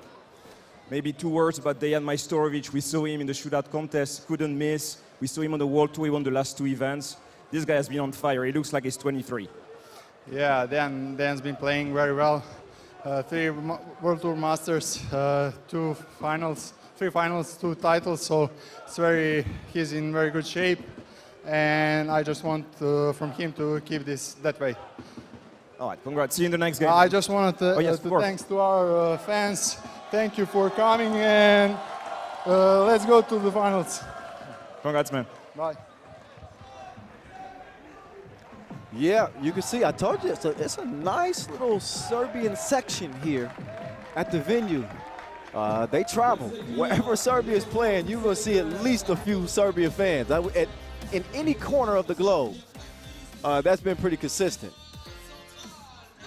So, how did they win that game? Well, they started off strong. And what did the Maestro not do? He gave him some stuffing on the defensive end. And then he was just splashing like a bird bath on the offensive end. It was hot in that 2-point shootout qualifier, and it translated to the games as well. So the Maestro was the star of the show for the Serbians, who put Belgium on their heels early in this one, and kind of had their backs against the wall. They had to dig out of a hole. They didn't settle in comfortably. How about the defense that Serbia was able to play and really contain in Thibaut Vervoort? He's their most dangerous offensive threat. I do speak a lot about this Belgian balance, but he's clearly become their #1 scorer, and Serbia was just not having it. If he was going to get a make, they were going to make sure it was a difficult offensive possession for him. You see the relentlessness, the hustle, as Paisialic was able to recover and get the score. There's a rare score for Vervoort in this one as he got to the rim. But Paisialic had something waiting for him when he came out on the closeout. And how about the Maestro? String music on the playlist all day long as Serbia run away with it. Getting the win over Belgium to start things off. They'll have one more against Ukraine in Pool A play. A and C in action for the men, B and D for the ladies as we head down the final stretch here of day 2. It's the last day of group play. We'll get to the quarterfinals tomorrow, and obviously you know what happens then. We hand out some medals. It's a gold, it's a silver, it's a bronze, waiting on the 3 most worthy European countries to take them. They're up for grabs. I don't have to tell you where we're coming at you from. You already know. That's an iconic structure, maybe the most iconic. The Eiffel Tower, they're coming at you from the Trocadero Square, separated by the Seine River, just across. So we're on the south bank of the Seine. The Eiffel's on the north bank. And a beautiful location here in Paris' 7th district.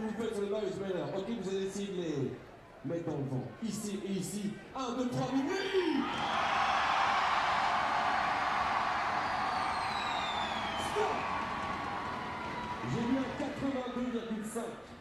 J'ai vu un 82,5. Faut faire 83 ici. Vous allez taper les pieds, vous allez taper des mains, vous allez taper sur votre voisin, mais c'est pas trop fort. Vous allez essayer de faire 84, 85, 86, 90. 1, 2, 3 du bruit. J'ai vu un 88,7. Vous nous avez battus pour le round 1. Deuxième tour, attention. 88,7, vous êtes capable, j'en suis sûr. Vous allez taper des pieds, vous allez taper des mains. Vous allez faire ce que vous voulez, vous allez crier, vous allez siffler. Il y a 88,7 à battre. 1, 2, 3 du bruit.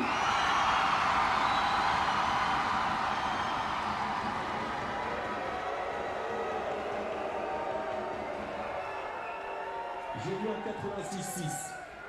J'ai vu un 86,6. Ça fait victoire pour vous pour le moment, mais juste pour le plaisir, pour leur remontrer comment on fait. Vous allez faire du bruit en face avec moi. Vous êtes mon équipe, attention. 1, 2, 3, du bruit. J'ai vu un 95,3. Le premier round, mesdames, messieurs, il est pour vous. Faites du bruit. Et le Trocadéro de Paris se lève pour accueillir l'équipe de France. Le Trocadéro de Paris se lève pour accueillir les vice-champions d'Europe 2019. And we're back as if we ever left. Of course not. We ain't going nowhere. We locked in. We heading down the final stretch of day 2. Plenty of 3x3 hoop still left on the slate. Heck, we haven't even seen the men of France hit the court yet.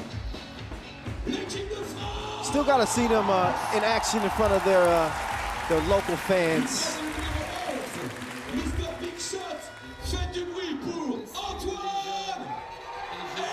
And that's what we're going to see right now. Time for talk is nearly over. Antoine Eto'o, love his game. He got plenty of drip. And you also have Mr. Mustache. Although, is the mustache still there? We might have changed the nickname. Charlie Pantins, been representing 3x3 since 2012. There's Frank Seguela. Love to see him representing on this France roster.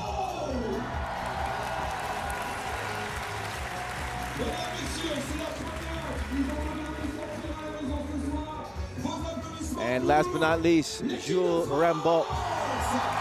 There's the 4-man squad. The crowd is on their feet. The French flags flying through the air.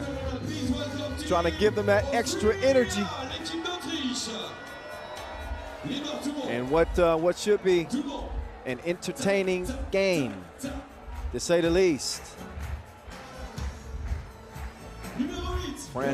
France's men just missed out on qualifying to the Olympic Games. Saw them compete at the Olympic qualifying tournament in Graz and put forth a great effort.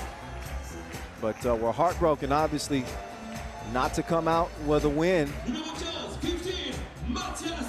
But they have had success at the Europe Cup. They took a silver at the last edition in 2019. We had to skip 2020's edition because of, obviously, the pandemic. They also won a silver at the 2012 World Championships. Charlie Pantins was a part of that squad. And a bronze medal at the World Cup 2017. So when I say that France has been a trailblazer in 3x3, I very well mean it. Not just the women's squad, the men, they typically bring it as well. So, good test against an Austria team that not only is getting better, but playing with a lot of fire in this one, because they understand that in order to play tomorrow, to have any hopes of playing tomorrow, they got to come out of this with a win.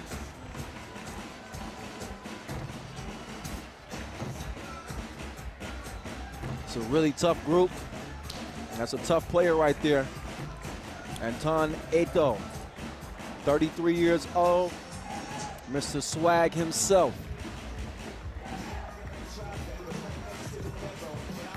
And Philipp Kramer, representing for Austria. You know he's gonna bring it. Didn't have quite enough though in game one. Comes down to game two. Can they bring it?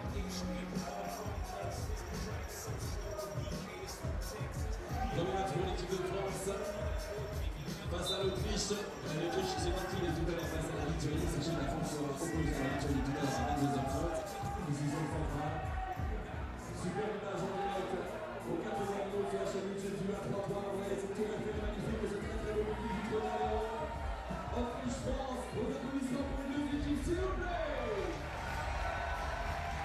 6, 5, 4. All right. The countdown is over. It's time to play. France, Austria. Sprint to 21 is on right now. Rambal, he's gonna get the ball back. Couldn't put it down that time. Lanager also couldn't save it, so it'll be white ball. Anton Eto, he'll open the possession.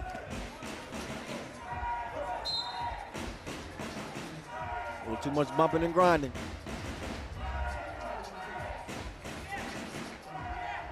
Quick foul on Austria. 15 ticks in. They're gonna set up shop again from that left elbow. Mr. Mustache, Pontins, swings it over. Eto, he's a gun. Fires a blank that time. Eto, testing the waters against Kramer. Drops the shoulder, elevates. Took him to the basement. And bodied him. Eto outsized. He's fearless. Kramer. That's easy money. Pontins hands off to Eto. This time he's gonna try it from long range. Oh, look at Pontins. Go high for the rebound.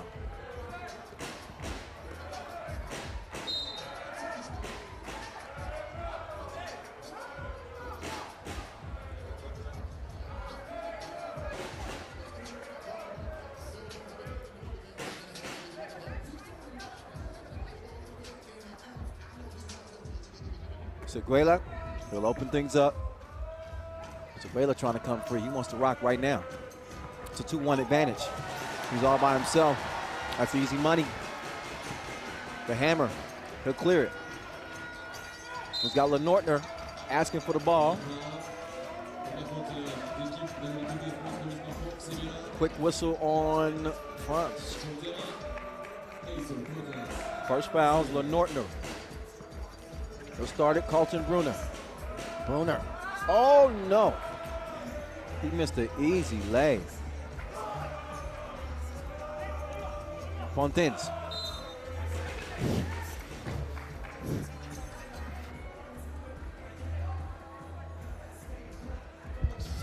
Two 2-1.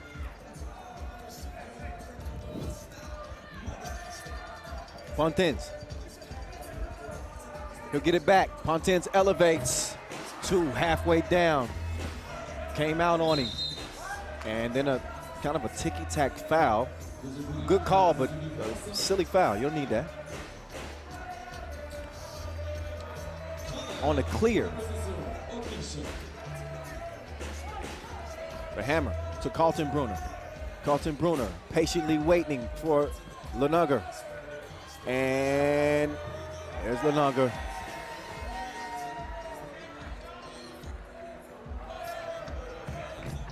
Oh, good D. Alton Bruner, let's see what he's got brewing. Nothing cooking from the corner, but the hammer continuing to lay it down.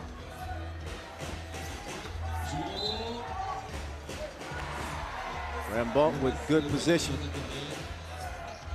And Austria finding themselves in some foul trouble here early. They got more fouls than points. 4th foul, 2 more to give. And we still got nearly 8 minutes of 3x3 hoop to play. Quick hands from the hammer. He's saying that that's off-white. I think he's going to get that call too.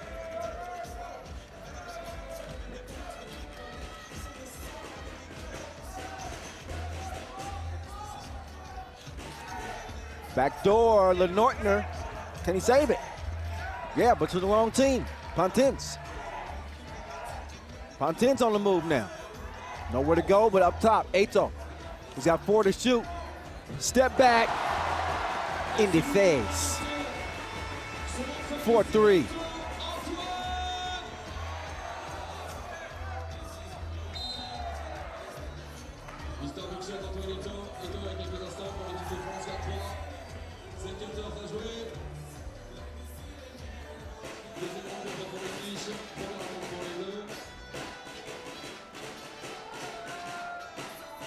Hands up. Carlton Bruner. The hammer. Forcing his way to the rim. He's able to draw a foul on the way. So now France has equaled Austria in the foul department. They could be even in the points department as well, depending on what the hammer does here at the strike. And Kramer is good. Oh, Eto. He's got France off to a good start. It was a narrow miss by him.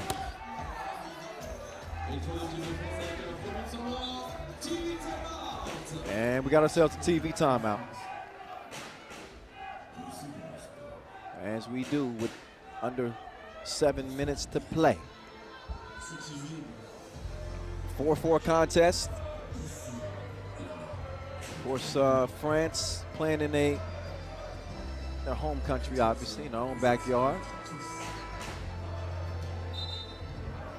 They didn't have to deal with the travel and all the things that come with that. They're preparing for a tournament like this, sleeping in their own beds. And they got an extra man, so to speak, in the crowd. That makes a difference. Carlton Bruner, he got that foul in the process of the shot. So he shoots 1. Nico Carlton Bruner, just 21 years old. The only player that didn't compete at the Olympic qualifying tournament in Graz in May. He's been the top scorer for Austria in the Nations League, but couldn't get it done. Charlie Pontins is going to show him how it's done.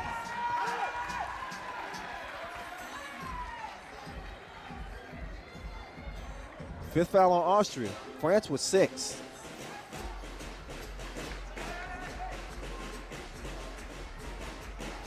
They did this on purpose. DJ Last did this on purpose. Yeah. Uh-huh. See, I ball so hard. Let me stop. I'm gonna do a whole game in my Jay-Z voice. Oh, look.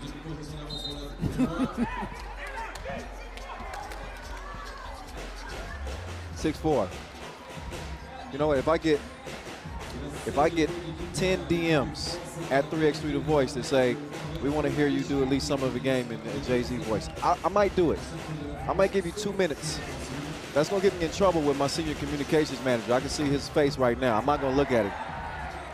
He's like, Kyle, come on, don't do the Jay-Z for it. All right, fine. 6'5" where it stands. Kramer at the line. My offer still stands, by the way. Hit me up at 3x3 The Voice. Manager's not listening right now. Okay? Send him in. 6'6".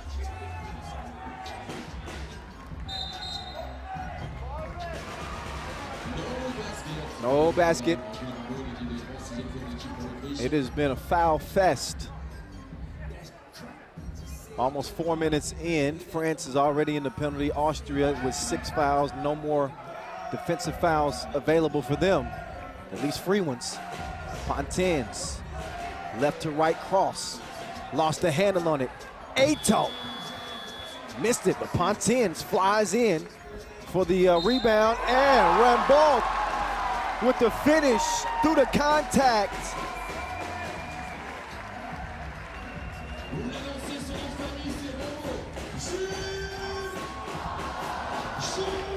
So he's going to shoot 2. Chance for a 3-point play, as both teams are now in the penalty.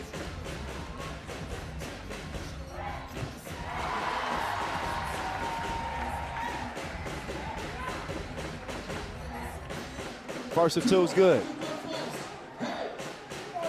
1 possession lead here for the French.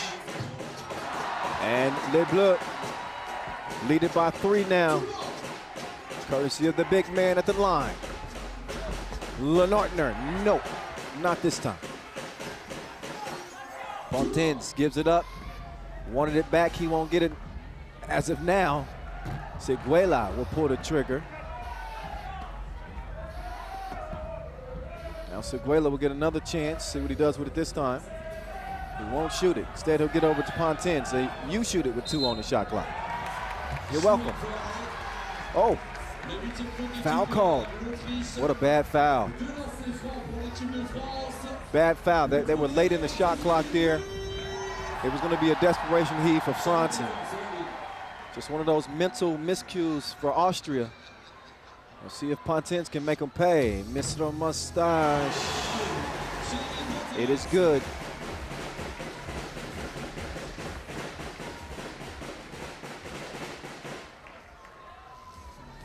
And Pontins' second is in. France's lead all of a sudden is out to 5. That basket wiped away. As they didn't clear it? Yep. Yasmina on the call. And Pontins on the move, goes left.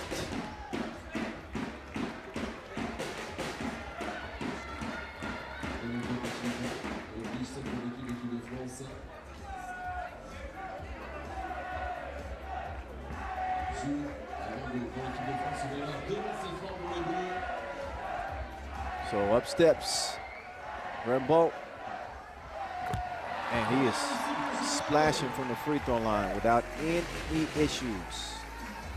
So Rambaud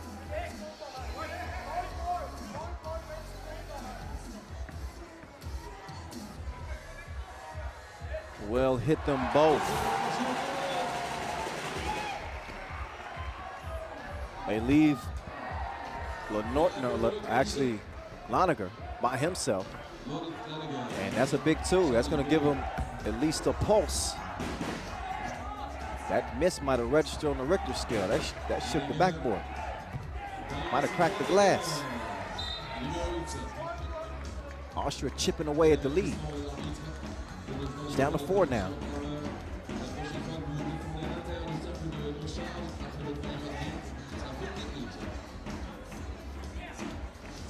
And under 5 minutes to play. Rambaud to Seguela, to Ato. Ato, dime time and dunk time. Double D's. Gotta love those. 14-9. Take it back where you got it from. Ato, pull up. No monsieur.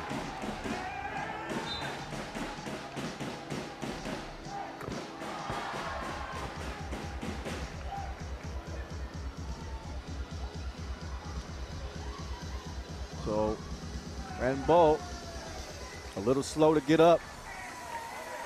Oh yeah, he took that shot midair. He was holding his head on the way down.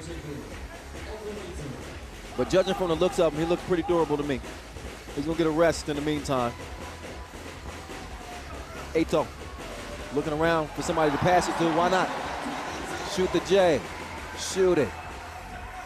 15-9. Ball back in the hands of the French. Pontin quickly trying to get it to Seguela, but that was tipped. So a missed chance for a quick score, but they still got 10 seconds left on the shot clock. In a game that is gotten better. A lot of fouling early in this one. Austria with 9. A 10th defensive foul. You know what happens then. 2 free throws and possession for France, who already lead this thing by 6. Seguela's going to let that go out of bounds. I think he was hoping, he wants a little extra time to breathe. Pontin's like, why don't you get that? Mr. Mustache is ready to go. You better sit down. You want to get a technical. Got to be seated over there on the bench.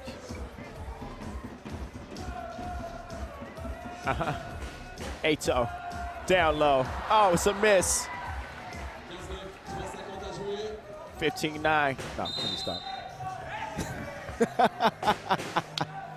All right, that's it.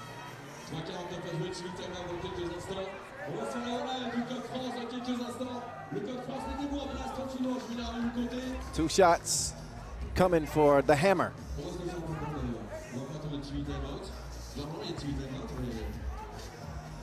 And they'll come after the TV timeout. Yeah. And that's what Lonica was saying. He was saying, wait, can we get a rest first? Let my big guy get a breather so he can compose himself, and then hopefully for Austria knock down the free throws.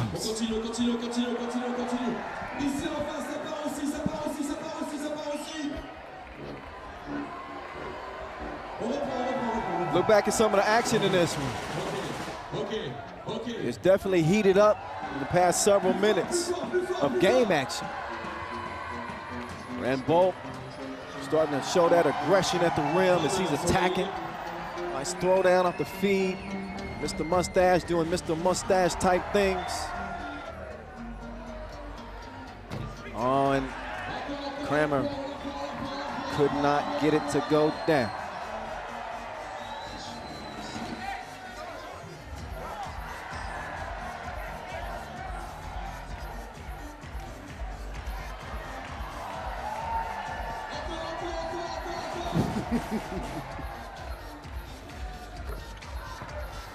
Kramer knocks it down. Ato over to Pontins. Pontins trying to make the move on the Hammer. Nothing doing that time.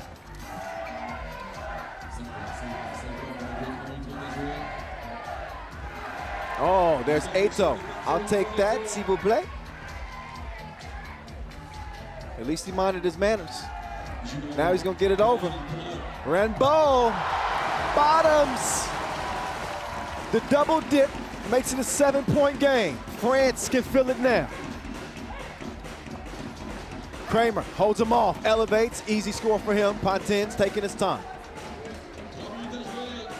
France in control of this thing. Ato, he's got Kramer on an island. Couldn't knock it down, but Pontin's, he follows like a stalker, and he's able to put it up and in. Back to a 7-point difference. Can Ato hold his own? He did against the Hammer.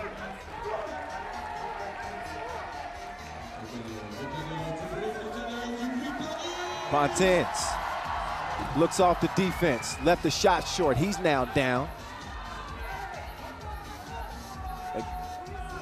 Lenortner with nowhere to go. Kaltenbrunner looks like he's half out of gas, so the Hammer takes it himself. He takes 2, and we got action. Oh, nice finish. Rambo throwing in the reverse one time. I like the matchup of the bigs right here. The Hammer, though, with the turnaround, he didn't want no smoke that time.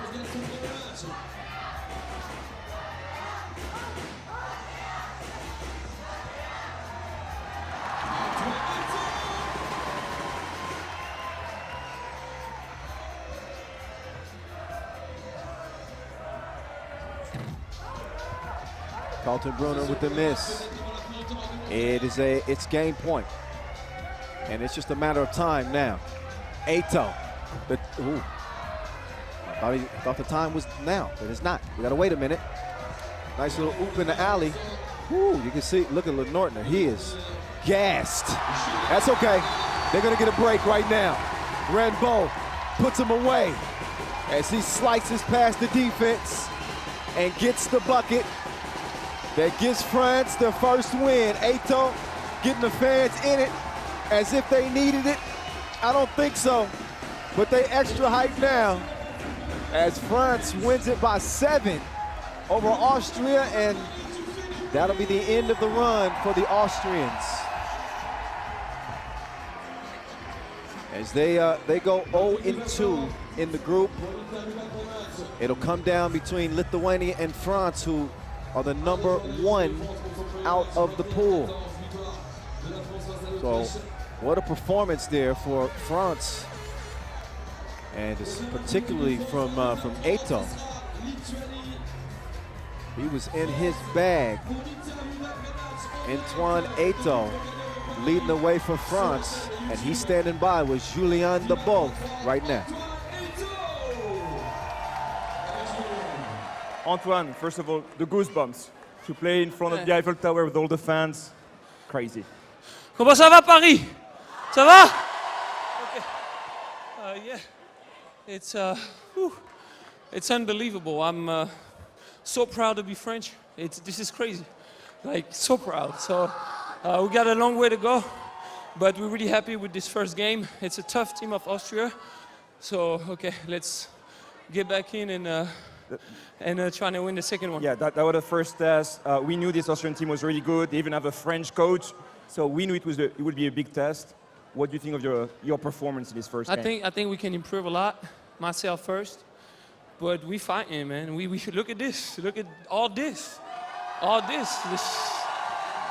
This is crazy. This is crazy. So we're just fighting for that, and let's go. Antoine, good luck against Lithuania. Thank you. Take care.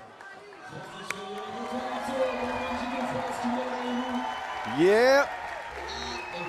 Antoine Eto'o. That dude is a straight baller. Baller alert. He got hydrated before the game, and then he was wet during the game. He was getting it done, attacking the rim, shooting it from distance. Austria, who came into the game with essentially their backs against the wall, a must-win situation if they wanted to continue to play here at the Europe Cup after losing their initial game against Lithuania. You knew this was going to be a tough test against a French team playing at home, playing with plenty of energy, and they got talent to spare. Plenty of experience as well. Charlie Pontins, he's been at this thing for nearly 10 years, this 3x3 thing. And you can see he's become one of the best around. The big man, Renbo, he was extremely aggressive offensively. Good to have a rim protector like him. Also somebody that can, be a consistent offensive threat. You get him the ball and he's gonna put it down. The big man with the one-handed spike. Eto'o setting the table for him. One ain't enough, he needs 2. And why not? Pontins with the following. You got it. You got the sense very early that this one could be over fairly quickly. 5-point game at this point, and the writing was on the wall. Only a matter of time before France was able to get that final score, and they do it easily. Led by Antoine Eto'o again. We'll see them again to close the night against Lithuania. That should be a fun one, without a doubt.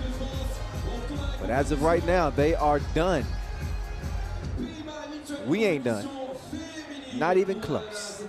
That's good news, because I ain't tired yet. How y'all feeling? Y'all tired? I'm good. How you feel? Vince Chang, how you feeling on the Twitch broadcast? Young homie. Shout out to Vince Chang, doing his thing on our Twitch broadcast. Y'all can check that out. Shout out to the Twitch community. Got to know him a little bit last week. I know they're having a lot of fun over there, especially with Vince moderating. That dude is just, he's different. Funny guy. Check him out if y'all haven't already. All right. Meantime, here in Paris, on location, we rolling right along. We getting it back over to the ladies, though. Netherlands. Well, I mean, let's just be honest. They missed too many layups to get a win in their first game against Spain. They have played Spain well. They didn't give themselves as good a shot as they probably could have, though. They really missed some uncontested layups. And you got to have those, especially now with your tournament future on the line here. We will see Lithuania for the very, very first time. Oh, Lord. I'm the rookie and the vet.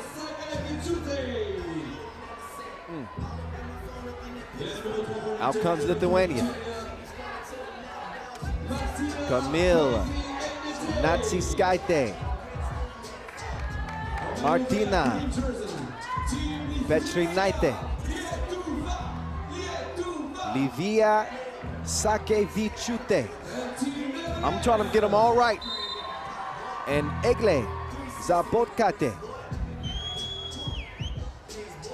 Shout out to Justus Garliakas for hooking me up with the pronunciations.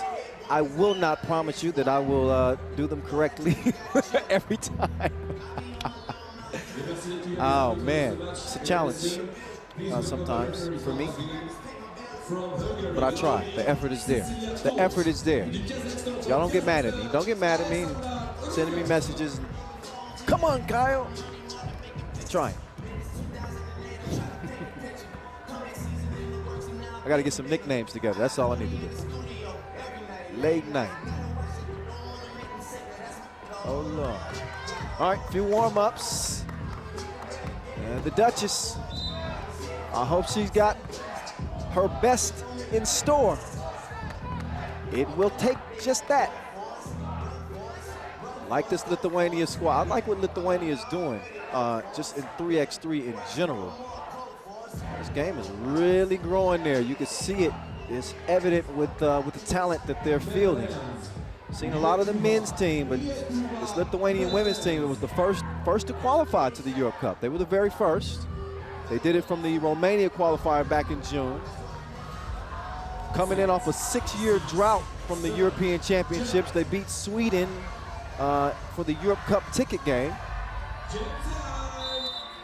And they're led by their 31-year-old Camille. She's lethal, without a question. Lithuania with a quick foul. Took them 3 seconds. They got to settle in. The Duchess, drop step game. Not this time, but she got fouled. So she has an excuse. Natalie Van Den Adel, rolling in the deep. I'm just waiting to drop that for if she hits a 2. There she is, the Duchess. She's going to get the Netherlands on the board first.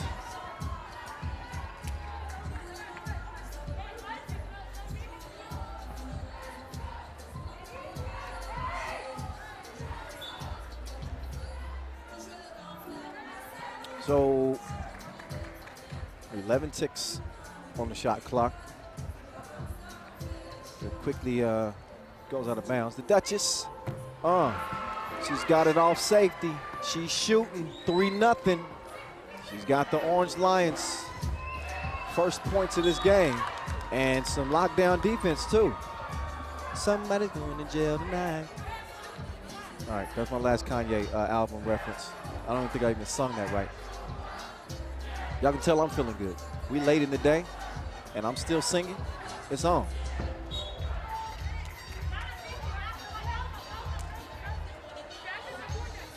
So Lithuania is still looking for their first bucket. We are only 30 ticks in to this game. Let's pull D action on the ladies' side. Oh, whip, but no Lele. Got to finish those. Tough defense, though. Don't want to be too tough on him. Drop step. No. Foul on the shot.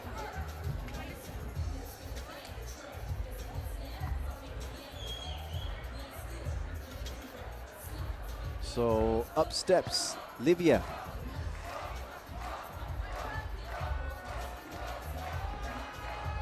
Sakebi Chute. Sakebi Chute is able to get it to go down. So Lithuania at least on the board here. The Duchess swings it. Dreesen moving to the left, It's a bucket. Netherlands, nice start to this contest. They gotta have it. They gotta defend on the inside too. It could be rough. Here's the Duchess. Here's your answer. Who's that girl? She's that girl. 5'2", she's been that girl so far in this game. Oh, Hezi, step back, come here with me. I got a two-piece for you. No biscuit.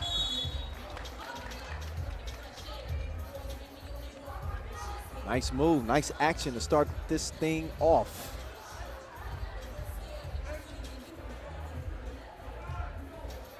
So, Camille Natsikaite.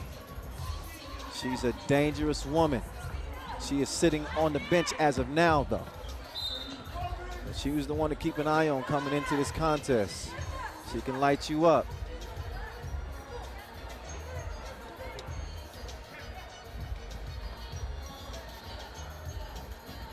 Duchess opens things up. She's gonna get the cookie back.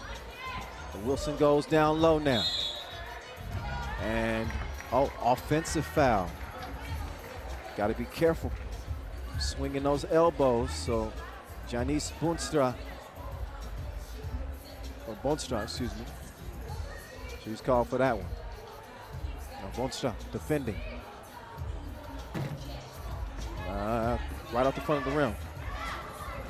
So a narrow miss and another miss, but a foul before the shot.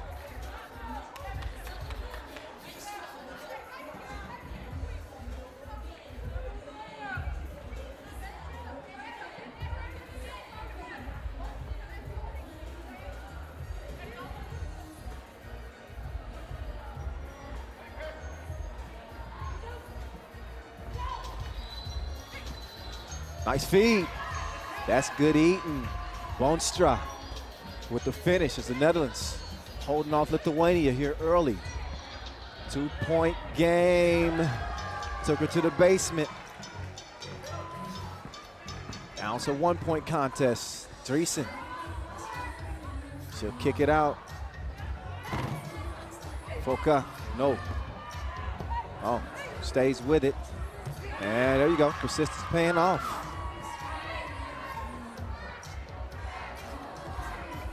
Back down low they go. Drop step game. That gets Dreesen in a little bit of trouble. So she fouls in the process of the shot. Sakevi Chute will now step up and shoot one.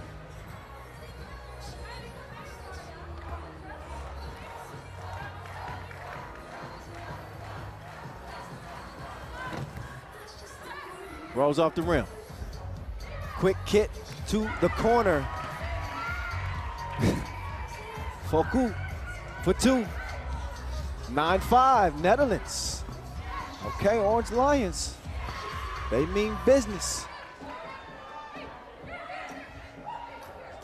Dreesen down low to the Dutch. She's tough down there. Can she finish? That is the question. It is answered. She can take her off the to-do list. She's done. 10-5. Netherlands playing like they backs against the wall, which they are.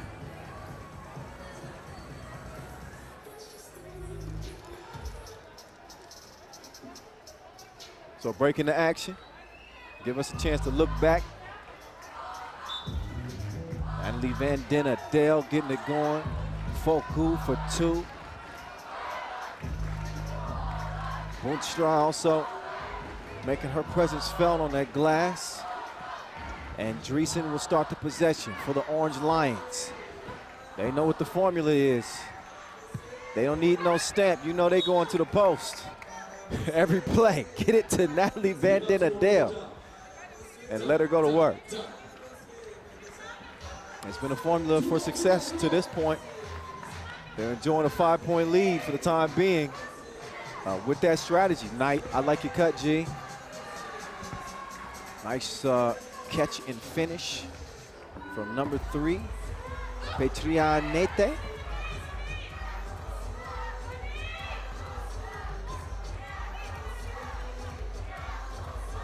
Oh, cross. Oh, Driesen, though, with the defense, sticking with her like a spray tan. Did they get that up in time? They did. That's going to count. The Duchess, Hezi, she's out of there. Left them like a bad relationship. 11-7. 4-point lead for the Netherlands. Just over 6 minutes to play. So far, so good. If you're watching from Holland, a lot of people on the edge of their seats. And again, a new look, kind of revamped Netherlands team as they start preparing for the Olympics in 2024. I keep wanting to call the Olympics the Tokyo Games. It's still fresh in my mind. I got my Olympic hangover still. Oh, Onstra managed to get out there and contest that shot. Getting some lockdown defense underneath. Stepped on the line. Out of bounds. So Lithuania not only trailing by 5, they got 6 fouls, so that means no more to give. Onstra, she's gonna hand it off. Foku. Gets her cookies took. Oh, come here. No. Stay where you are. Shots missed. Oh, and Natalie, I think she lost the handle on that.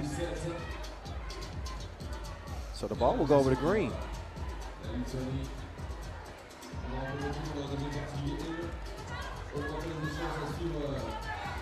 Natsi Skaite.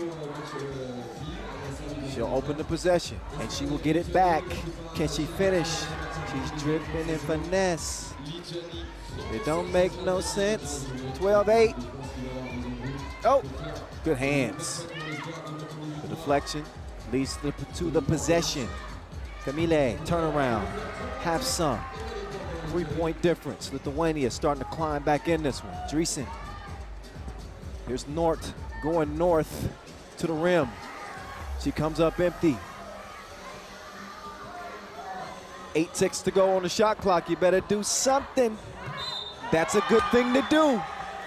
Bump and the bucket. So potential to get 2 the hard way from number double deuce. That's Agle Zapat Kaite.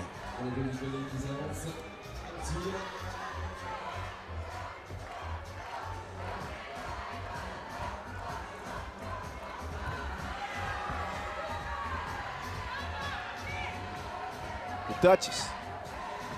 She's clocking in. It's time to go to work. Nort runs into a little turbulence on her way to the cup.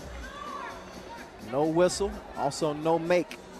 Score stays where it's at. It's 12-11.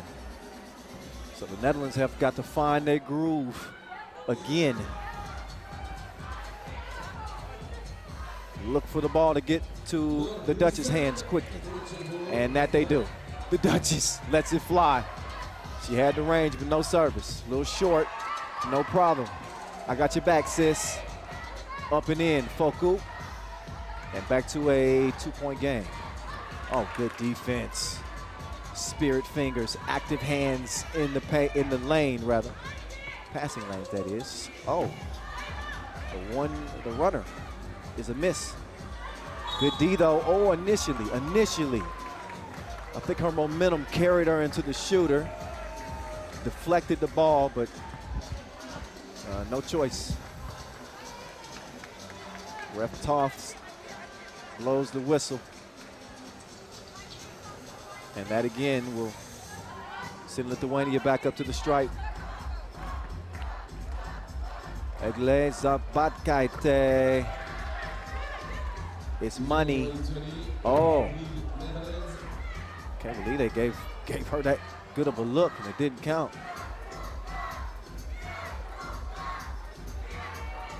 Oh, Camille. She came through dripping. Drip, drip. Oh, and a nice score underneath as an answer. 14-14. This game is starting to heat up like that leftover lasagna. 14-14. And Bonstra. She couldn't get faded that time. Too strong. I'm a multitasker.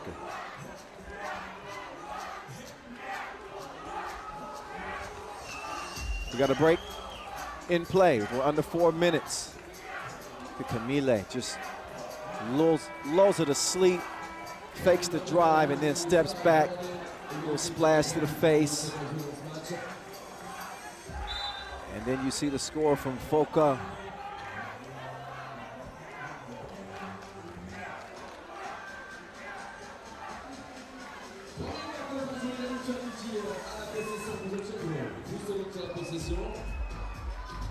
So we back to it, 3:25 and counting. The gals in green on the attack. That was going to be airmailed, express, right out of bounds, over to the Netherlands. Unless they got a hand on that, I don't think they did.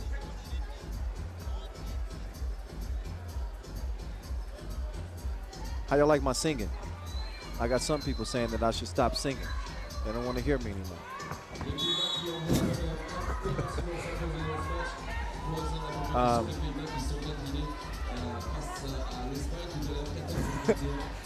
Our senior broadcast coordinator, he also just jumped in my ear and told me that he's sick of it too. So y'all can thank them for me not singing anymore the rest of the broadcast. So maybe I'll give out their social media so y'all can harass them. Tell them how much y'all like my singing. Huh? Maybe not. 15-14. Listen, I'm locked in. I'm paying attention. 2 free throws made. Bonstra. He's got the Netherlands in front by 2. Oh. Teresa goes down. Some strong interior play.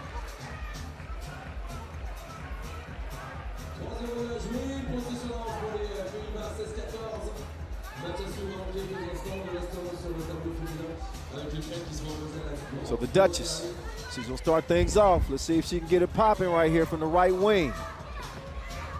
She goes left and she misses. That's a tough shot though. Oh, pass had a little bit too much heat on it. Still plenty of time left in the shot clock, but they won't get to utilize it.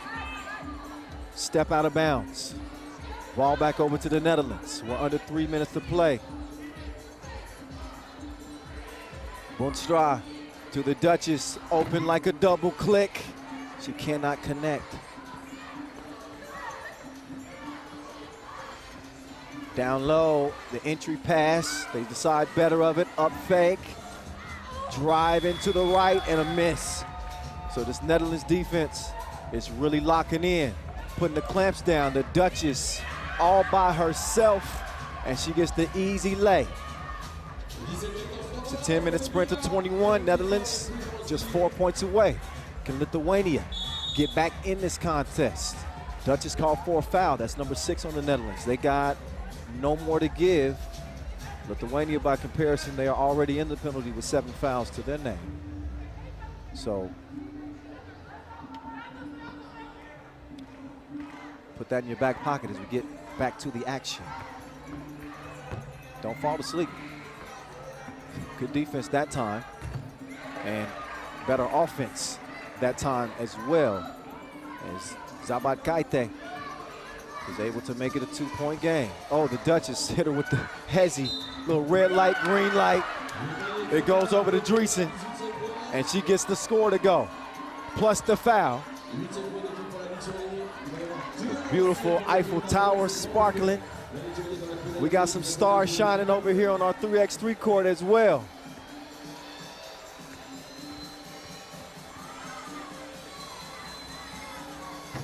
Oh, Nort. She's got to find a touch here from the stripe. Every possession is paramount here with under 2 minutes to play. It is crunch time. Abdomen. We're going to see who's got the guts to pull this out. 18-15. And Lithuania. They're still coming. The Green Machine within 2. The Duchess, dime time. She sets up Foka. Oh. Double cross. She can't be trusted. Put her on the bucket list. Camille, I see you. The Duchess now trying to get some get back. She says it's my turn. Not yet. Just over a minute now. Pool D on the women's side. Game 1.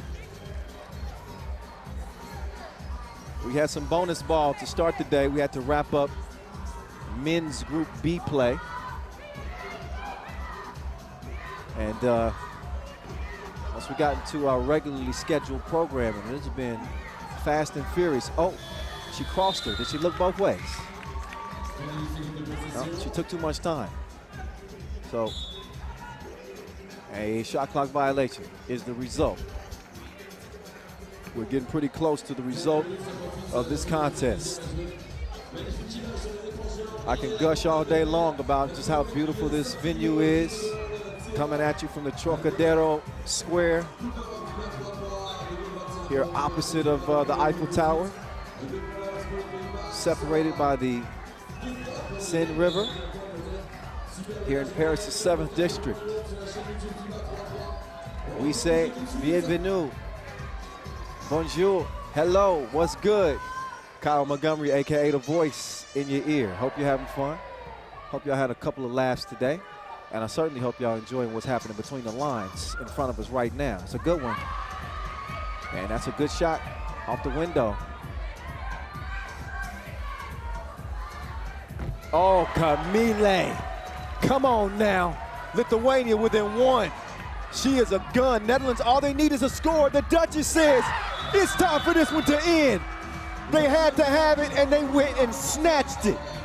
The Orange Lions with a 21-19 win over Lithuania that will keep them alive for the time being. We're going to see how this group plays out, obviously. Still some things to be settled, but the Netherlands able to bounce back after their earlier loss to Spain. So we'll now see if Lithuania can bounce back against maybe the hottest team in the women's competition, Spain, coming off that Montreal Masters win, and a dominant performance led by Sandra Igaravide. That win might be enough to get the Orange Lions a spot in the quarterfinals. We will soon find out. The Duchess getting some love on her way in the tunnel. Let's look back at the moving pictures. How did it go down? Well, this is how it went down. The Netherlands came out quick. Jumped out to an early 4-1 lead before Lithuania really started to get a spark.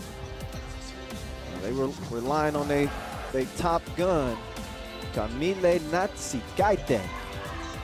She is a gifted offensive player. They kept her in the wraps for a bit, but when she got loose, she was giving them buckets. Meantime, I'm going to show some love, too, for the interior play from Boonstra, Janice Boonstra of the Netherlands. I thought she had a pretty good impact on the game as well. So a hard-fought victory for the Netherlands in a must-win situation. They go out and get it done despite Lithuania's best efforts. Lithuania's going to have to bring their very best against Estonia.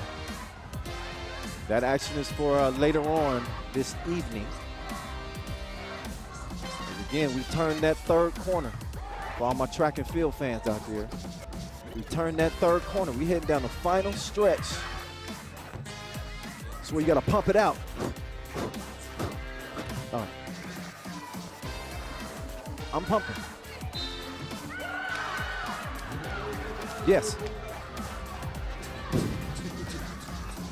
I just answered the question live.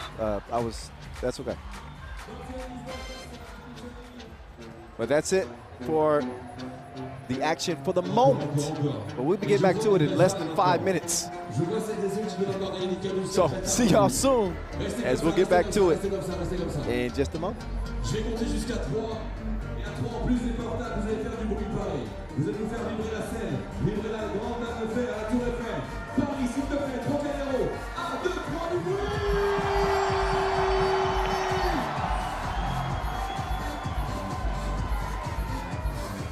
Tout le monde, tout le monde, tout le monde, tout le monde!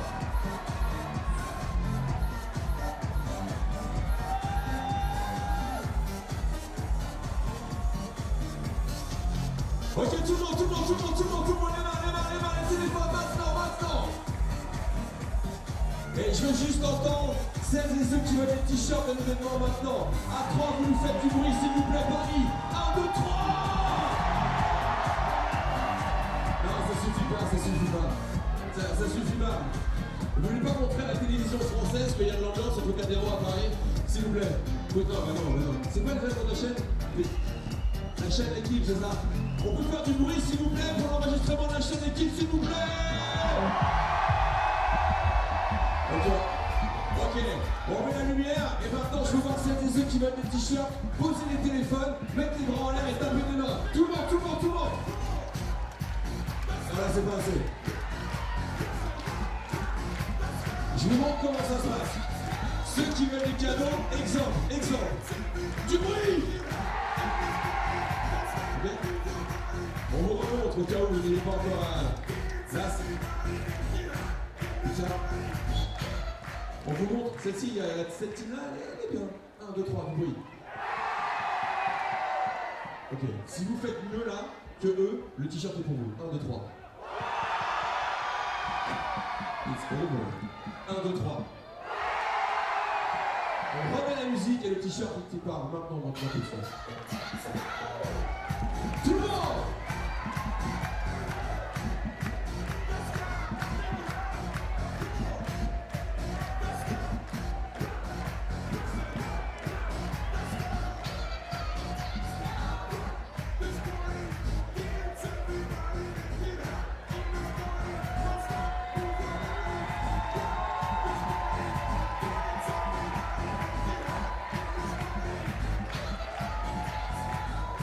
Ça va, bien?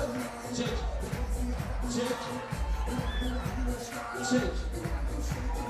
Ça va? Tu lances ou pas? Les mains, tout le monde! On fait un recheck? Check. Non, c'est pas ok. Pas la vache, faites du bruit, s'il vous plaît! Ça peut partir là-bas.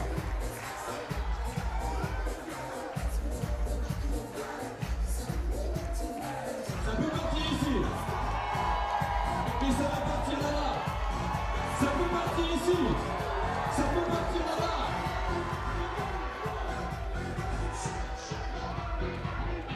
Ça part là ou pas?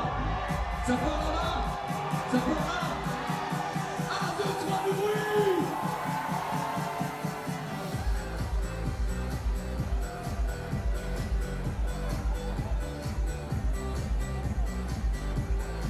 Le prochain match est dans quelques instants et on a encore plein de cadeaux à vous faire gagner pour ce très très bon public ici au Trocadéro de Paris.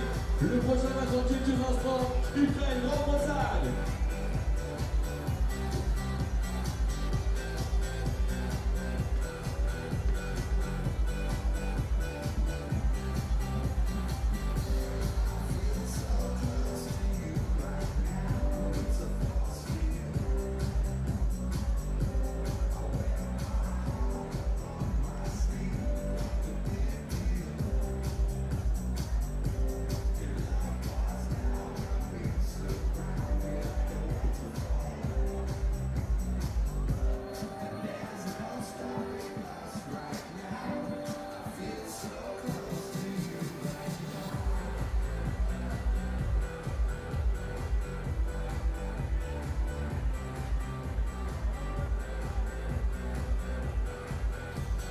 Prochain match dans quelques instants. Ukraine et Grande-Bretagne.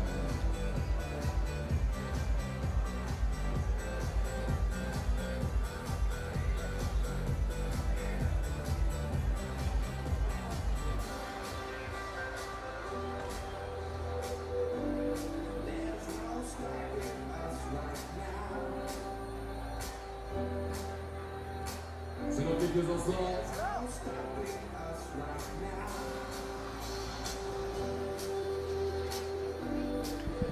All right, all right, all right. With no further ado, it's time to get back to 3x3 hoop. I'm sure y'all won't mind. What is good? A brief break, but I'm back. Kyle Montgomery, aka the voice of 3x3, back with you.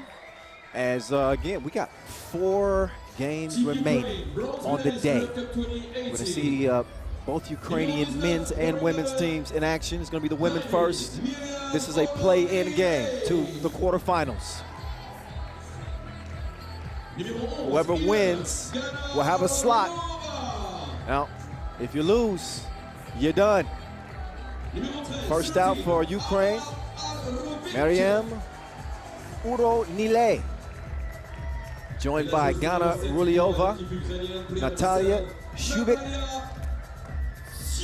and Anna Orovic.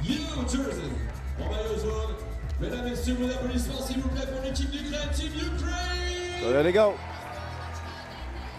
The quartet of Ukrainians, rocking the bright yellow get up. Then Lincoln strategizing before they head into this one. They got a tough test on their hands.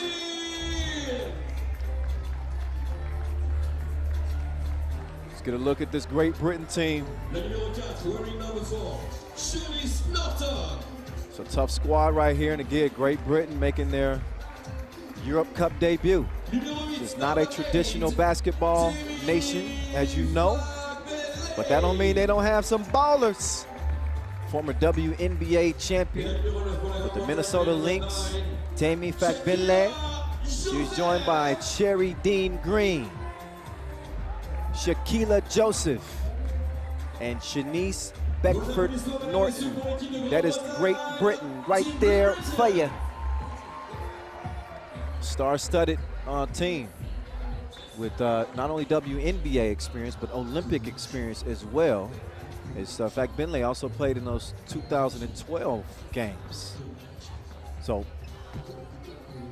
she brings that to the table. That obviously was not 3x3, but still representing for the national team with 5-on-5. Quite an accomplishment, and certainly being drafted in 2017 to the WNBA, going in the 3rd round. Also a lifetime accomplishment, and she's really the centerpiece of this Great Britain team. Although I do think that Cherry Dean Green has a chance to be an X factor. She was dominant in terms of establishing post position. Even in a loss, I still think they showed some great flashes. Now, who can put it all together for 10 minutes? That's the question. There's Tammy right there. Fakbinle. Still plenty of game. She transitions to 3x3. And trying to give our folks back home something to smile about. They certainly would be cheesing if they can make their way to day 3. But the quarterfinals are reserved for the best of the best. Top 2 from each group move on. And it's always an odd team out. We're going to see which one that is once the clock hits 0. 6, 5, 4, 2, 1. 3, 2, 1. Is that right? All right. Forgive me if it wasn't. It don't matter now. The game is on. Let's get to it. Beckford down low. Fakbinle making her move to the left, but missed it.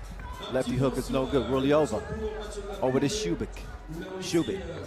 Right to left cross. Faded. Good shot. Fade left. Beckford. Oh, behind the back like a brazier hook. 1-to-1 after the finish. Ruliova. And that's Olkovic defending. Fagbinlay doing her thing. Oh, missed it.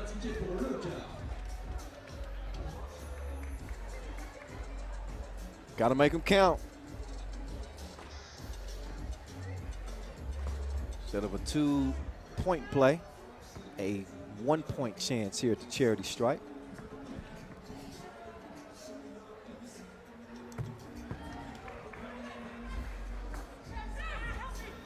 Already over. Takes the package and delivers in the post. 3-2. Ukraine in front. Not only the more experienced team, but they are more accomplished too. Bronze medalist in 2017. Good pass. Easy money for Joseph. And good D there by Binlay with the thievery. Beckford. Gone in a blink. This will be her new nickname. She's able to draw the foul on the drive.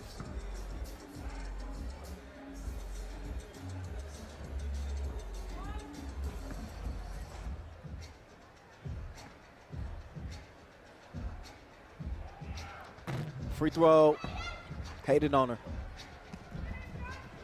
Shubik waiting for it back. Shubik will get it back. Ooh. Little hezzy step before she eventually got to the rim. Scores back even at 4-piece. Beckford lofted it down low. Fagbinlay, it's a bucket. Shubik, nice cut. She puts the round thing in the round thing. Now can she D up? No, oh, Fagbinlay just missed that. That was a mismatch, easy opportunity. Yeah. Probably should have passed that one, but we all make our choices.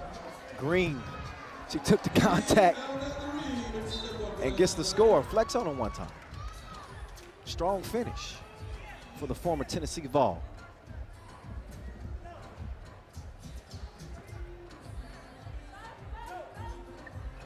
Fagbinlay trying to go to work on Ruliova. She decides to give it up, only to get it back. Repost, no, wait, they give it to Green instead. Green, she's got the green light. I said I was gonna stop singing. I wasn't done yet. Let's hope that's the last little singing moment that I had, all right? 7-5. Green. You know what else? Oh, well, green isn't money from the stripe. Now, ooh, almost tipped away. Look at the aggressive defense here. Up in her personal business. Give me some space. Joseph front rimmed it. Ruliova very smartly lets it go out of bounds. So you have a few extra seconds to breathe. So important in 3x3 because it's such a demanding game from a physical standpoint, and even mentally when you get late in games. It's that physical attrition that often makes players make some mental mistakes. But there's no breathing. There's no breathers in a 10-minute sprint, 12-second shot clocks. Joseph. If you don't succeed, try again. She's going to hopefully get another try down low. Instead though, Shubik is going to answer. She gets the double dip, and it's 7-all. This is a play-in game again to the quarterfinals. Game 2 in Pool B.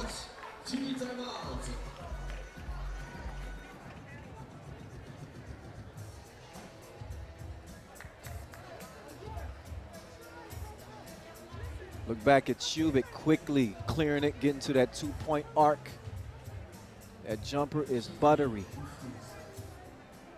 And how about the strength from Green?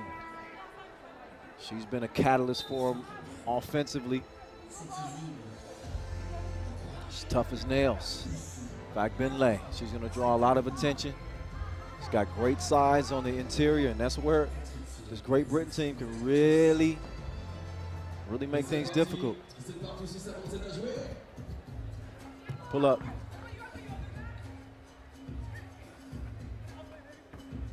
Green, get your weight up. Olkovic is down. Green hadn't even looked over her shoulder yet. Like, that's just roadkill. I don't care nothing about that. But certainly hoping that Olchovic is okay. Don't get me wrong. She's kind of hobbled as she moves off the court. She might have took a shot to the abdomen. But hey, spot in the quarterfinals is on the line right now. It's going to get physical. You got to get ready. They weren't ready for Shubik. She gets an easy score on the inside. Now, can she hold her own? No. But she can make up for it, and she does. She knocks down the double from the right side. Fagbinlay going to the drop step game. Rulyova was not having it. That is sound defense, never left her feet, hands straight up. That's textbook. That's good coaching. 10-9 contest. We're almost 4 minutes in.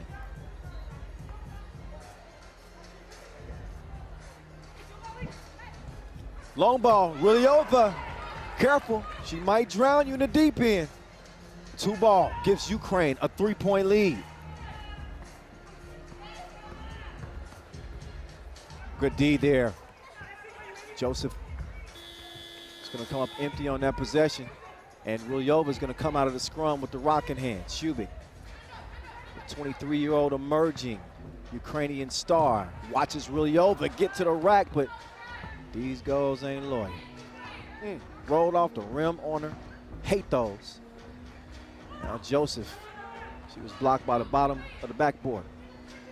No defense necessary. Shubik, good look, but Joseph had it snuffed out. He's going to tip that one out of bounds, and that'll leave 6 seconds on the shot clock for Ukraine to get something up.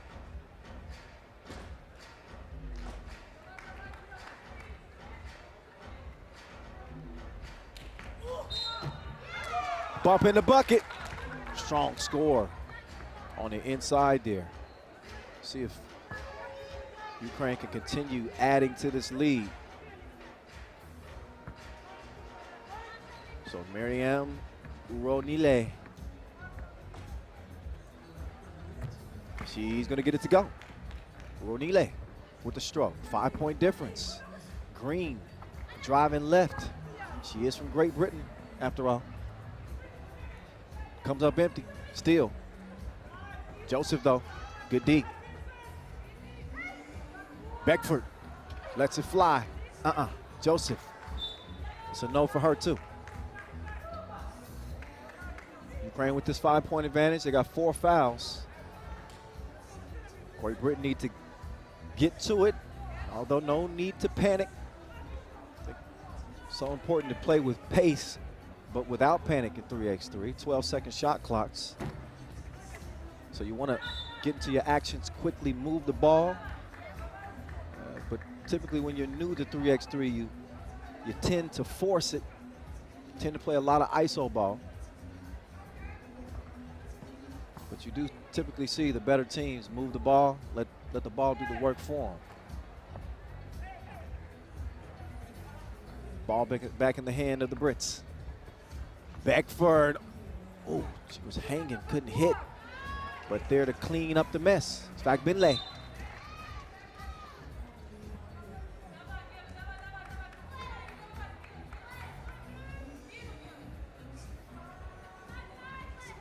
Olchovic with Joseph all in her face. Oh, Rulyova skipped down to the paint. Fadeaway halfway down before it came out. Now Joseph trying to establish post position, but the pass from Beckford is off the mark. Rulyova couldn't give her a stroke from deep, so stays where it's at. 14-10 after both teams trade misses on offensive possessions.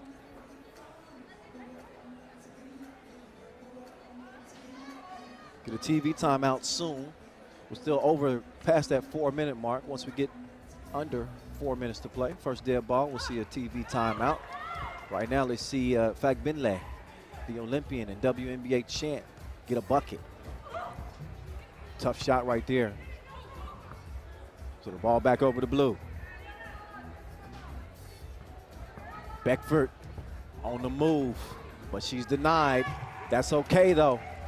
I got your back, sis. Fagbinlay is there to clean it up. Beckford then called for the foul. In the process of the shot. TV timeout.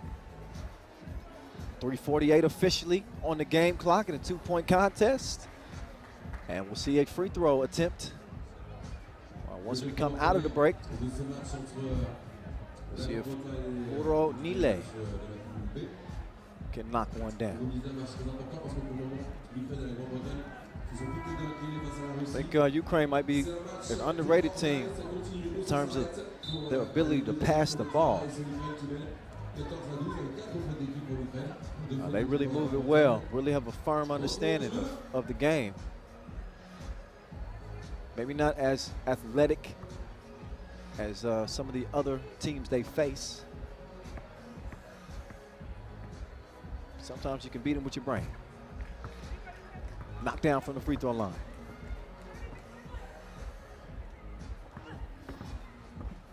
Back Benley, trying to go to work on Ruliova. Now it's Joseph's turn. She's got 2 to shoot. Got to get it up. She does. It's Kevin Hart, though. Short. 3-point difference between the two. Fact Benley. Joseph. Bottoms.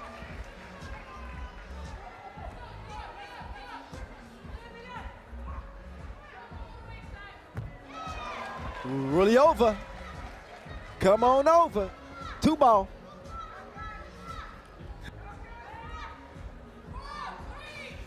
Here comes Joseph. Moving left. No bucket. Not that time. Green.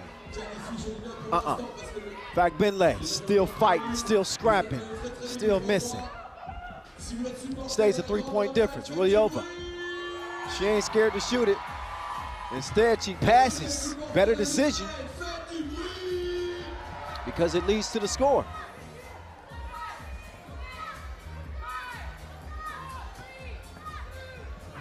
Oh, off balance. Like Benley couldn't get the lay to go. 18-14. Can Great Britain climb back in this and make it interesting here with 2:20 to play? Good defense. Joseph with the swat. Back down low. Fact Benley on the drive like a Lyft employee. Gets her team within 3.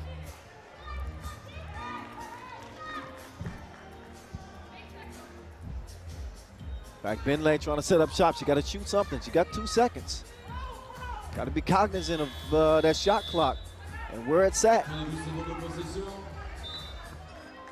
Not a contest that's out of reach, by the way, for Great Britain.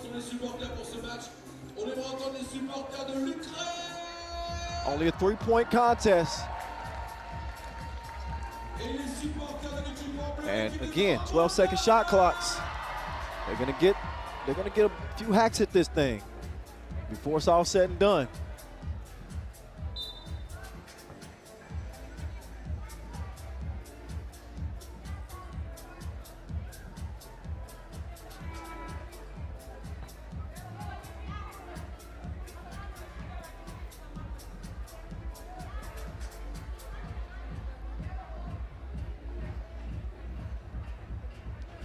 .149 officially left in this Pool B action on the ladies' side. Ruliova, muscle milk. Gain possession for Ukraine. They could win it with a 2. Olkovic, up fake, quick step. No choice but to foul her.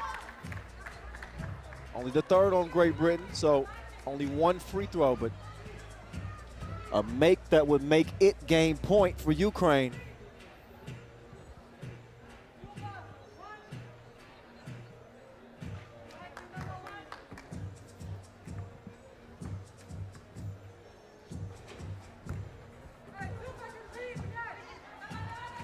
It's a miss, 19-15. The door's still open. Beckford, quick step, but a wild shot. Joseph's got Fact Benley down there on the block. Now Beckford, 4 seconds. Joseph, got to shoot it. She gets behind the 2-point line. That was a high IQ play. She knew they needed a two-piece, and she knew she was up against the gun in terms of the shot clock. Knocked it down, and it's a 2-point game. The energy's gonna ratchet up if Great Britain can get a two to fall again. No need to force it. Beckford forcing a tough layup attempt. Shot clock violation, touch nothing. So with 37 seconds left in this game, it is far from over. So you're saying there's a chance? Yeah, I'm saying there's a chance. Juste pour vous dire, si vous tapez les mains maintenant, il y a les t-shirts qui arrivent juste après. Ah bah tout de suite, forcément, il y a du mot. Ukraine trying to put them away. Rulyova opts to pass up for two, and instead she passes the defense.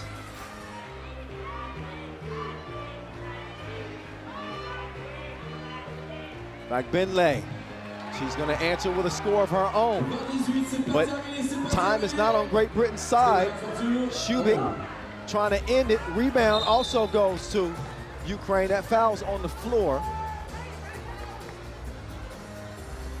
And this is one of those situations, if you're Great Britain, that you kind of wish you were in the penalty, because they still got 2 more fouls to give, which is very likely going to at least tick off up to 5 seconds of the 10 seconds remaining on the game clock.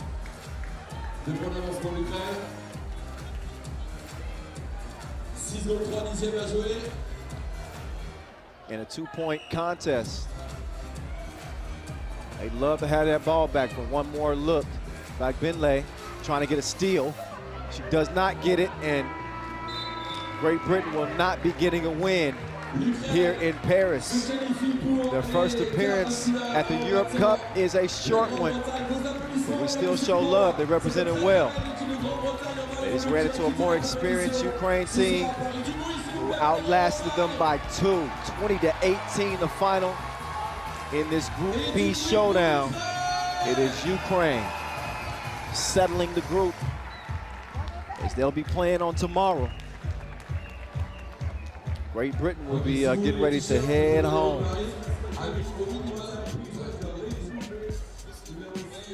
So let's look back at how it went down.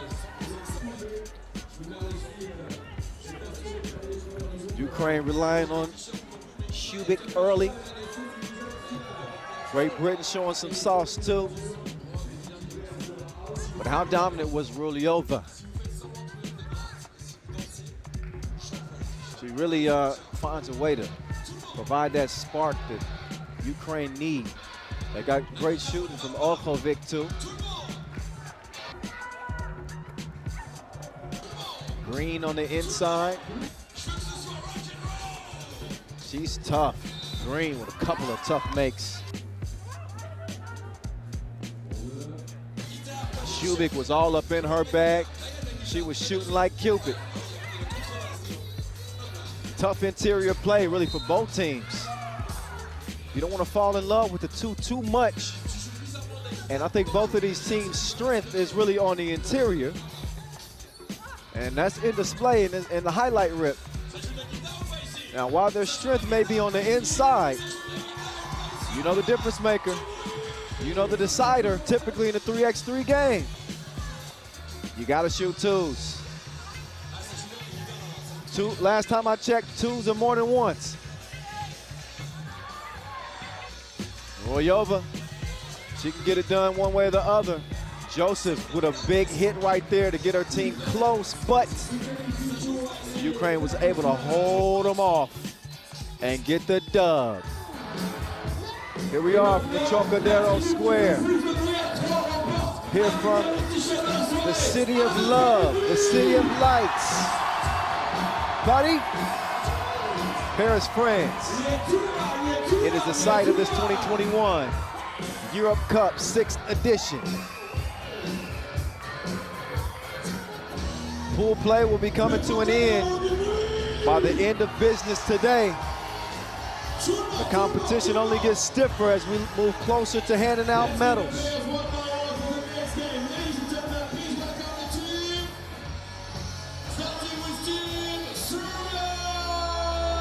So earlier we saw Russia beat Ukraine and also beat Great Britain. They're 2-0. They look locked and loaded heading into the quarterfinals.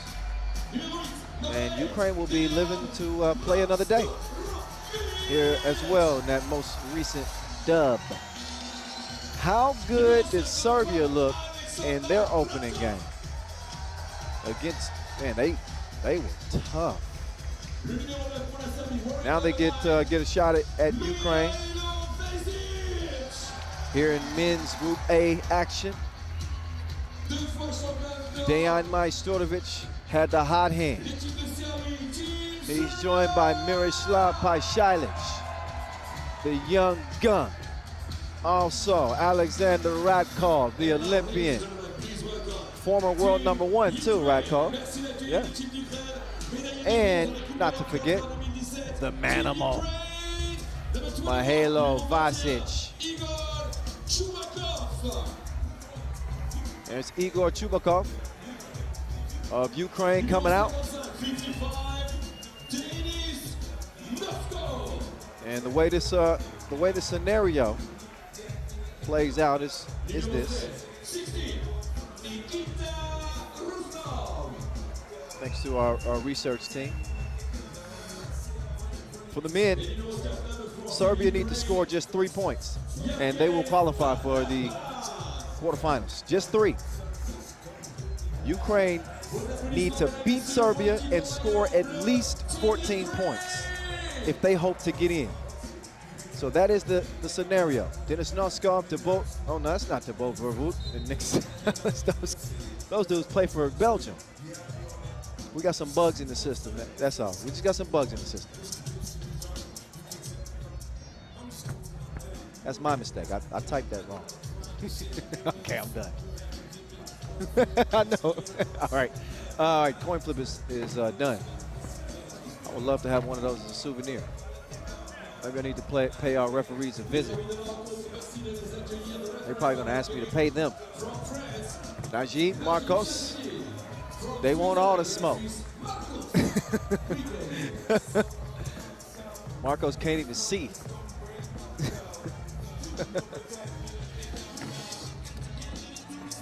Once the smoke clears, we're going to see who comes out on top in this one. Dejan Majstorovic's right hand might still be smoking because my man was ablaze earlier today. Not only in the 2-point shootout qualifier where he made 9 of 10 shots, believe it or not. He also came out and did his thing against Belgium in Serbia's first win. So Belgium, who just barely outlasted Ukraine, they beat them by 1. They still put themselves in position to move on to play day 2. Unless Ukraine win against Serbia and score at least 14 points.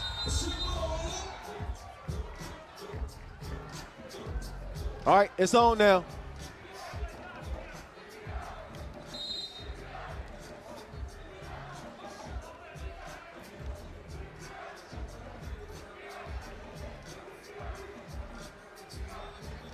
Quick foul on Serbia. Over to Ukraine. Roslov making his move. And another foul. 2 quick ones on Serbia. Kind of makes you wonder, is it a part of their strategy to foul early? This happens nearly every game. What also seems to happen every game is they manage to get it together.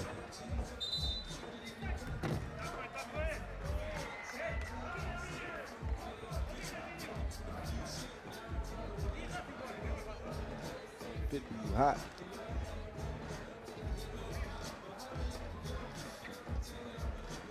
Miroslav Pajsilic leaves his feet. He gets it to the manimal.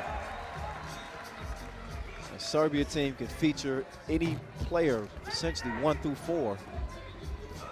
Well, Pajsilic has been a man on a mission He can very easily be the guy that takes a game over by himself. Dare I say, a younger Dusan Bullet. Well, that's the role he's kind of filling.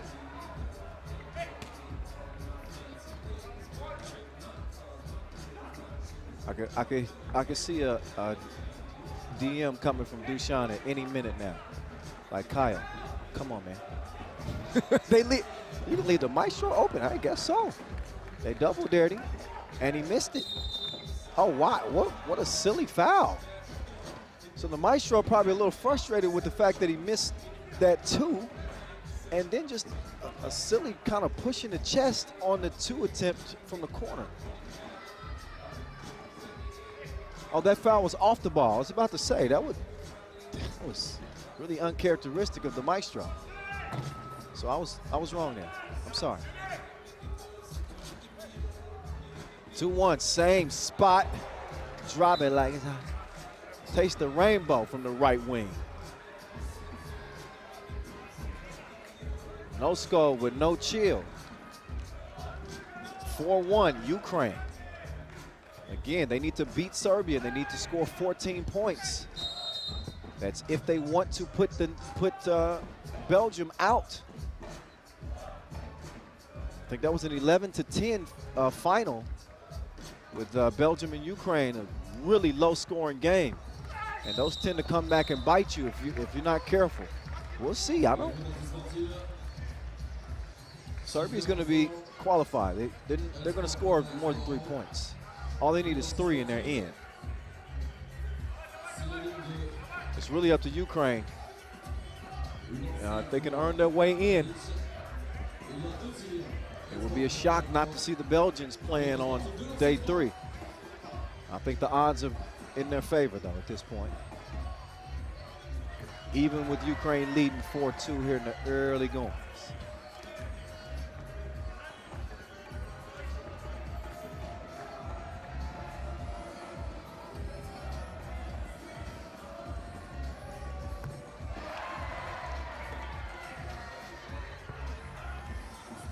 One-point game, 4-3.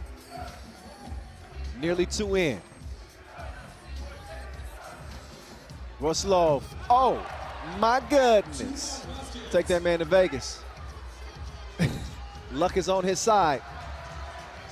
He needs to find some defense, though. Vasquez with the bucket on the interior. Oh, Radkov hitting the deck. He got some help getting there. Balaban put him on his wallet.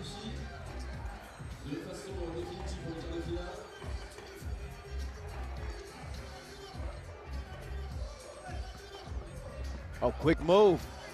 Spin cycle. No, couldn't finish it at the rim. Radkov, he's fouled, tracking down the rebound. Talking about Serbia being in foul trouble early. It's Ukraine. We are 2 minutes and 11 seconds in. They got 6 fouls. No more to give. The Maestro called for the offensive foul. He said, no. He gave Ref Najib the Kimbe Mutombo finger wag. It's not going to change the call.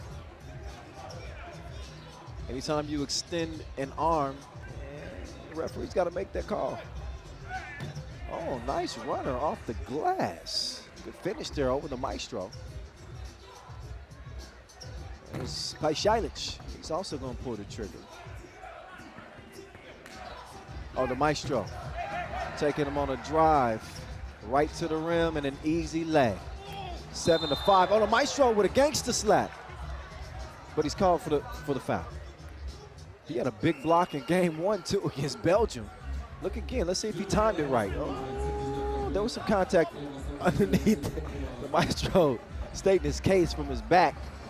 Like, come on.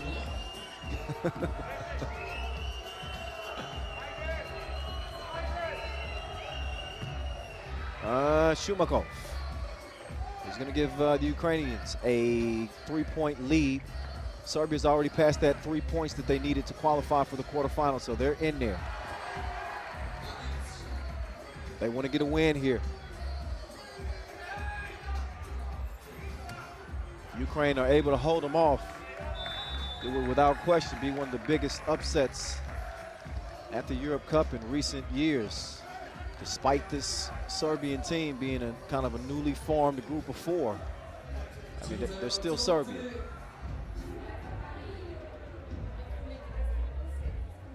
They have a certain pedigree when it comes to national competitions. Again, in case you didn't know, Serbia, your two-time reigning Europe Cup champions, 2018 and 2019.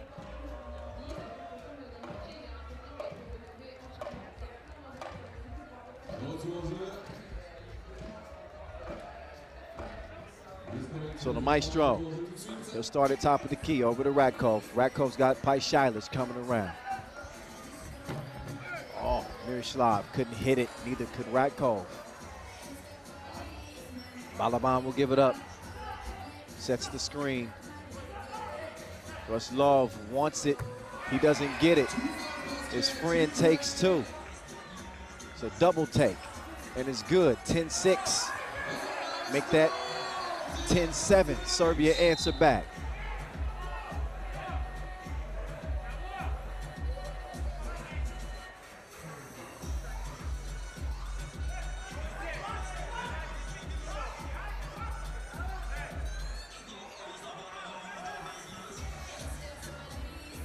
Noskov will open the possession. Ruslov. Oh, has he? Left Vasic, but he couldn't finish it at the rim, and then Vasquez is fouled. Balaban. Too much contact, and yeah, just like that. That's a 7th foul on Ukraine. Still with 6 minutes to play. This is where they could kind of shoot themselves in the foot if they're not careful. Serbia can climb back in it at the stripe. Serbia clearly not in the clear either, by the way. They got 16 fouls themselves. They aren't sitting pretty. And let's not forget, they're trailing this game by 3. Make that 2. Ruslov setting up from the logo. Vasic defending on a switch. Ruslov airballs it over to the maestro. Radkov to his longtime Lehman teammate. Easy breezy. And here comes Serbia as we start to approach that midway point. Not quite. 10-minute sprint. Got 6 minutes to go in this one.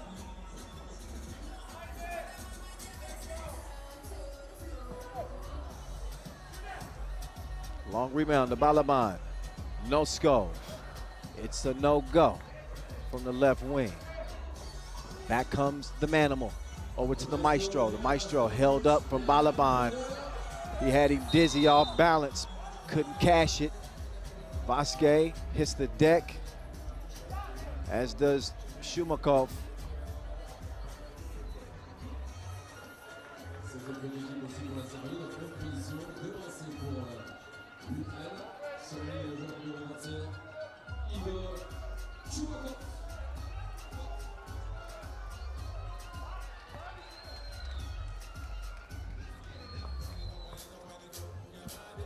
Shumakov. Try to get this back out to a 3-point game. Oh, too strong. By Shilic, try to keep it alive. Out of bounds off Serbia.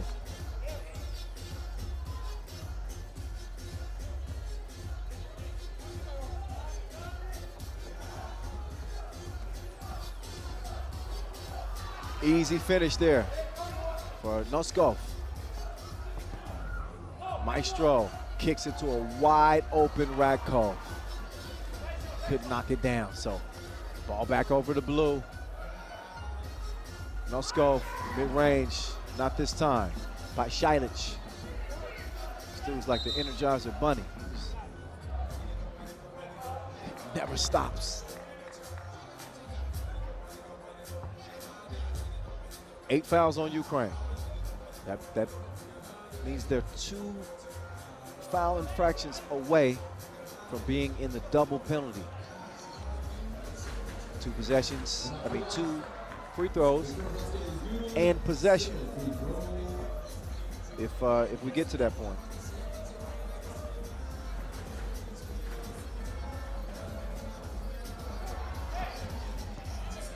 Missed opportunities at the stripe. Gotta have those. Serbia still trail it by 2. Russ Love shooting like Cupid. You gotta love that. 14-10. Pajcilic. Step back. You don't know me like that. The 2-piece. Keeps it at a 2-point distance. Kitchen was closed. Vasquez. Oh, Vasic called for the offensive foul. It's an 8th on Serbia as well. So both teams hacking like algae rhythm. Y'all know y'all saw Space Jam. 2-point game. And a 2-attempt. Russ Love is missed. Balaban, give me that. Take that with you. It's a bucket. Ukraine trying to pull off an upset here. Serbia still fighting. And again, only a 1-possession game, but this is a different looking Ukrainian team than we saw against Belgium. A team that managed only 10 points. Had 2 points through 5 minutes in that game. Let's look again at that last score. It's a 9th foul on Serbia, by the way. Puts Noskov on the line, shooting 2. First one is good. Ukraine moving in. So one of the 2 things that they needed to do to get to the quarterfinals has been done. They needed at least 14 points. They got that. But they have to beat Serbia if they want to get in. Obviously with Belgium beating them. Maestro was broke. Balaban battling. Scoring over Radkov. 17-13. Can you imagine how Belgium is feeling watching this game right now? Vasic, the manimal. He woke up in beast mode. Serbia not done yet. Their spot is safe.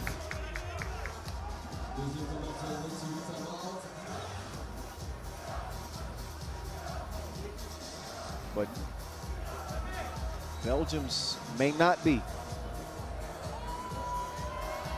If Ukraine can pull off a shocker, then Belgium would be out. They've reached the point stipulation with 17 already. They currently lead it by 3. And if they get to 21 before the Serbs do, that means Belgium is out, and both of these teams will represent Pool A as they'll head to the quarterfinals. We will see. 3:30 to go in this one. Maestro passes up to 2. Instead, he gets to the crib. Frito-Lay. And then the thievery. I'll take that, and you take this. Pajcilic. Oh, no, they take nothing. Took a tough shot.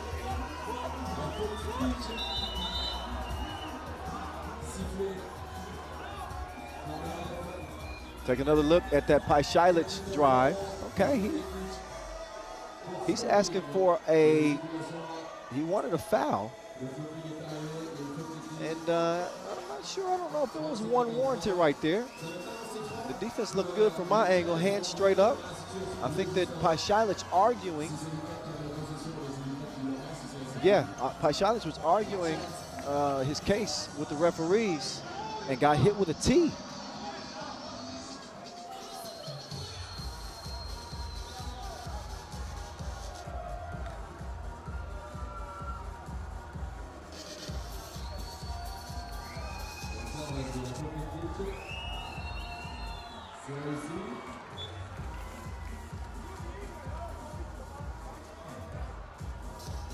Free throw is made. So thanks to Igor Shumakov, Ukraine is back out by 3. And they've got a Serbia team in all kinds of trouble from a foul standpoint. They're in the double penalty. With 3:14 to play, Ukraine is very much in the driver's seat. Game could change quickly though, because Ukraine is also in the penalty. So any foul on their part, 2 free throws from Serbia, which could easily make it a 1-point game. The jury is still out on this contest. From out deep, Russ Love is gonna miss it, but now he's gonna get it back in the corner. Skip pass down low to Balaban. Balaban elevates. He's gonna miss that turnaround hook. The maestro lets it fly, shreds the threads. Serbia within 1.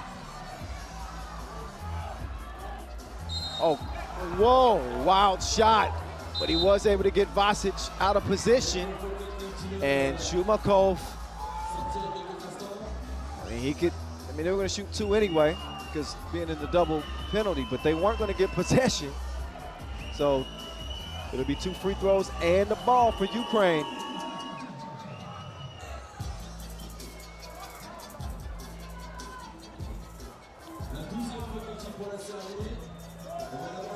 Shumakov. Got to compose himself. These are big free throws. And he makes the first of 2.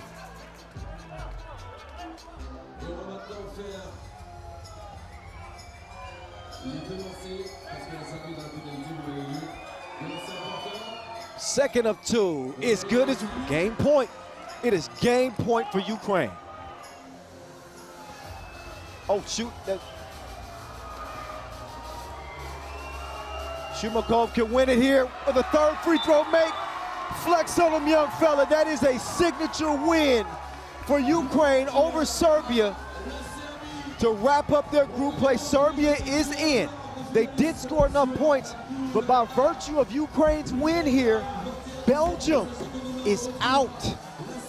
We will not see Belgium play in the quarterfinals. Ukraine, they get the win over Serbia, and by way of points, they are going to make their way to the quarterfinals. An improbable Ukrainian win against a heavily favored Serbian team. That was a foul beyond the 2-point arc, and they were in the double penalty. That is the reason why you saw the extra free throw. He would have had 1 more. But wow. A shocker here in front of the Eiffel Tower. So, well, we'll see Ukraine and we'll see Serbia playing tomorrow. It's goodbye to Belgium. Let's look back at the highlights in this one.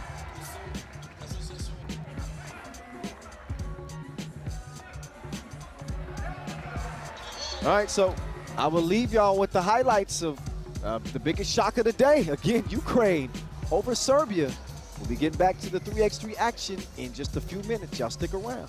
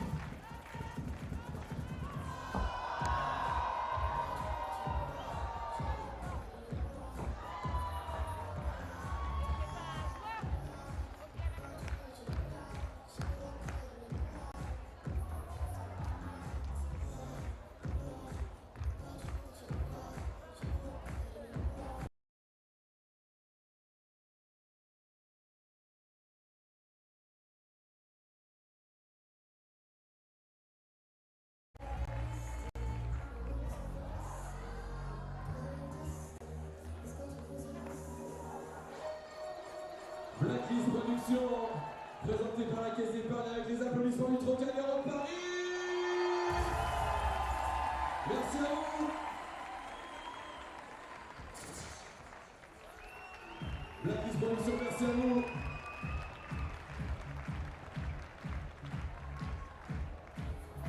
Les mains, tout le monde.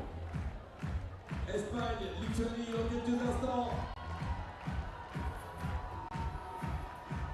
España, Lietuva, España. Mesdames et messieurs, merci d'accueillir les équipes pour le prochain match. Ladies and gentlemen, please welcome the team for the next game. Starting with Team Spain.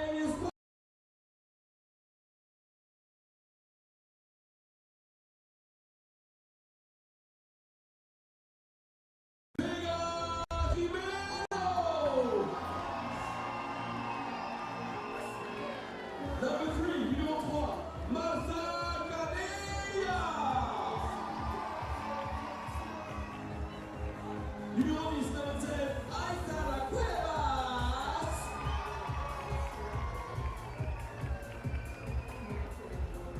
Et la numéro 13, number 13, Sandra Igueravine.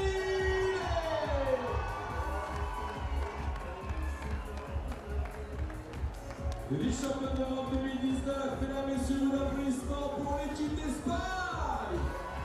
Viva! Viva!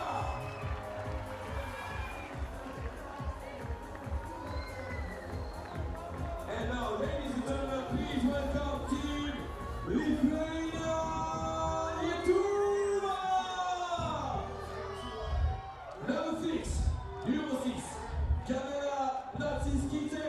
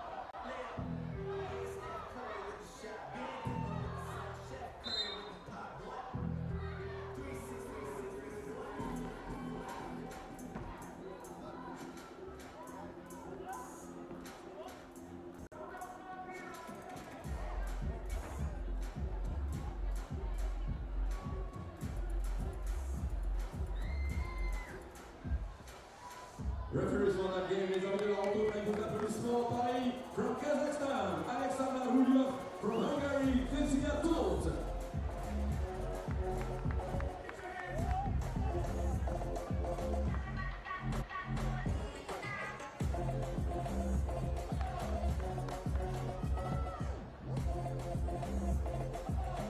Et il reste encore un match, et quel match qui nous attend tout à l'heure à 22h30, le dernier match de cette deuxième journée. La Lituanie est cette fois-ci chez les hommes. Lituanie-France, ce sera juste après ce match. L'équipe de France qui est déjà une victoire au compteur. C'est l'équipe de France qui gagne son prochain match à 22h30. Elle sera qualifiée pour les quarts et en plus elle terminera première dans la poule. C'est dans quelques instants.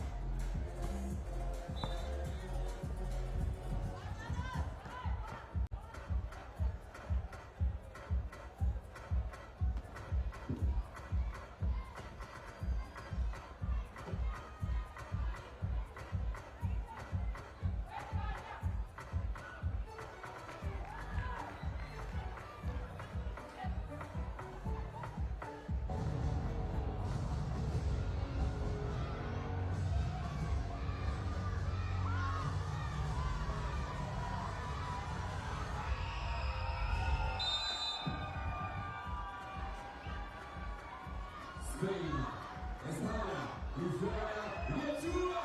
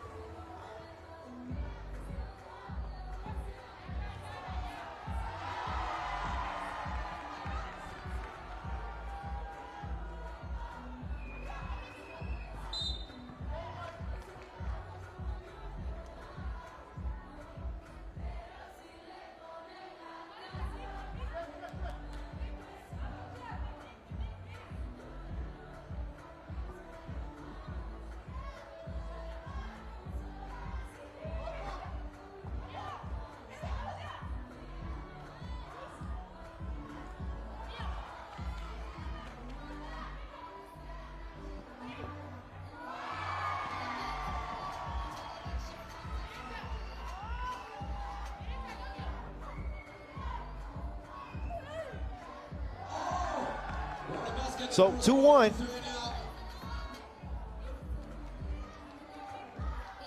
You know, I didn't realize y'all couldn't hear me. I've been talking for 2 minutes. My microphone.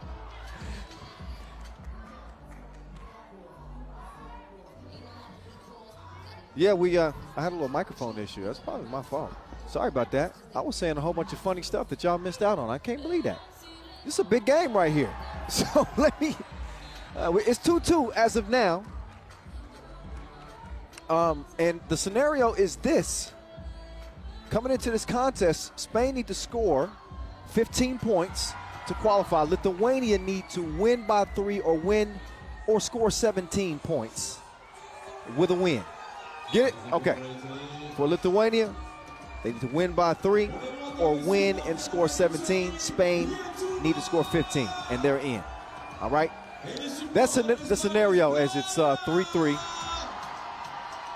And I am officially on the mic, even though I've been talking to myself for the first 2 minutes.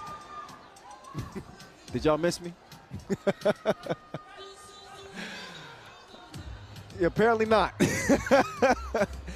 There's Igueravide trying to get it to Aitana. And that was deflected, playing a little football.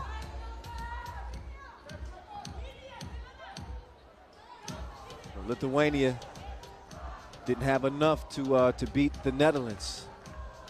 Credit the Dutch for really coming out, grinding out a win. Again, Spain is considered to be the class of the group, one of the favorites in the women's competition. There's your Lithuanian top gun right there. Camille, smooth as a baby's bottom.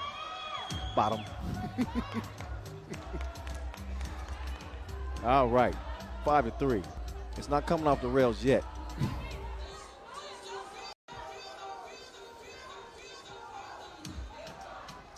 Oh, Lord. Oh, Camille with the lay. Nice move. 6-3, Lithuania out front. Take that back. Good defense. Let's see if it leads to some offense here. Shot, no, off target. So Kanea will give it up, get it up top. Aitana being harassed. She gives a little glare at the end of that play. Like, come on.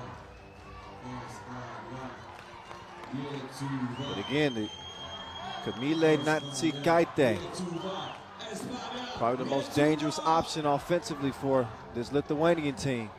She's got to match the firepower of that woman right there. She needs a warning label. She is dangerous. Sandra Igueravide has Spain within 2, though. They need 15 points to Spain. Lithuania need to win by at least 3 or score 17 and a win if they want to continue to play for a medal out here in Paris. Oh, that's a good look, but she back rimmed it. Ball finds its way to Igueravide, who quickly tries to get it to Aitana. That ball is tipped out of bounds, though, and the TV timeout. Good game to this point, and this is essentially an elimination. It is an elimination game, but it's like a quarterfinal before the quarterfinals. And right on cue, there's Camille. Took him to the dance floor and then hit him with the step back. When you draw that kind of attention, it's easy to set up open teammates. And there's the Lithuanian contingent right there. They are deep, representing. I see y'all. Can they help will them to a win? Lithuania represented on both the men's and women's side. Igueravide, she let it fly. Now it's Camille. She's gonna go to work right here.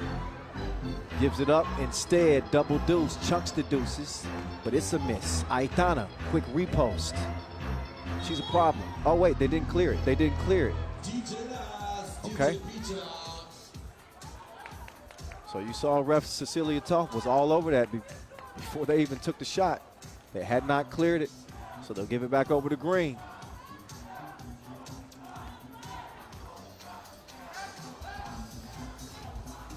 The pull-up. That's a narrow miss. Vega Jimeno is going to track down the cookie. Igedavide, what's she going to do with it? That's what she's going to do with it. She'll give you whatever scoop you want. It's vanilla.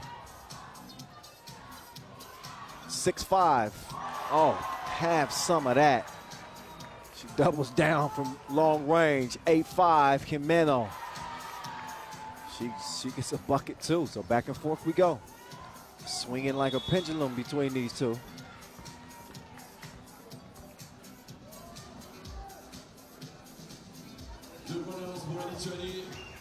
Lithuania doing a good job right out of the gates. They don't want to leave anything to chance here. Igedavide, she got places to go and buckets to get. She left them like a toxic relationship.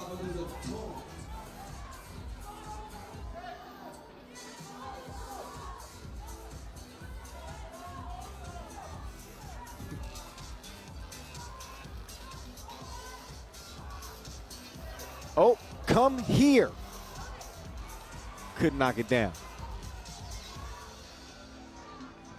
Oh, this Aitana. I like your cut, G. Nice precision pass, though, from Jimeno to set up the score.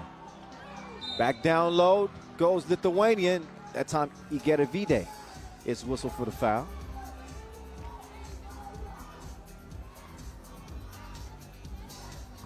And that will put Livia Sakevichute on the line to shoot one. And she knocks it down. So look for Lithuania. Continue to try to find opportunities for not only Sakevichute, but also Natsiskaite, who has been tough to stay in front of. She plays with a lot of confidence. She's on the bench right now, so arguably the two best players are off the floor. Igedavide also getting a rest. But a lot of balance, too. You got a lot of bucket getters out there. Kanea, she comes up empty. But Aitana, she's going to recover and score. 9-9 it is.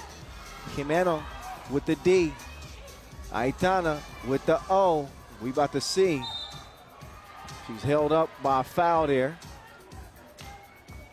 So Aitana Cuevas on this Spain team again, fresh off a Women's Series win in Montreal. 2 wins in the Women's Series here in 2021.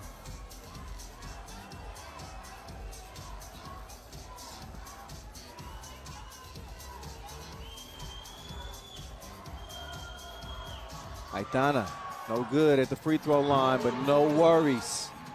There's Jimeno there to clean up the mess. Oh, look at that D. Aitana, good timing. Now late in the shot clock, got to get something up. Can she get to the rim in time? And that she does. That's Martina Petrianate. 5th foul, meantime, on Lithuania. Spain right behind them with 4. 10-10 contest. Little reminder, all Spain need is 15.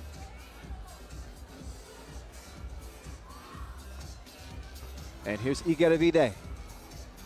Hell, she can get 15 by herself. Aitana, turn around, off the glass. Weight room might be necessary. Spain out front by just 1. And Lithuania, they got the shooters. But they don't get the shot. They got the shooters to make this interesting. That is for sure.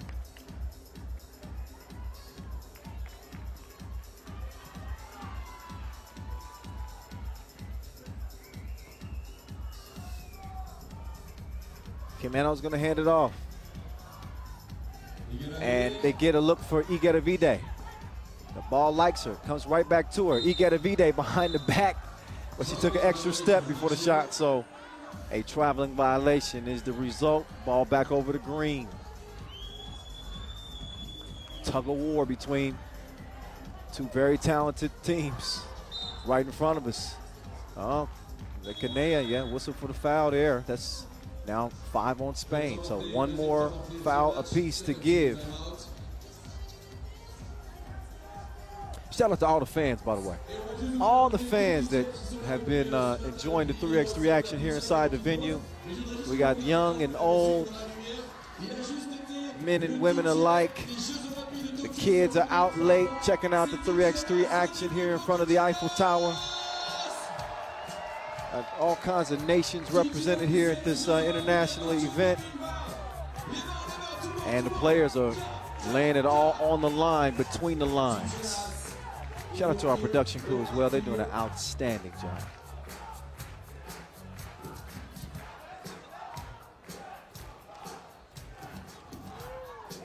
One-point game.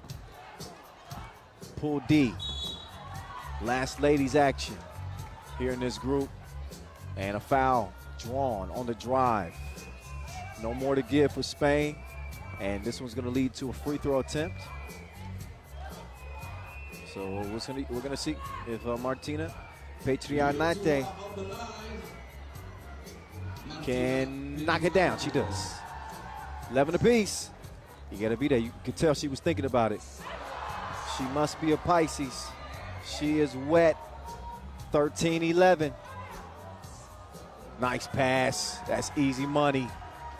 Nice two-woman game working there.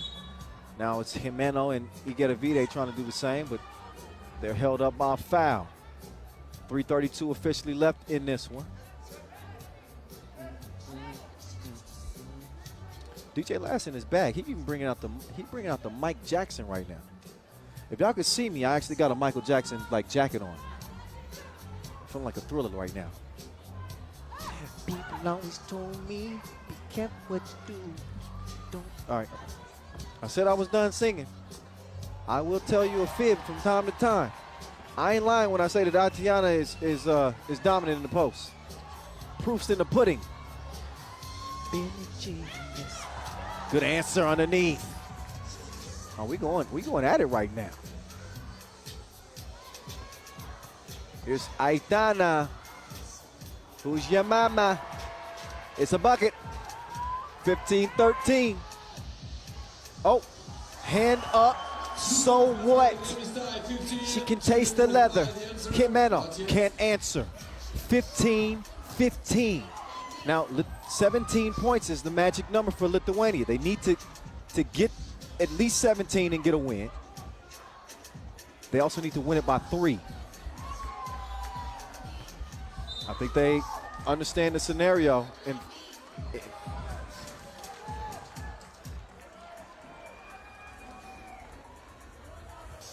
2:27 left. And Lithuania with an opportunity here to potentially take the lead. Camille Natsikaite. Cash money at the stripe. Second of 2. She calmly steps up and calmly strokes it. Be a big win for Lithuania if they can pull this out over Spain. They've already got 17. Igueravide. No. From my angle, that looked like it was going to be money. Instead, it's a miss. What a beautiful pass. What a setup. It was magnifique here in Paris as Jimeno gets her team within 1. Turnaround. Too strong. But it stays with Green. Recovered and scored. Martina getting the job done that time. It's a 2-point game and under 2 minutes to play.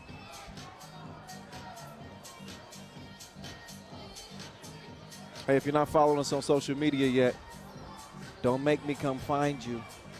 Do it. Do it now. At FIBA 3x3. At FIBA 3x3. That's everywhere, all the time. Use that hashtag 3x3 Europe, and we will love you even more. We're trying to get our follower game up. And you think I got some bars from time to time on the mic? Let me tell you, our media team got some. They got the bars. They got the bars. The captions and all that, check them out. Twitter, Instagram, Facebook, and TikTok at FIBA 3x3. Igueravide. Too much sauce on that 2 attempt. Ball comes back to her though. it always finds its way back. And E get a V-Day with the scoop-de-doo.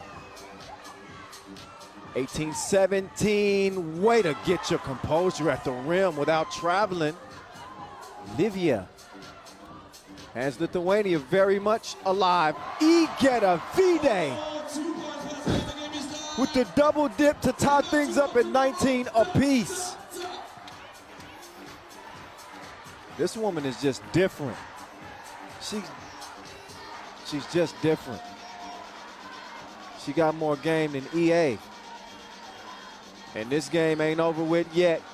19-19, buck 22. Oh, Camille almost lost that ball there. But this game will be over with a 2-ball. And here it is, right here, right now.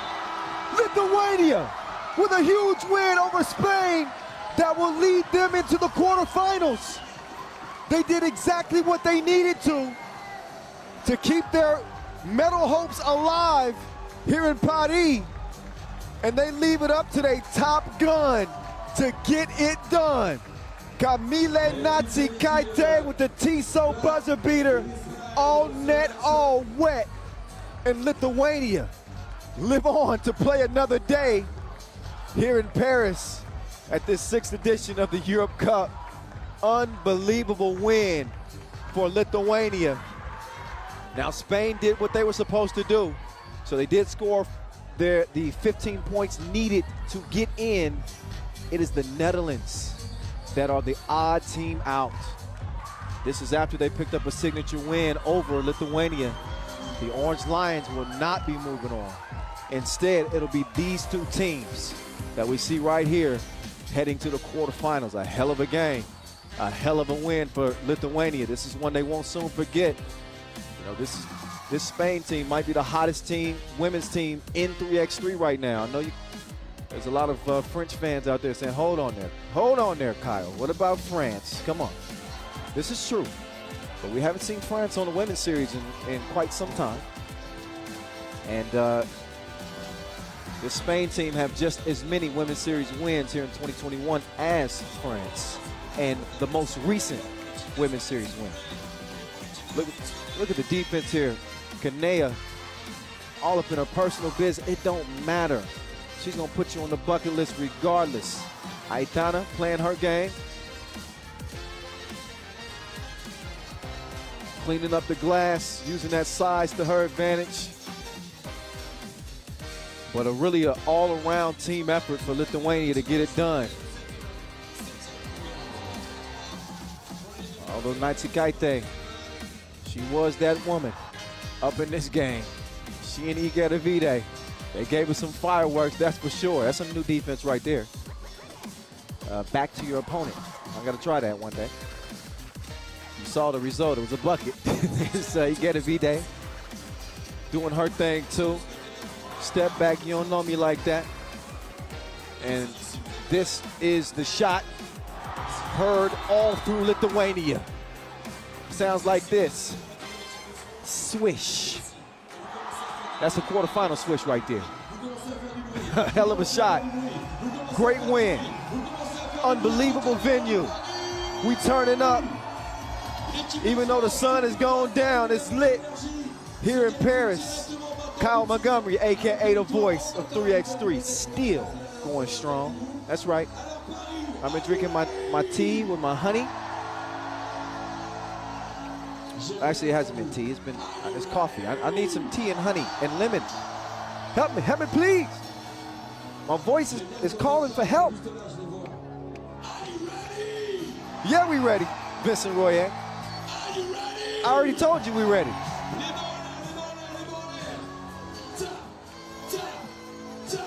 So you know what that means.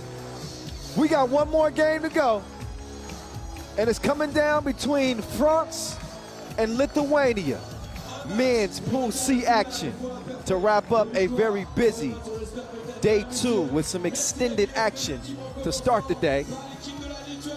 This will put it to bed.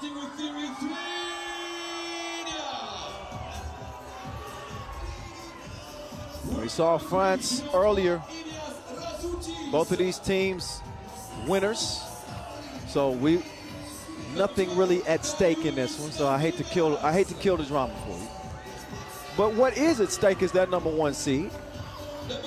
Although there are some that would argue that it doesn't matter who you play when you get to the quarterfinals. It's just everybody's going to play hard. The talent is fairly balanced once you get to that spot. But we'll see. Is it going to be France or is it going to be Lithuania who take the top spot out of the group? Austria is the odd squad out. And as you know, the top team from Group A will play the second team from C. The top team from C will play the second team from A. So that's something that they will be thinking about. Ukraine pulling off a huge upset over Serbia. And I believe that Ukraine is going to be the 1 seed out of that group. Just want to make sure they did get that win over Serbia. And they lost to Belgium by 1. So they come out of the tiebreaker with, 28 points total. I'd have to see exactly how many Serbia scored, but we will see exactly what the quarterfinal matchups will look like after we get through this final 10-minute sprint. You could call this a marathon of 10-minute sprints. 16 games today. And again, we're still going strong. That's not a complaint. I wish we had a few more games.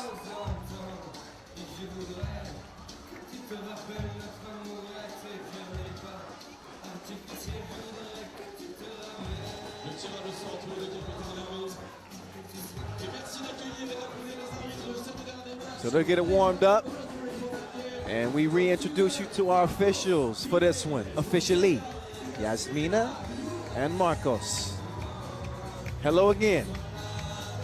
This game is in good hands, as is every contest.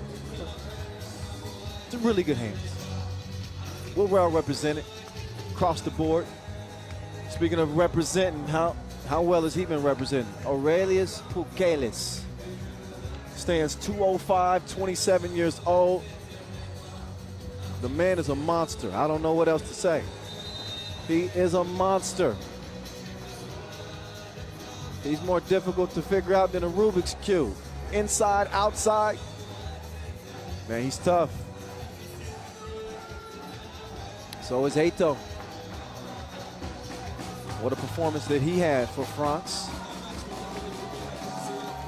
And their earlier win over Austria. I mean, he was on go mode from the very beginning, from the very outset.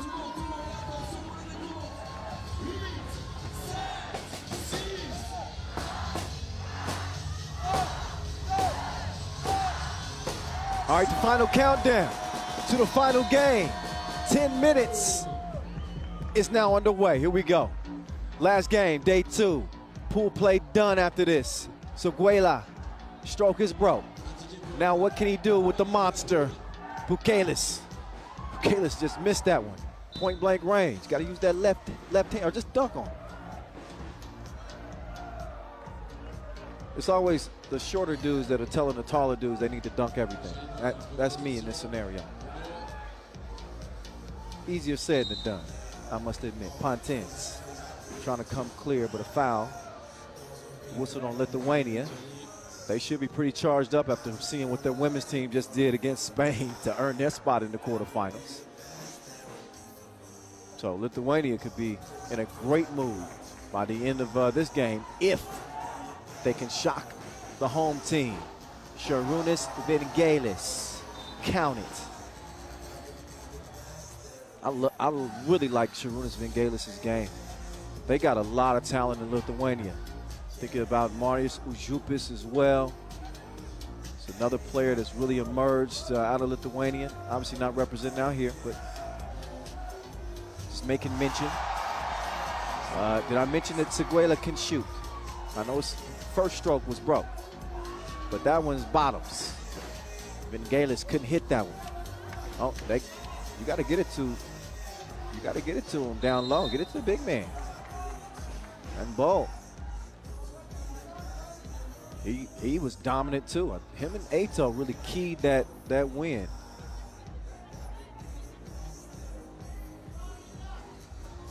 And again, France men 2019 silver medalists. Oh, it's dime time. What a beautiful setup. Sharing is caring, as they say. And you better get a hand up on Pukelis. He's a gun. 3-3. And Eto. Oh, look at the tip. 4-3. Then Galis forces one top of the key. And Bo. He's going to set up shop down low. And Vingalis, no choice but to foul.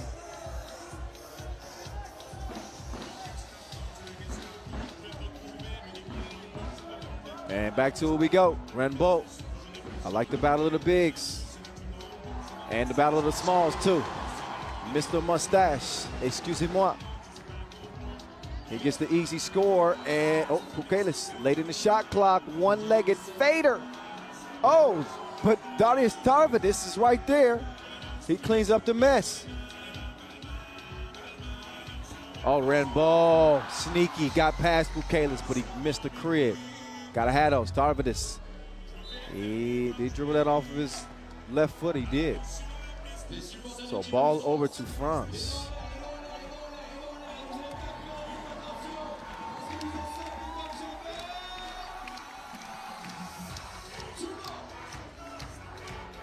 Can you tell it's turned up? Can you tell that it's lit? Especially the French fans. I don't think I've seen anybody leave yet. They've been down for the whole marathon today. Eto sets the table. Seguela cannot finish the meal.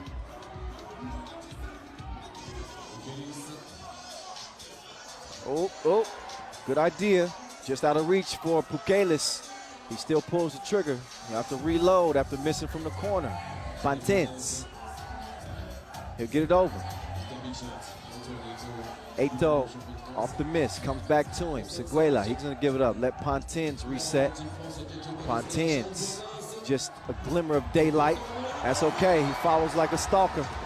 And he's rewarded with a lay. France leading 6-4.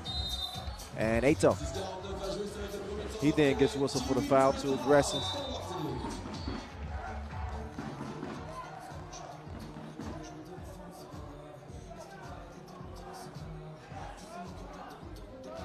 So our first break in the action as we are under 7 minutes. It's a TV timeout. France leading Lithuania 6-4.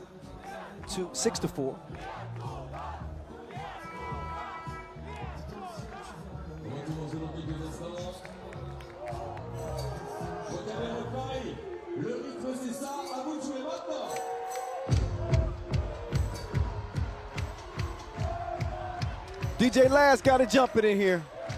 Shout out DJ Last, MC Vincent Royer.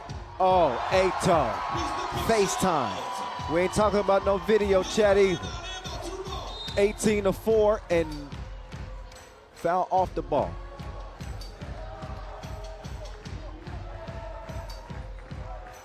A second on France. Is that a foul off the ball or 3 seconds? I'm not sure where that whistle came from. I gotta admit it. 1 of the 2. Tarvidis, speaking of 2, he chunks the deuces. It's true, 2 picks, and France lead it by a deuce. And Don Eto, Yusuf Bukele still wasn't having it. He's like, hey, I don't care if the whistle blew or not.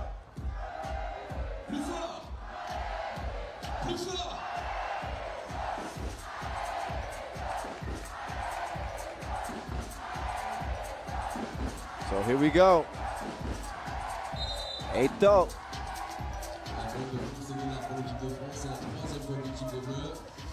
Eto's he's the one that's got the edge on this French team. Mr. Swag definitely walks with a little bit more bravado. Oh, There's some string music for you. Šarūnas Vingelis. All net, all wet. And it's 8 up as 8-toe. Chunks did do. 2-piece. 10-8. Pukelis setting up shop. Cross court. Vingelis. Quick draw McGraw. Not that time. Vingelis. Now to Pukelis. But they got caught camping in the paint. 3 in the key. It's a violation. Moving closer to that 5-minute mark. 5:39 left in this one. 2 teams that will be playing tomorrow. This is all about pride. This is all about seeding. Going into the quarterfinals, Eto. He doesn't get it on the first try, but he does go back door. Little Joe to the crib. Easy money. Les Bleus leading by 3. I believe that's 3. Seguela. Seguela spinning left and then right.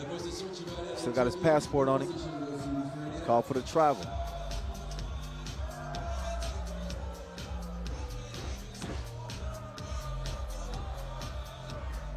Claudius Tarvidis with a little hezzy. Attacks the rack. But Renbo was not having that. Reached his hand in the cookie jar, and I think did he hit that off of Tarvidis? No, he did not. Still out of bounds off blue. That'll leave just 4 seconds to get a shot up. Vingelis trying to come free. The shot, though, is off target.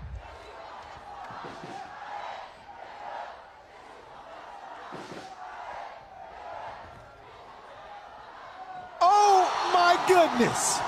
Mr. Mustache. That was crazier than catnip. He made that from behind the goal. Tarvidis kicks it. Oh, and a nice knockdown. So Razutis is able to get Lithuania within 1. Oh, Pontins nearly got the follow. But he's definitely got another addition to his mixtape, Mr. Mustache.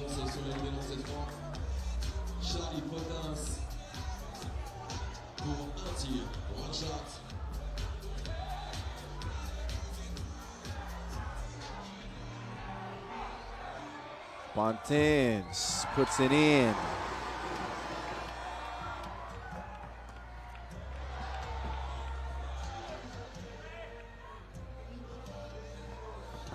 Pontins, oh, come on, don't do Pukelis like that. He passed it up.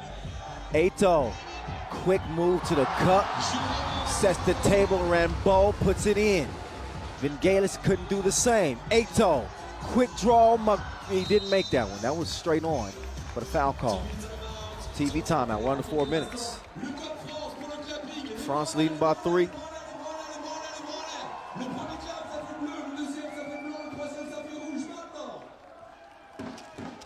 Another look at Pontins at that last shot. This is ridiculous. Come on, man. That dude has never lost a game of horse in his life. That's his go-to shot. French flags flying through the air. All our Parisians, the French and Lithuanians and Romanians and who else we got in the crowd? Serbians all around here.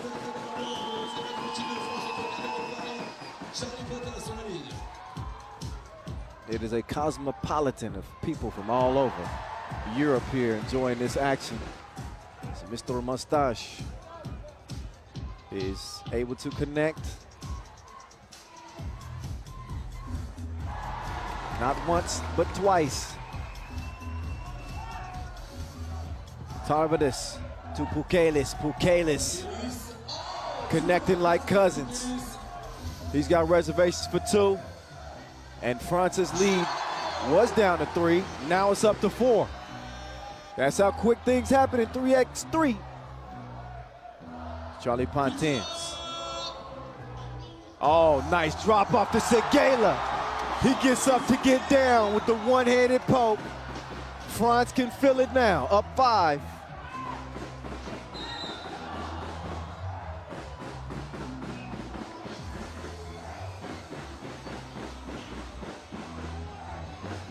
Another look at that, Seguela. Ooh la la. 18-13 is where it stands for the time being. That is until the free throw was made. Ignas Razutis. Another one is good. Lithuania not done yet.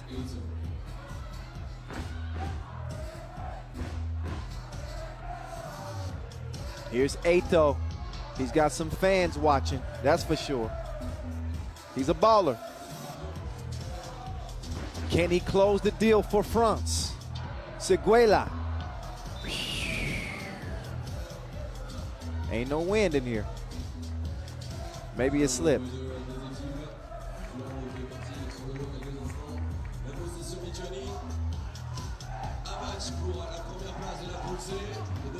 Bukeles. Nobody home. So he's going to test out the Skelter sports gear. It's still shaking. Feed down low. Seguela, oh yeah. Call for the walk. So he's going to have a seat. And a timeout on the floor. Lithuania in the penalty. Should mention that they do have 7 fouls. Look back at that last Bukeles. Smashing like 2 potatoes. And France lead it by 2. 2:30 left in the contest.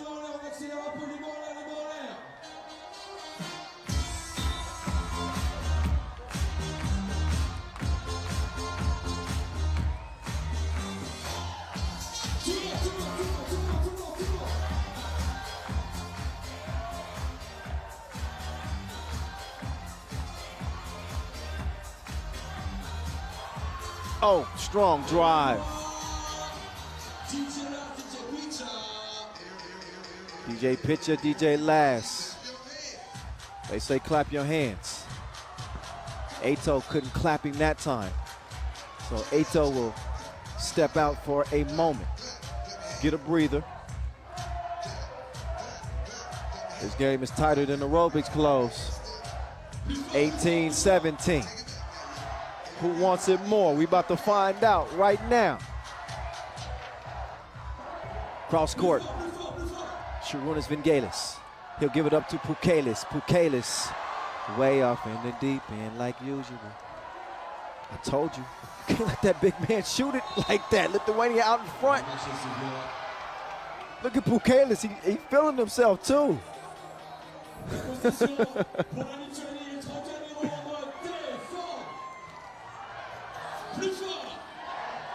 So let's see, Lithuania, they can win this game possession if they hit a 2.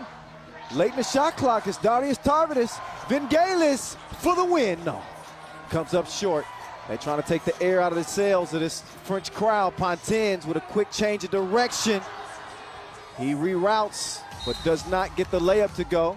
Rambeau is then whistled for the foul, only number 5 on front, so they aren't in imminent danger of being in the penalty, as Lithuania is, with 1:34 and another timeout on the floor. Who wants to be undefeated? Who wants to continue the momentum rolling into the quarterfinals tomorrow? It's the 6th edition of the Europe Cup. What's good? If you're just joining us, number one, where you been? We've been going all day. It's the voice of 3x3 in your ear, Kyle Montgomery. I'm having a ball as always. I can call 3x3 all day and night until my vocal cords are gone. Just give me some honey and some tea. 19-18 as we get back to it. Tarvidis, he's got Seguela in front of him. He's trying to put Seguela behind him. Trying to put France in the rear view. Couldn't do it on the 2-piece. Seguela, he says, I see you. I saw you. Bye. 19-19. Look at this defense from Ato. Oh, put him on the bucket list. What a shot. 20-19. It's game point for Lithuania, but France could win it. Ato kicks it. Rainbow, oh, halfway down, but these goals ain't loyal. You can't trust them. This is how you want the final game of day 2 to come down. Look at this shot. Oh my goodness. That's a heartbreaker. Will it end up costing them? We are about to see. I'll be honest with you, I can't see anything right now. People, the crowd is standing in front of me. I gotta go to my monitor. I can't even see the court. All right. Thanks to our technical crew, I can at least see the game. Nice feed. Oh, but it's wiped away. Ato says no. Oh, he got whistled for the foul? Okay, well. I'm sure we'll get another look at that. Look, you be the judge. Oh, whoa. Whoa. That's tough. That's tough, but here's Šarūnas Vingelis. He can put it on ice, and he's nice from the stripe. That's it, that's all. Lithuania, they steal France's joy for just a moment. They will be playing again tomorrow, but they will not be heading into the quarterfinals unscathed, that is. France, despite their best efforts, they're gonna come up short by just 2 points. Lithuania, they are the real deal, no GMO. Look out for this Lithuanian squad heading into the quarterfinals. They look good, as do the women, who will also be represented in the quarterfinals as well. As tomorrow, everybody's gonna have medal on their mind. But for now, let's get it over to Julien Dubov, who's with Darius Tarvidis after a big win. Darius, thank you for ruining the party tonight. It's a big comeback win against France. Yes, they was leading, but we still didn't panic.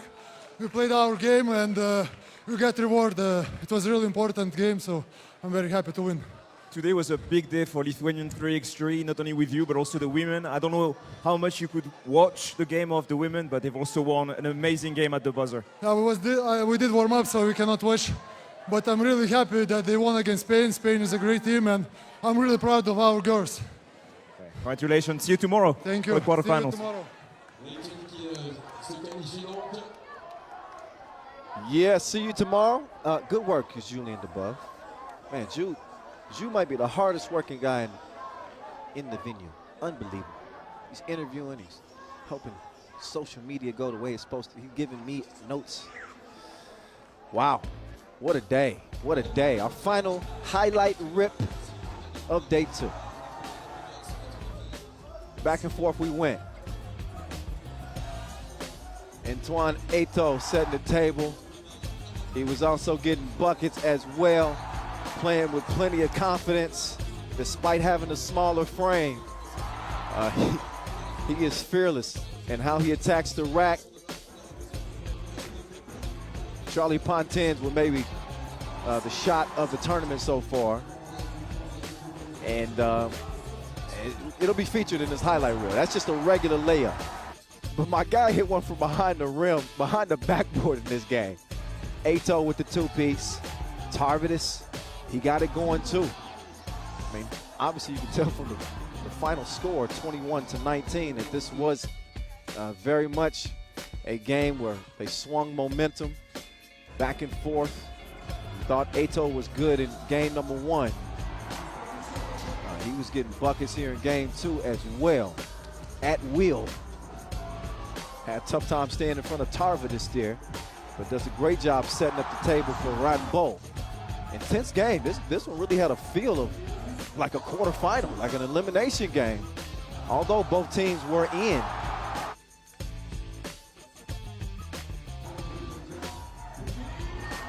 There's Aurelius Pukalis with a little elevation. Rising up like the day just began. He can also step out too. Smooth stroke from the deep end.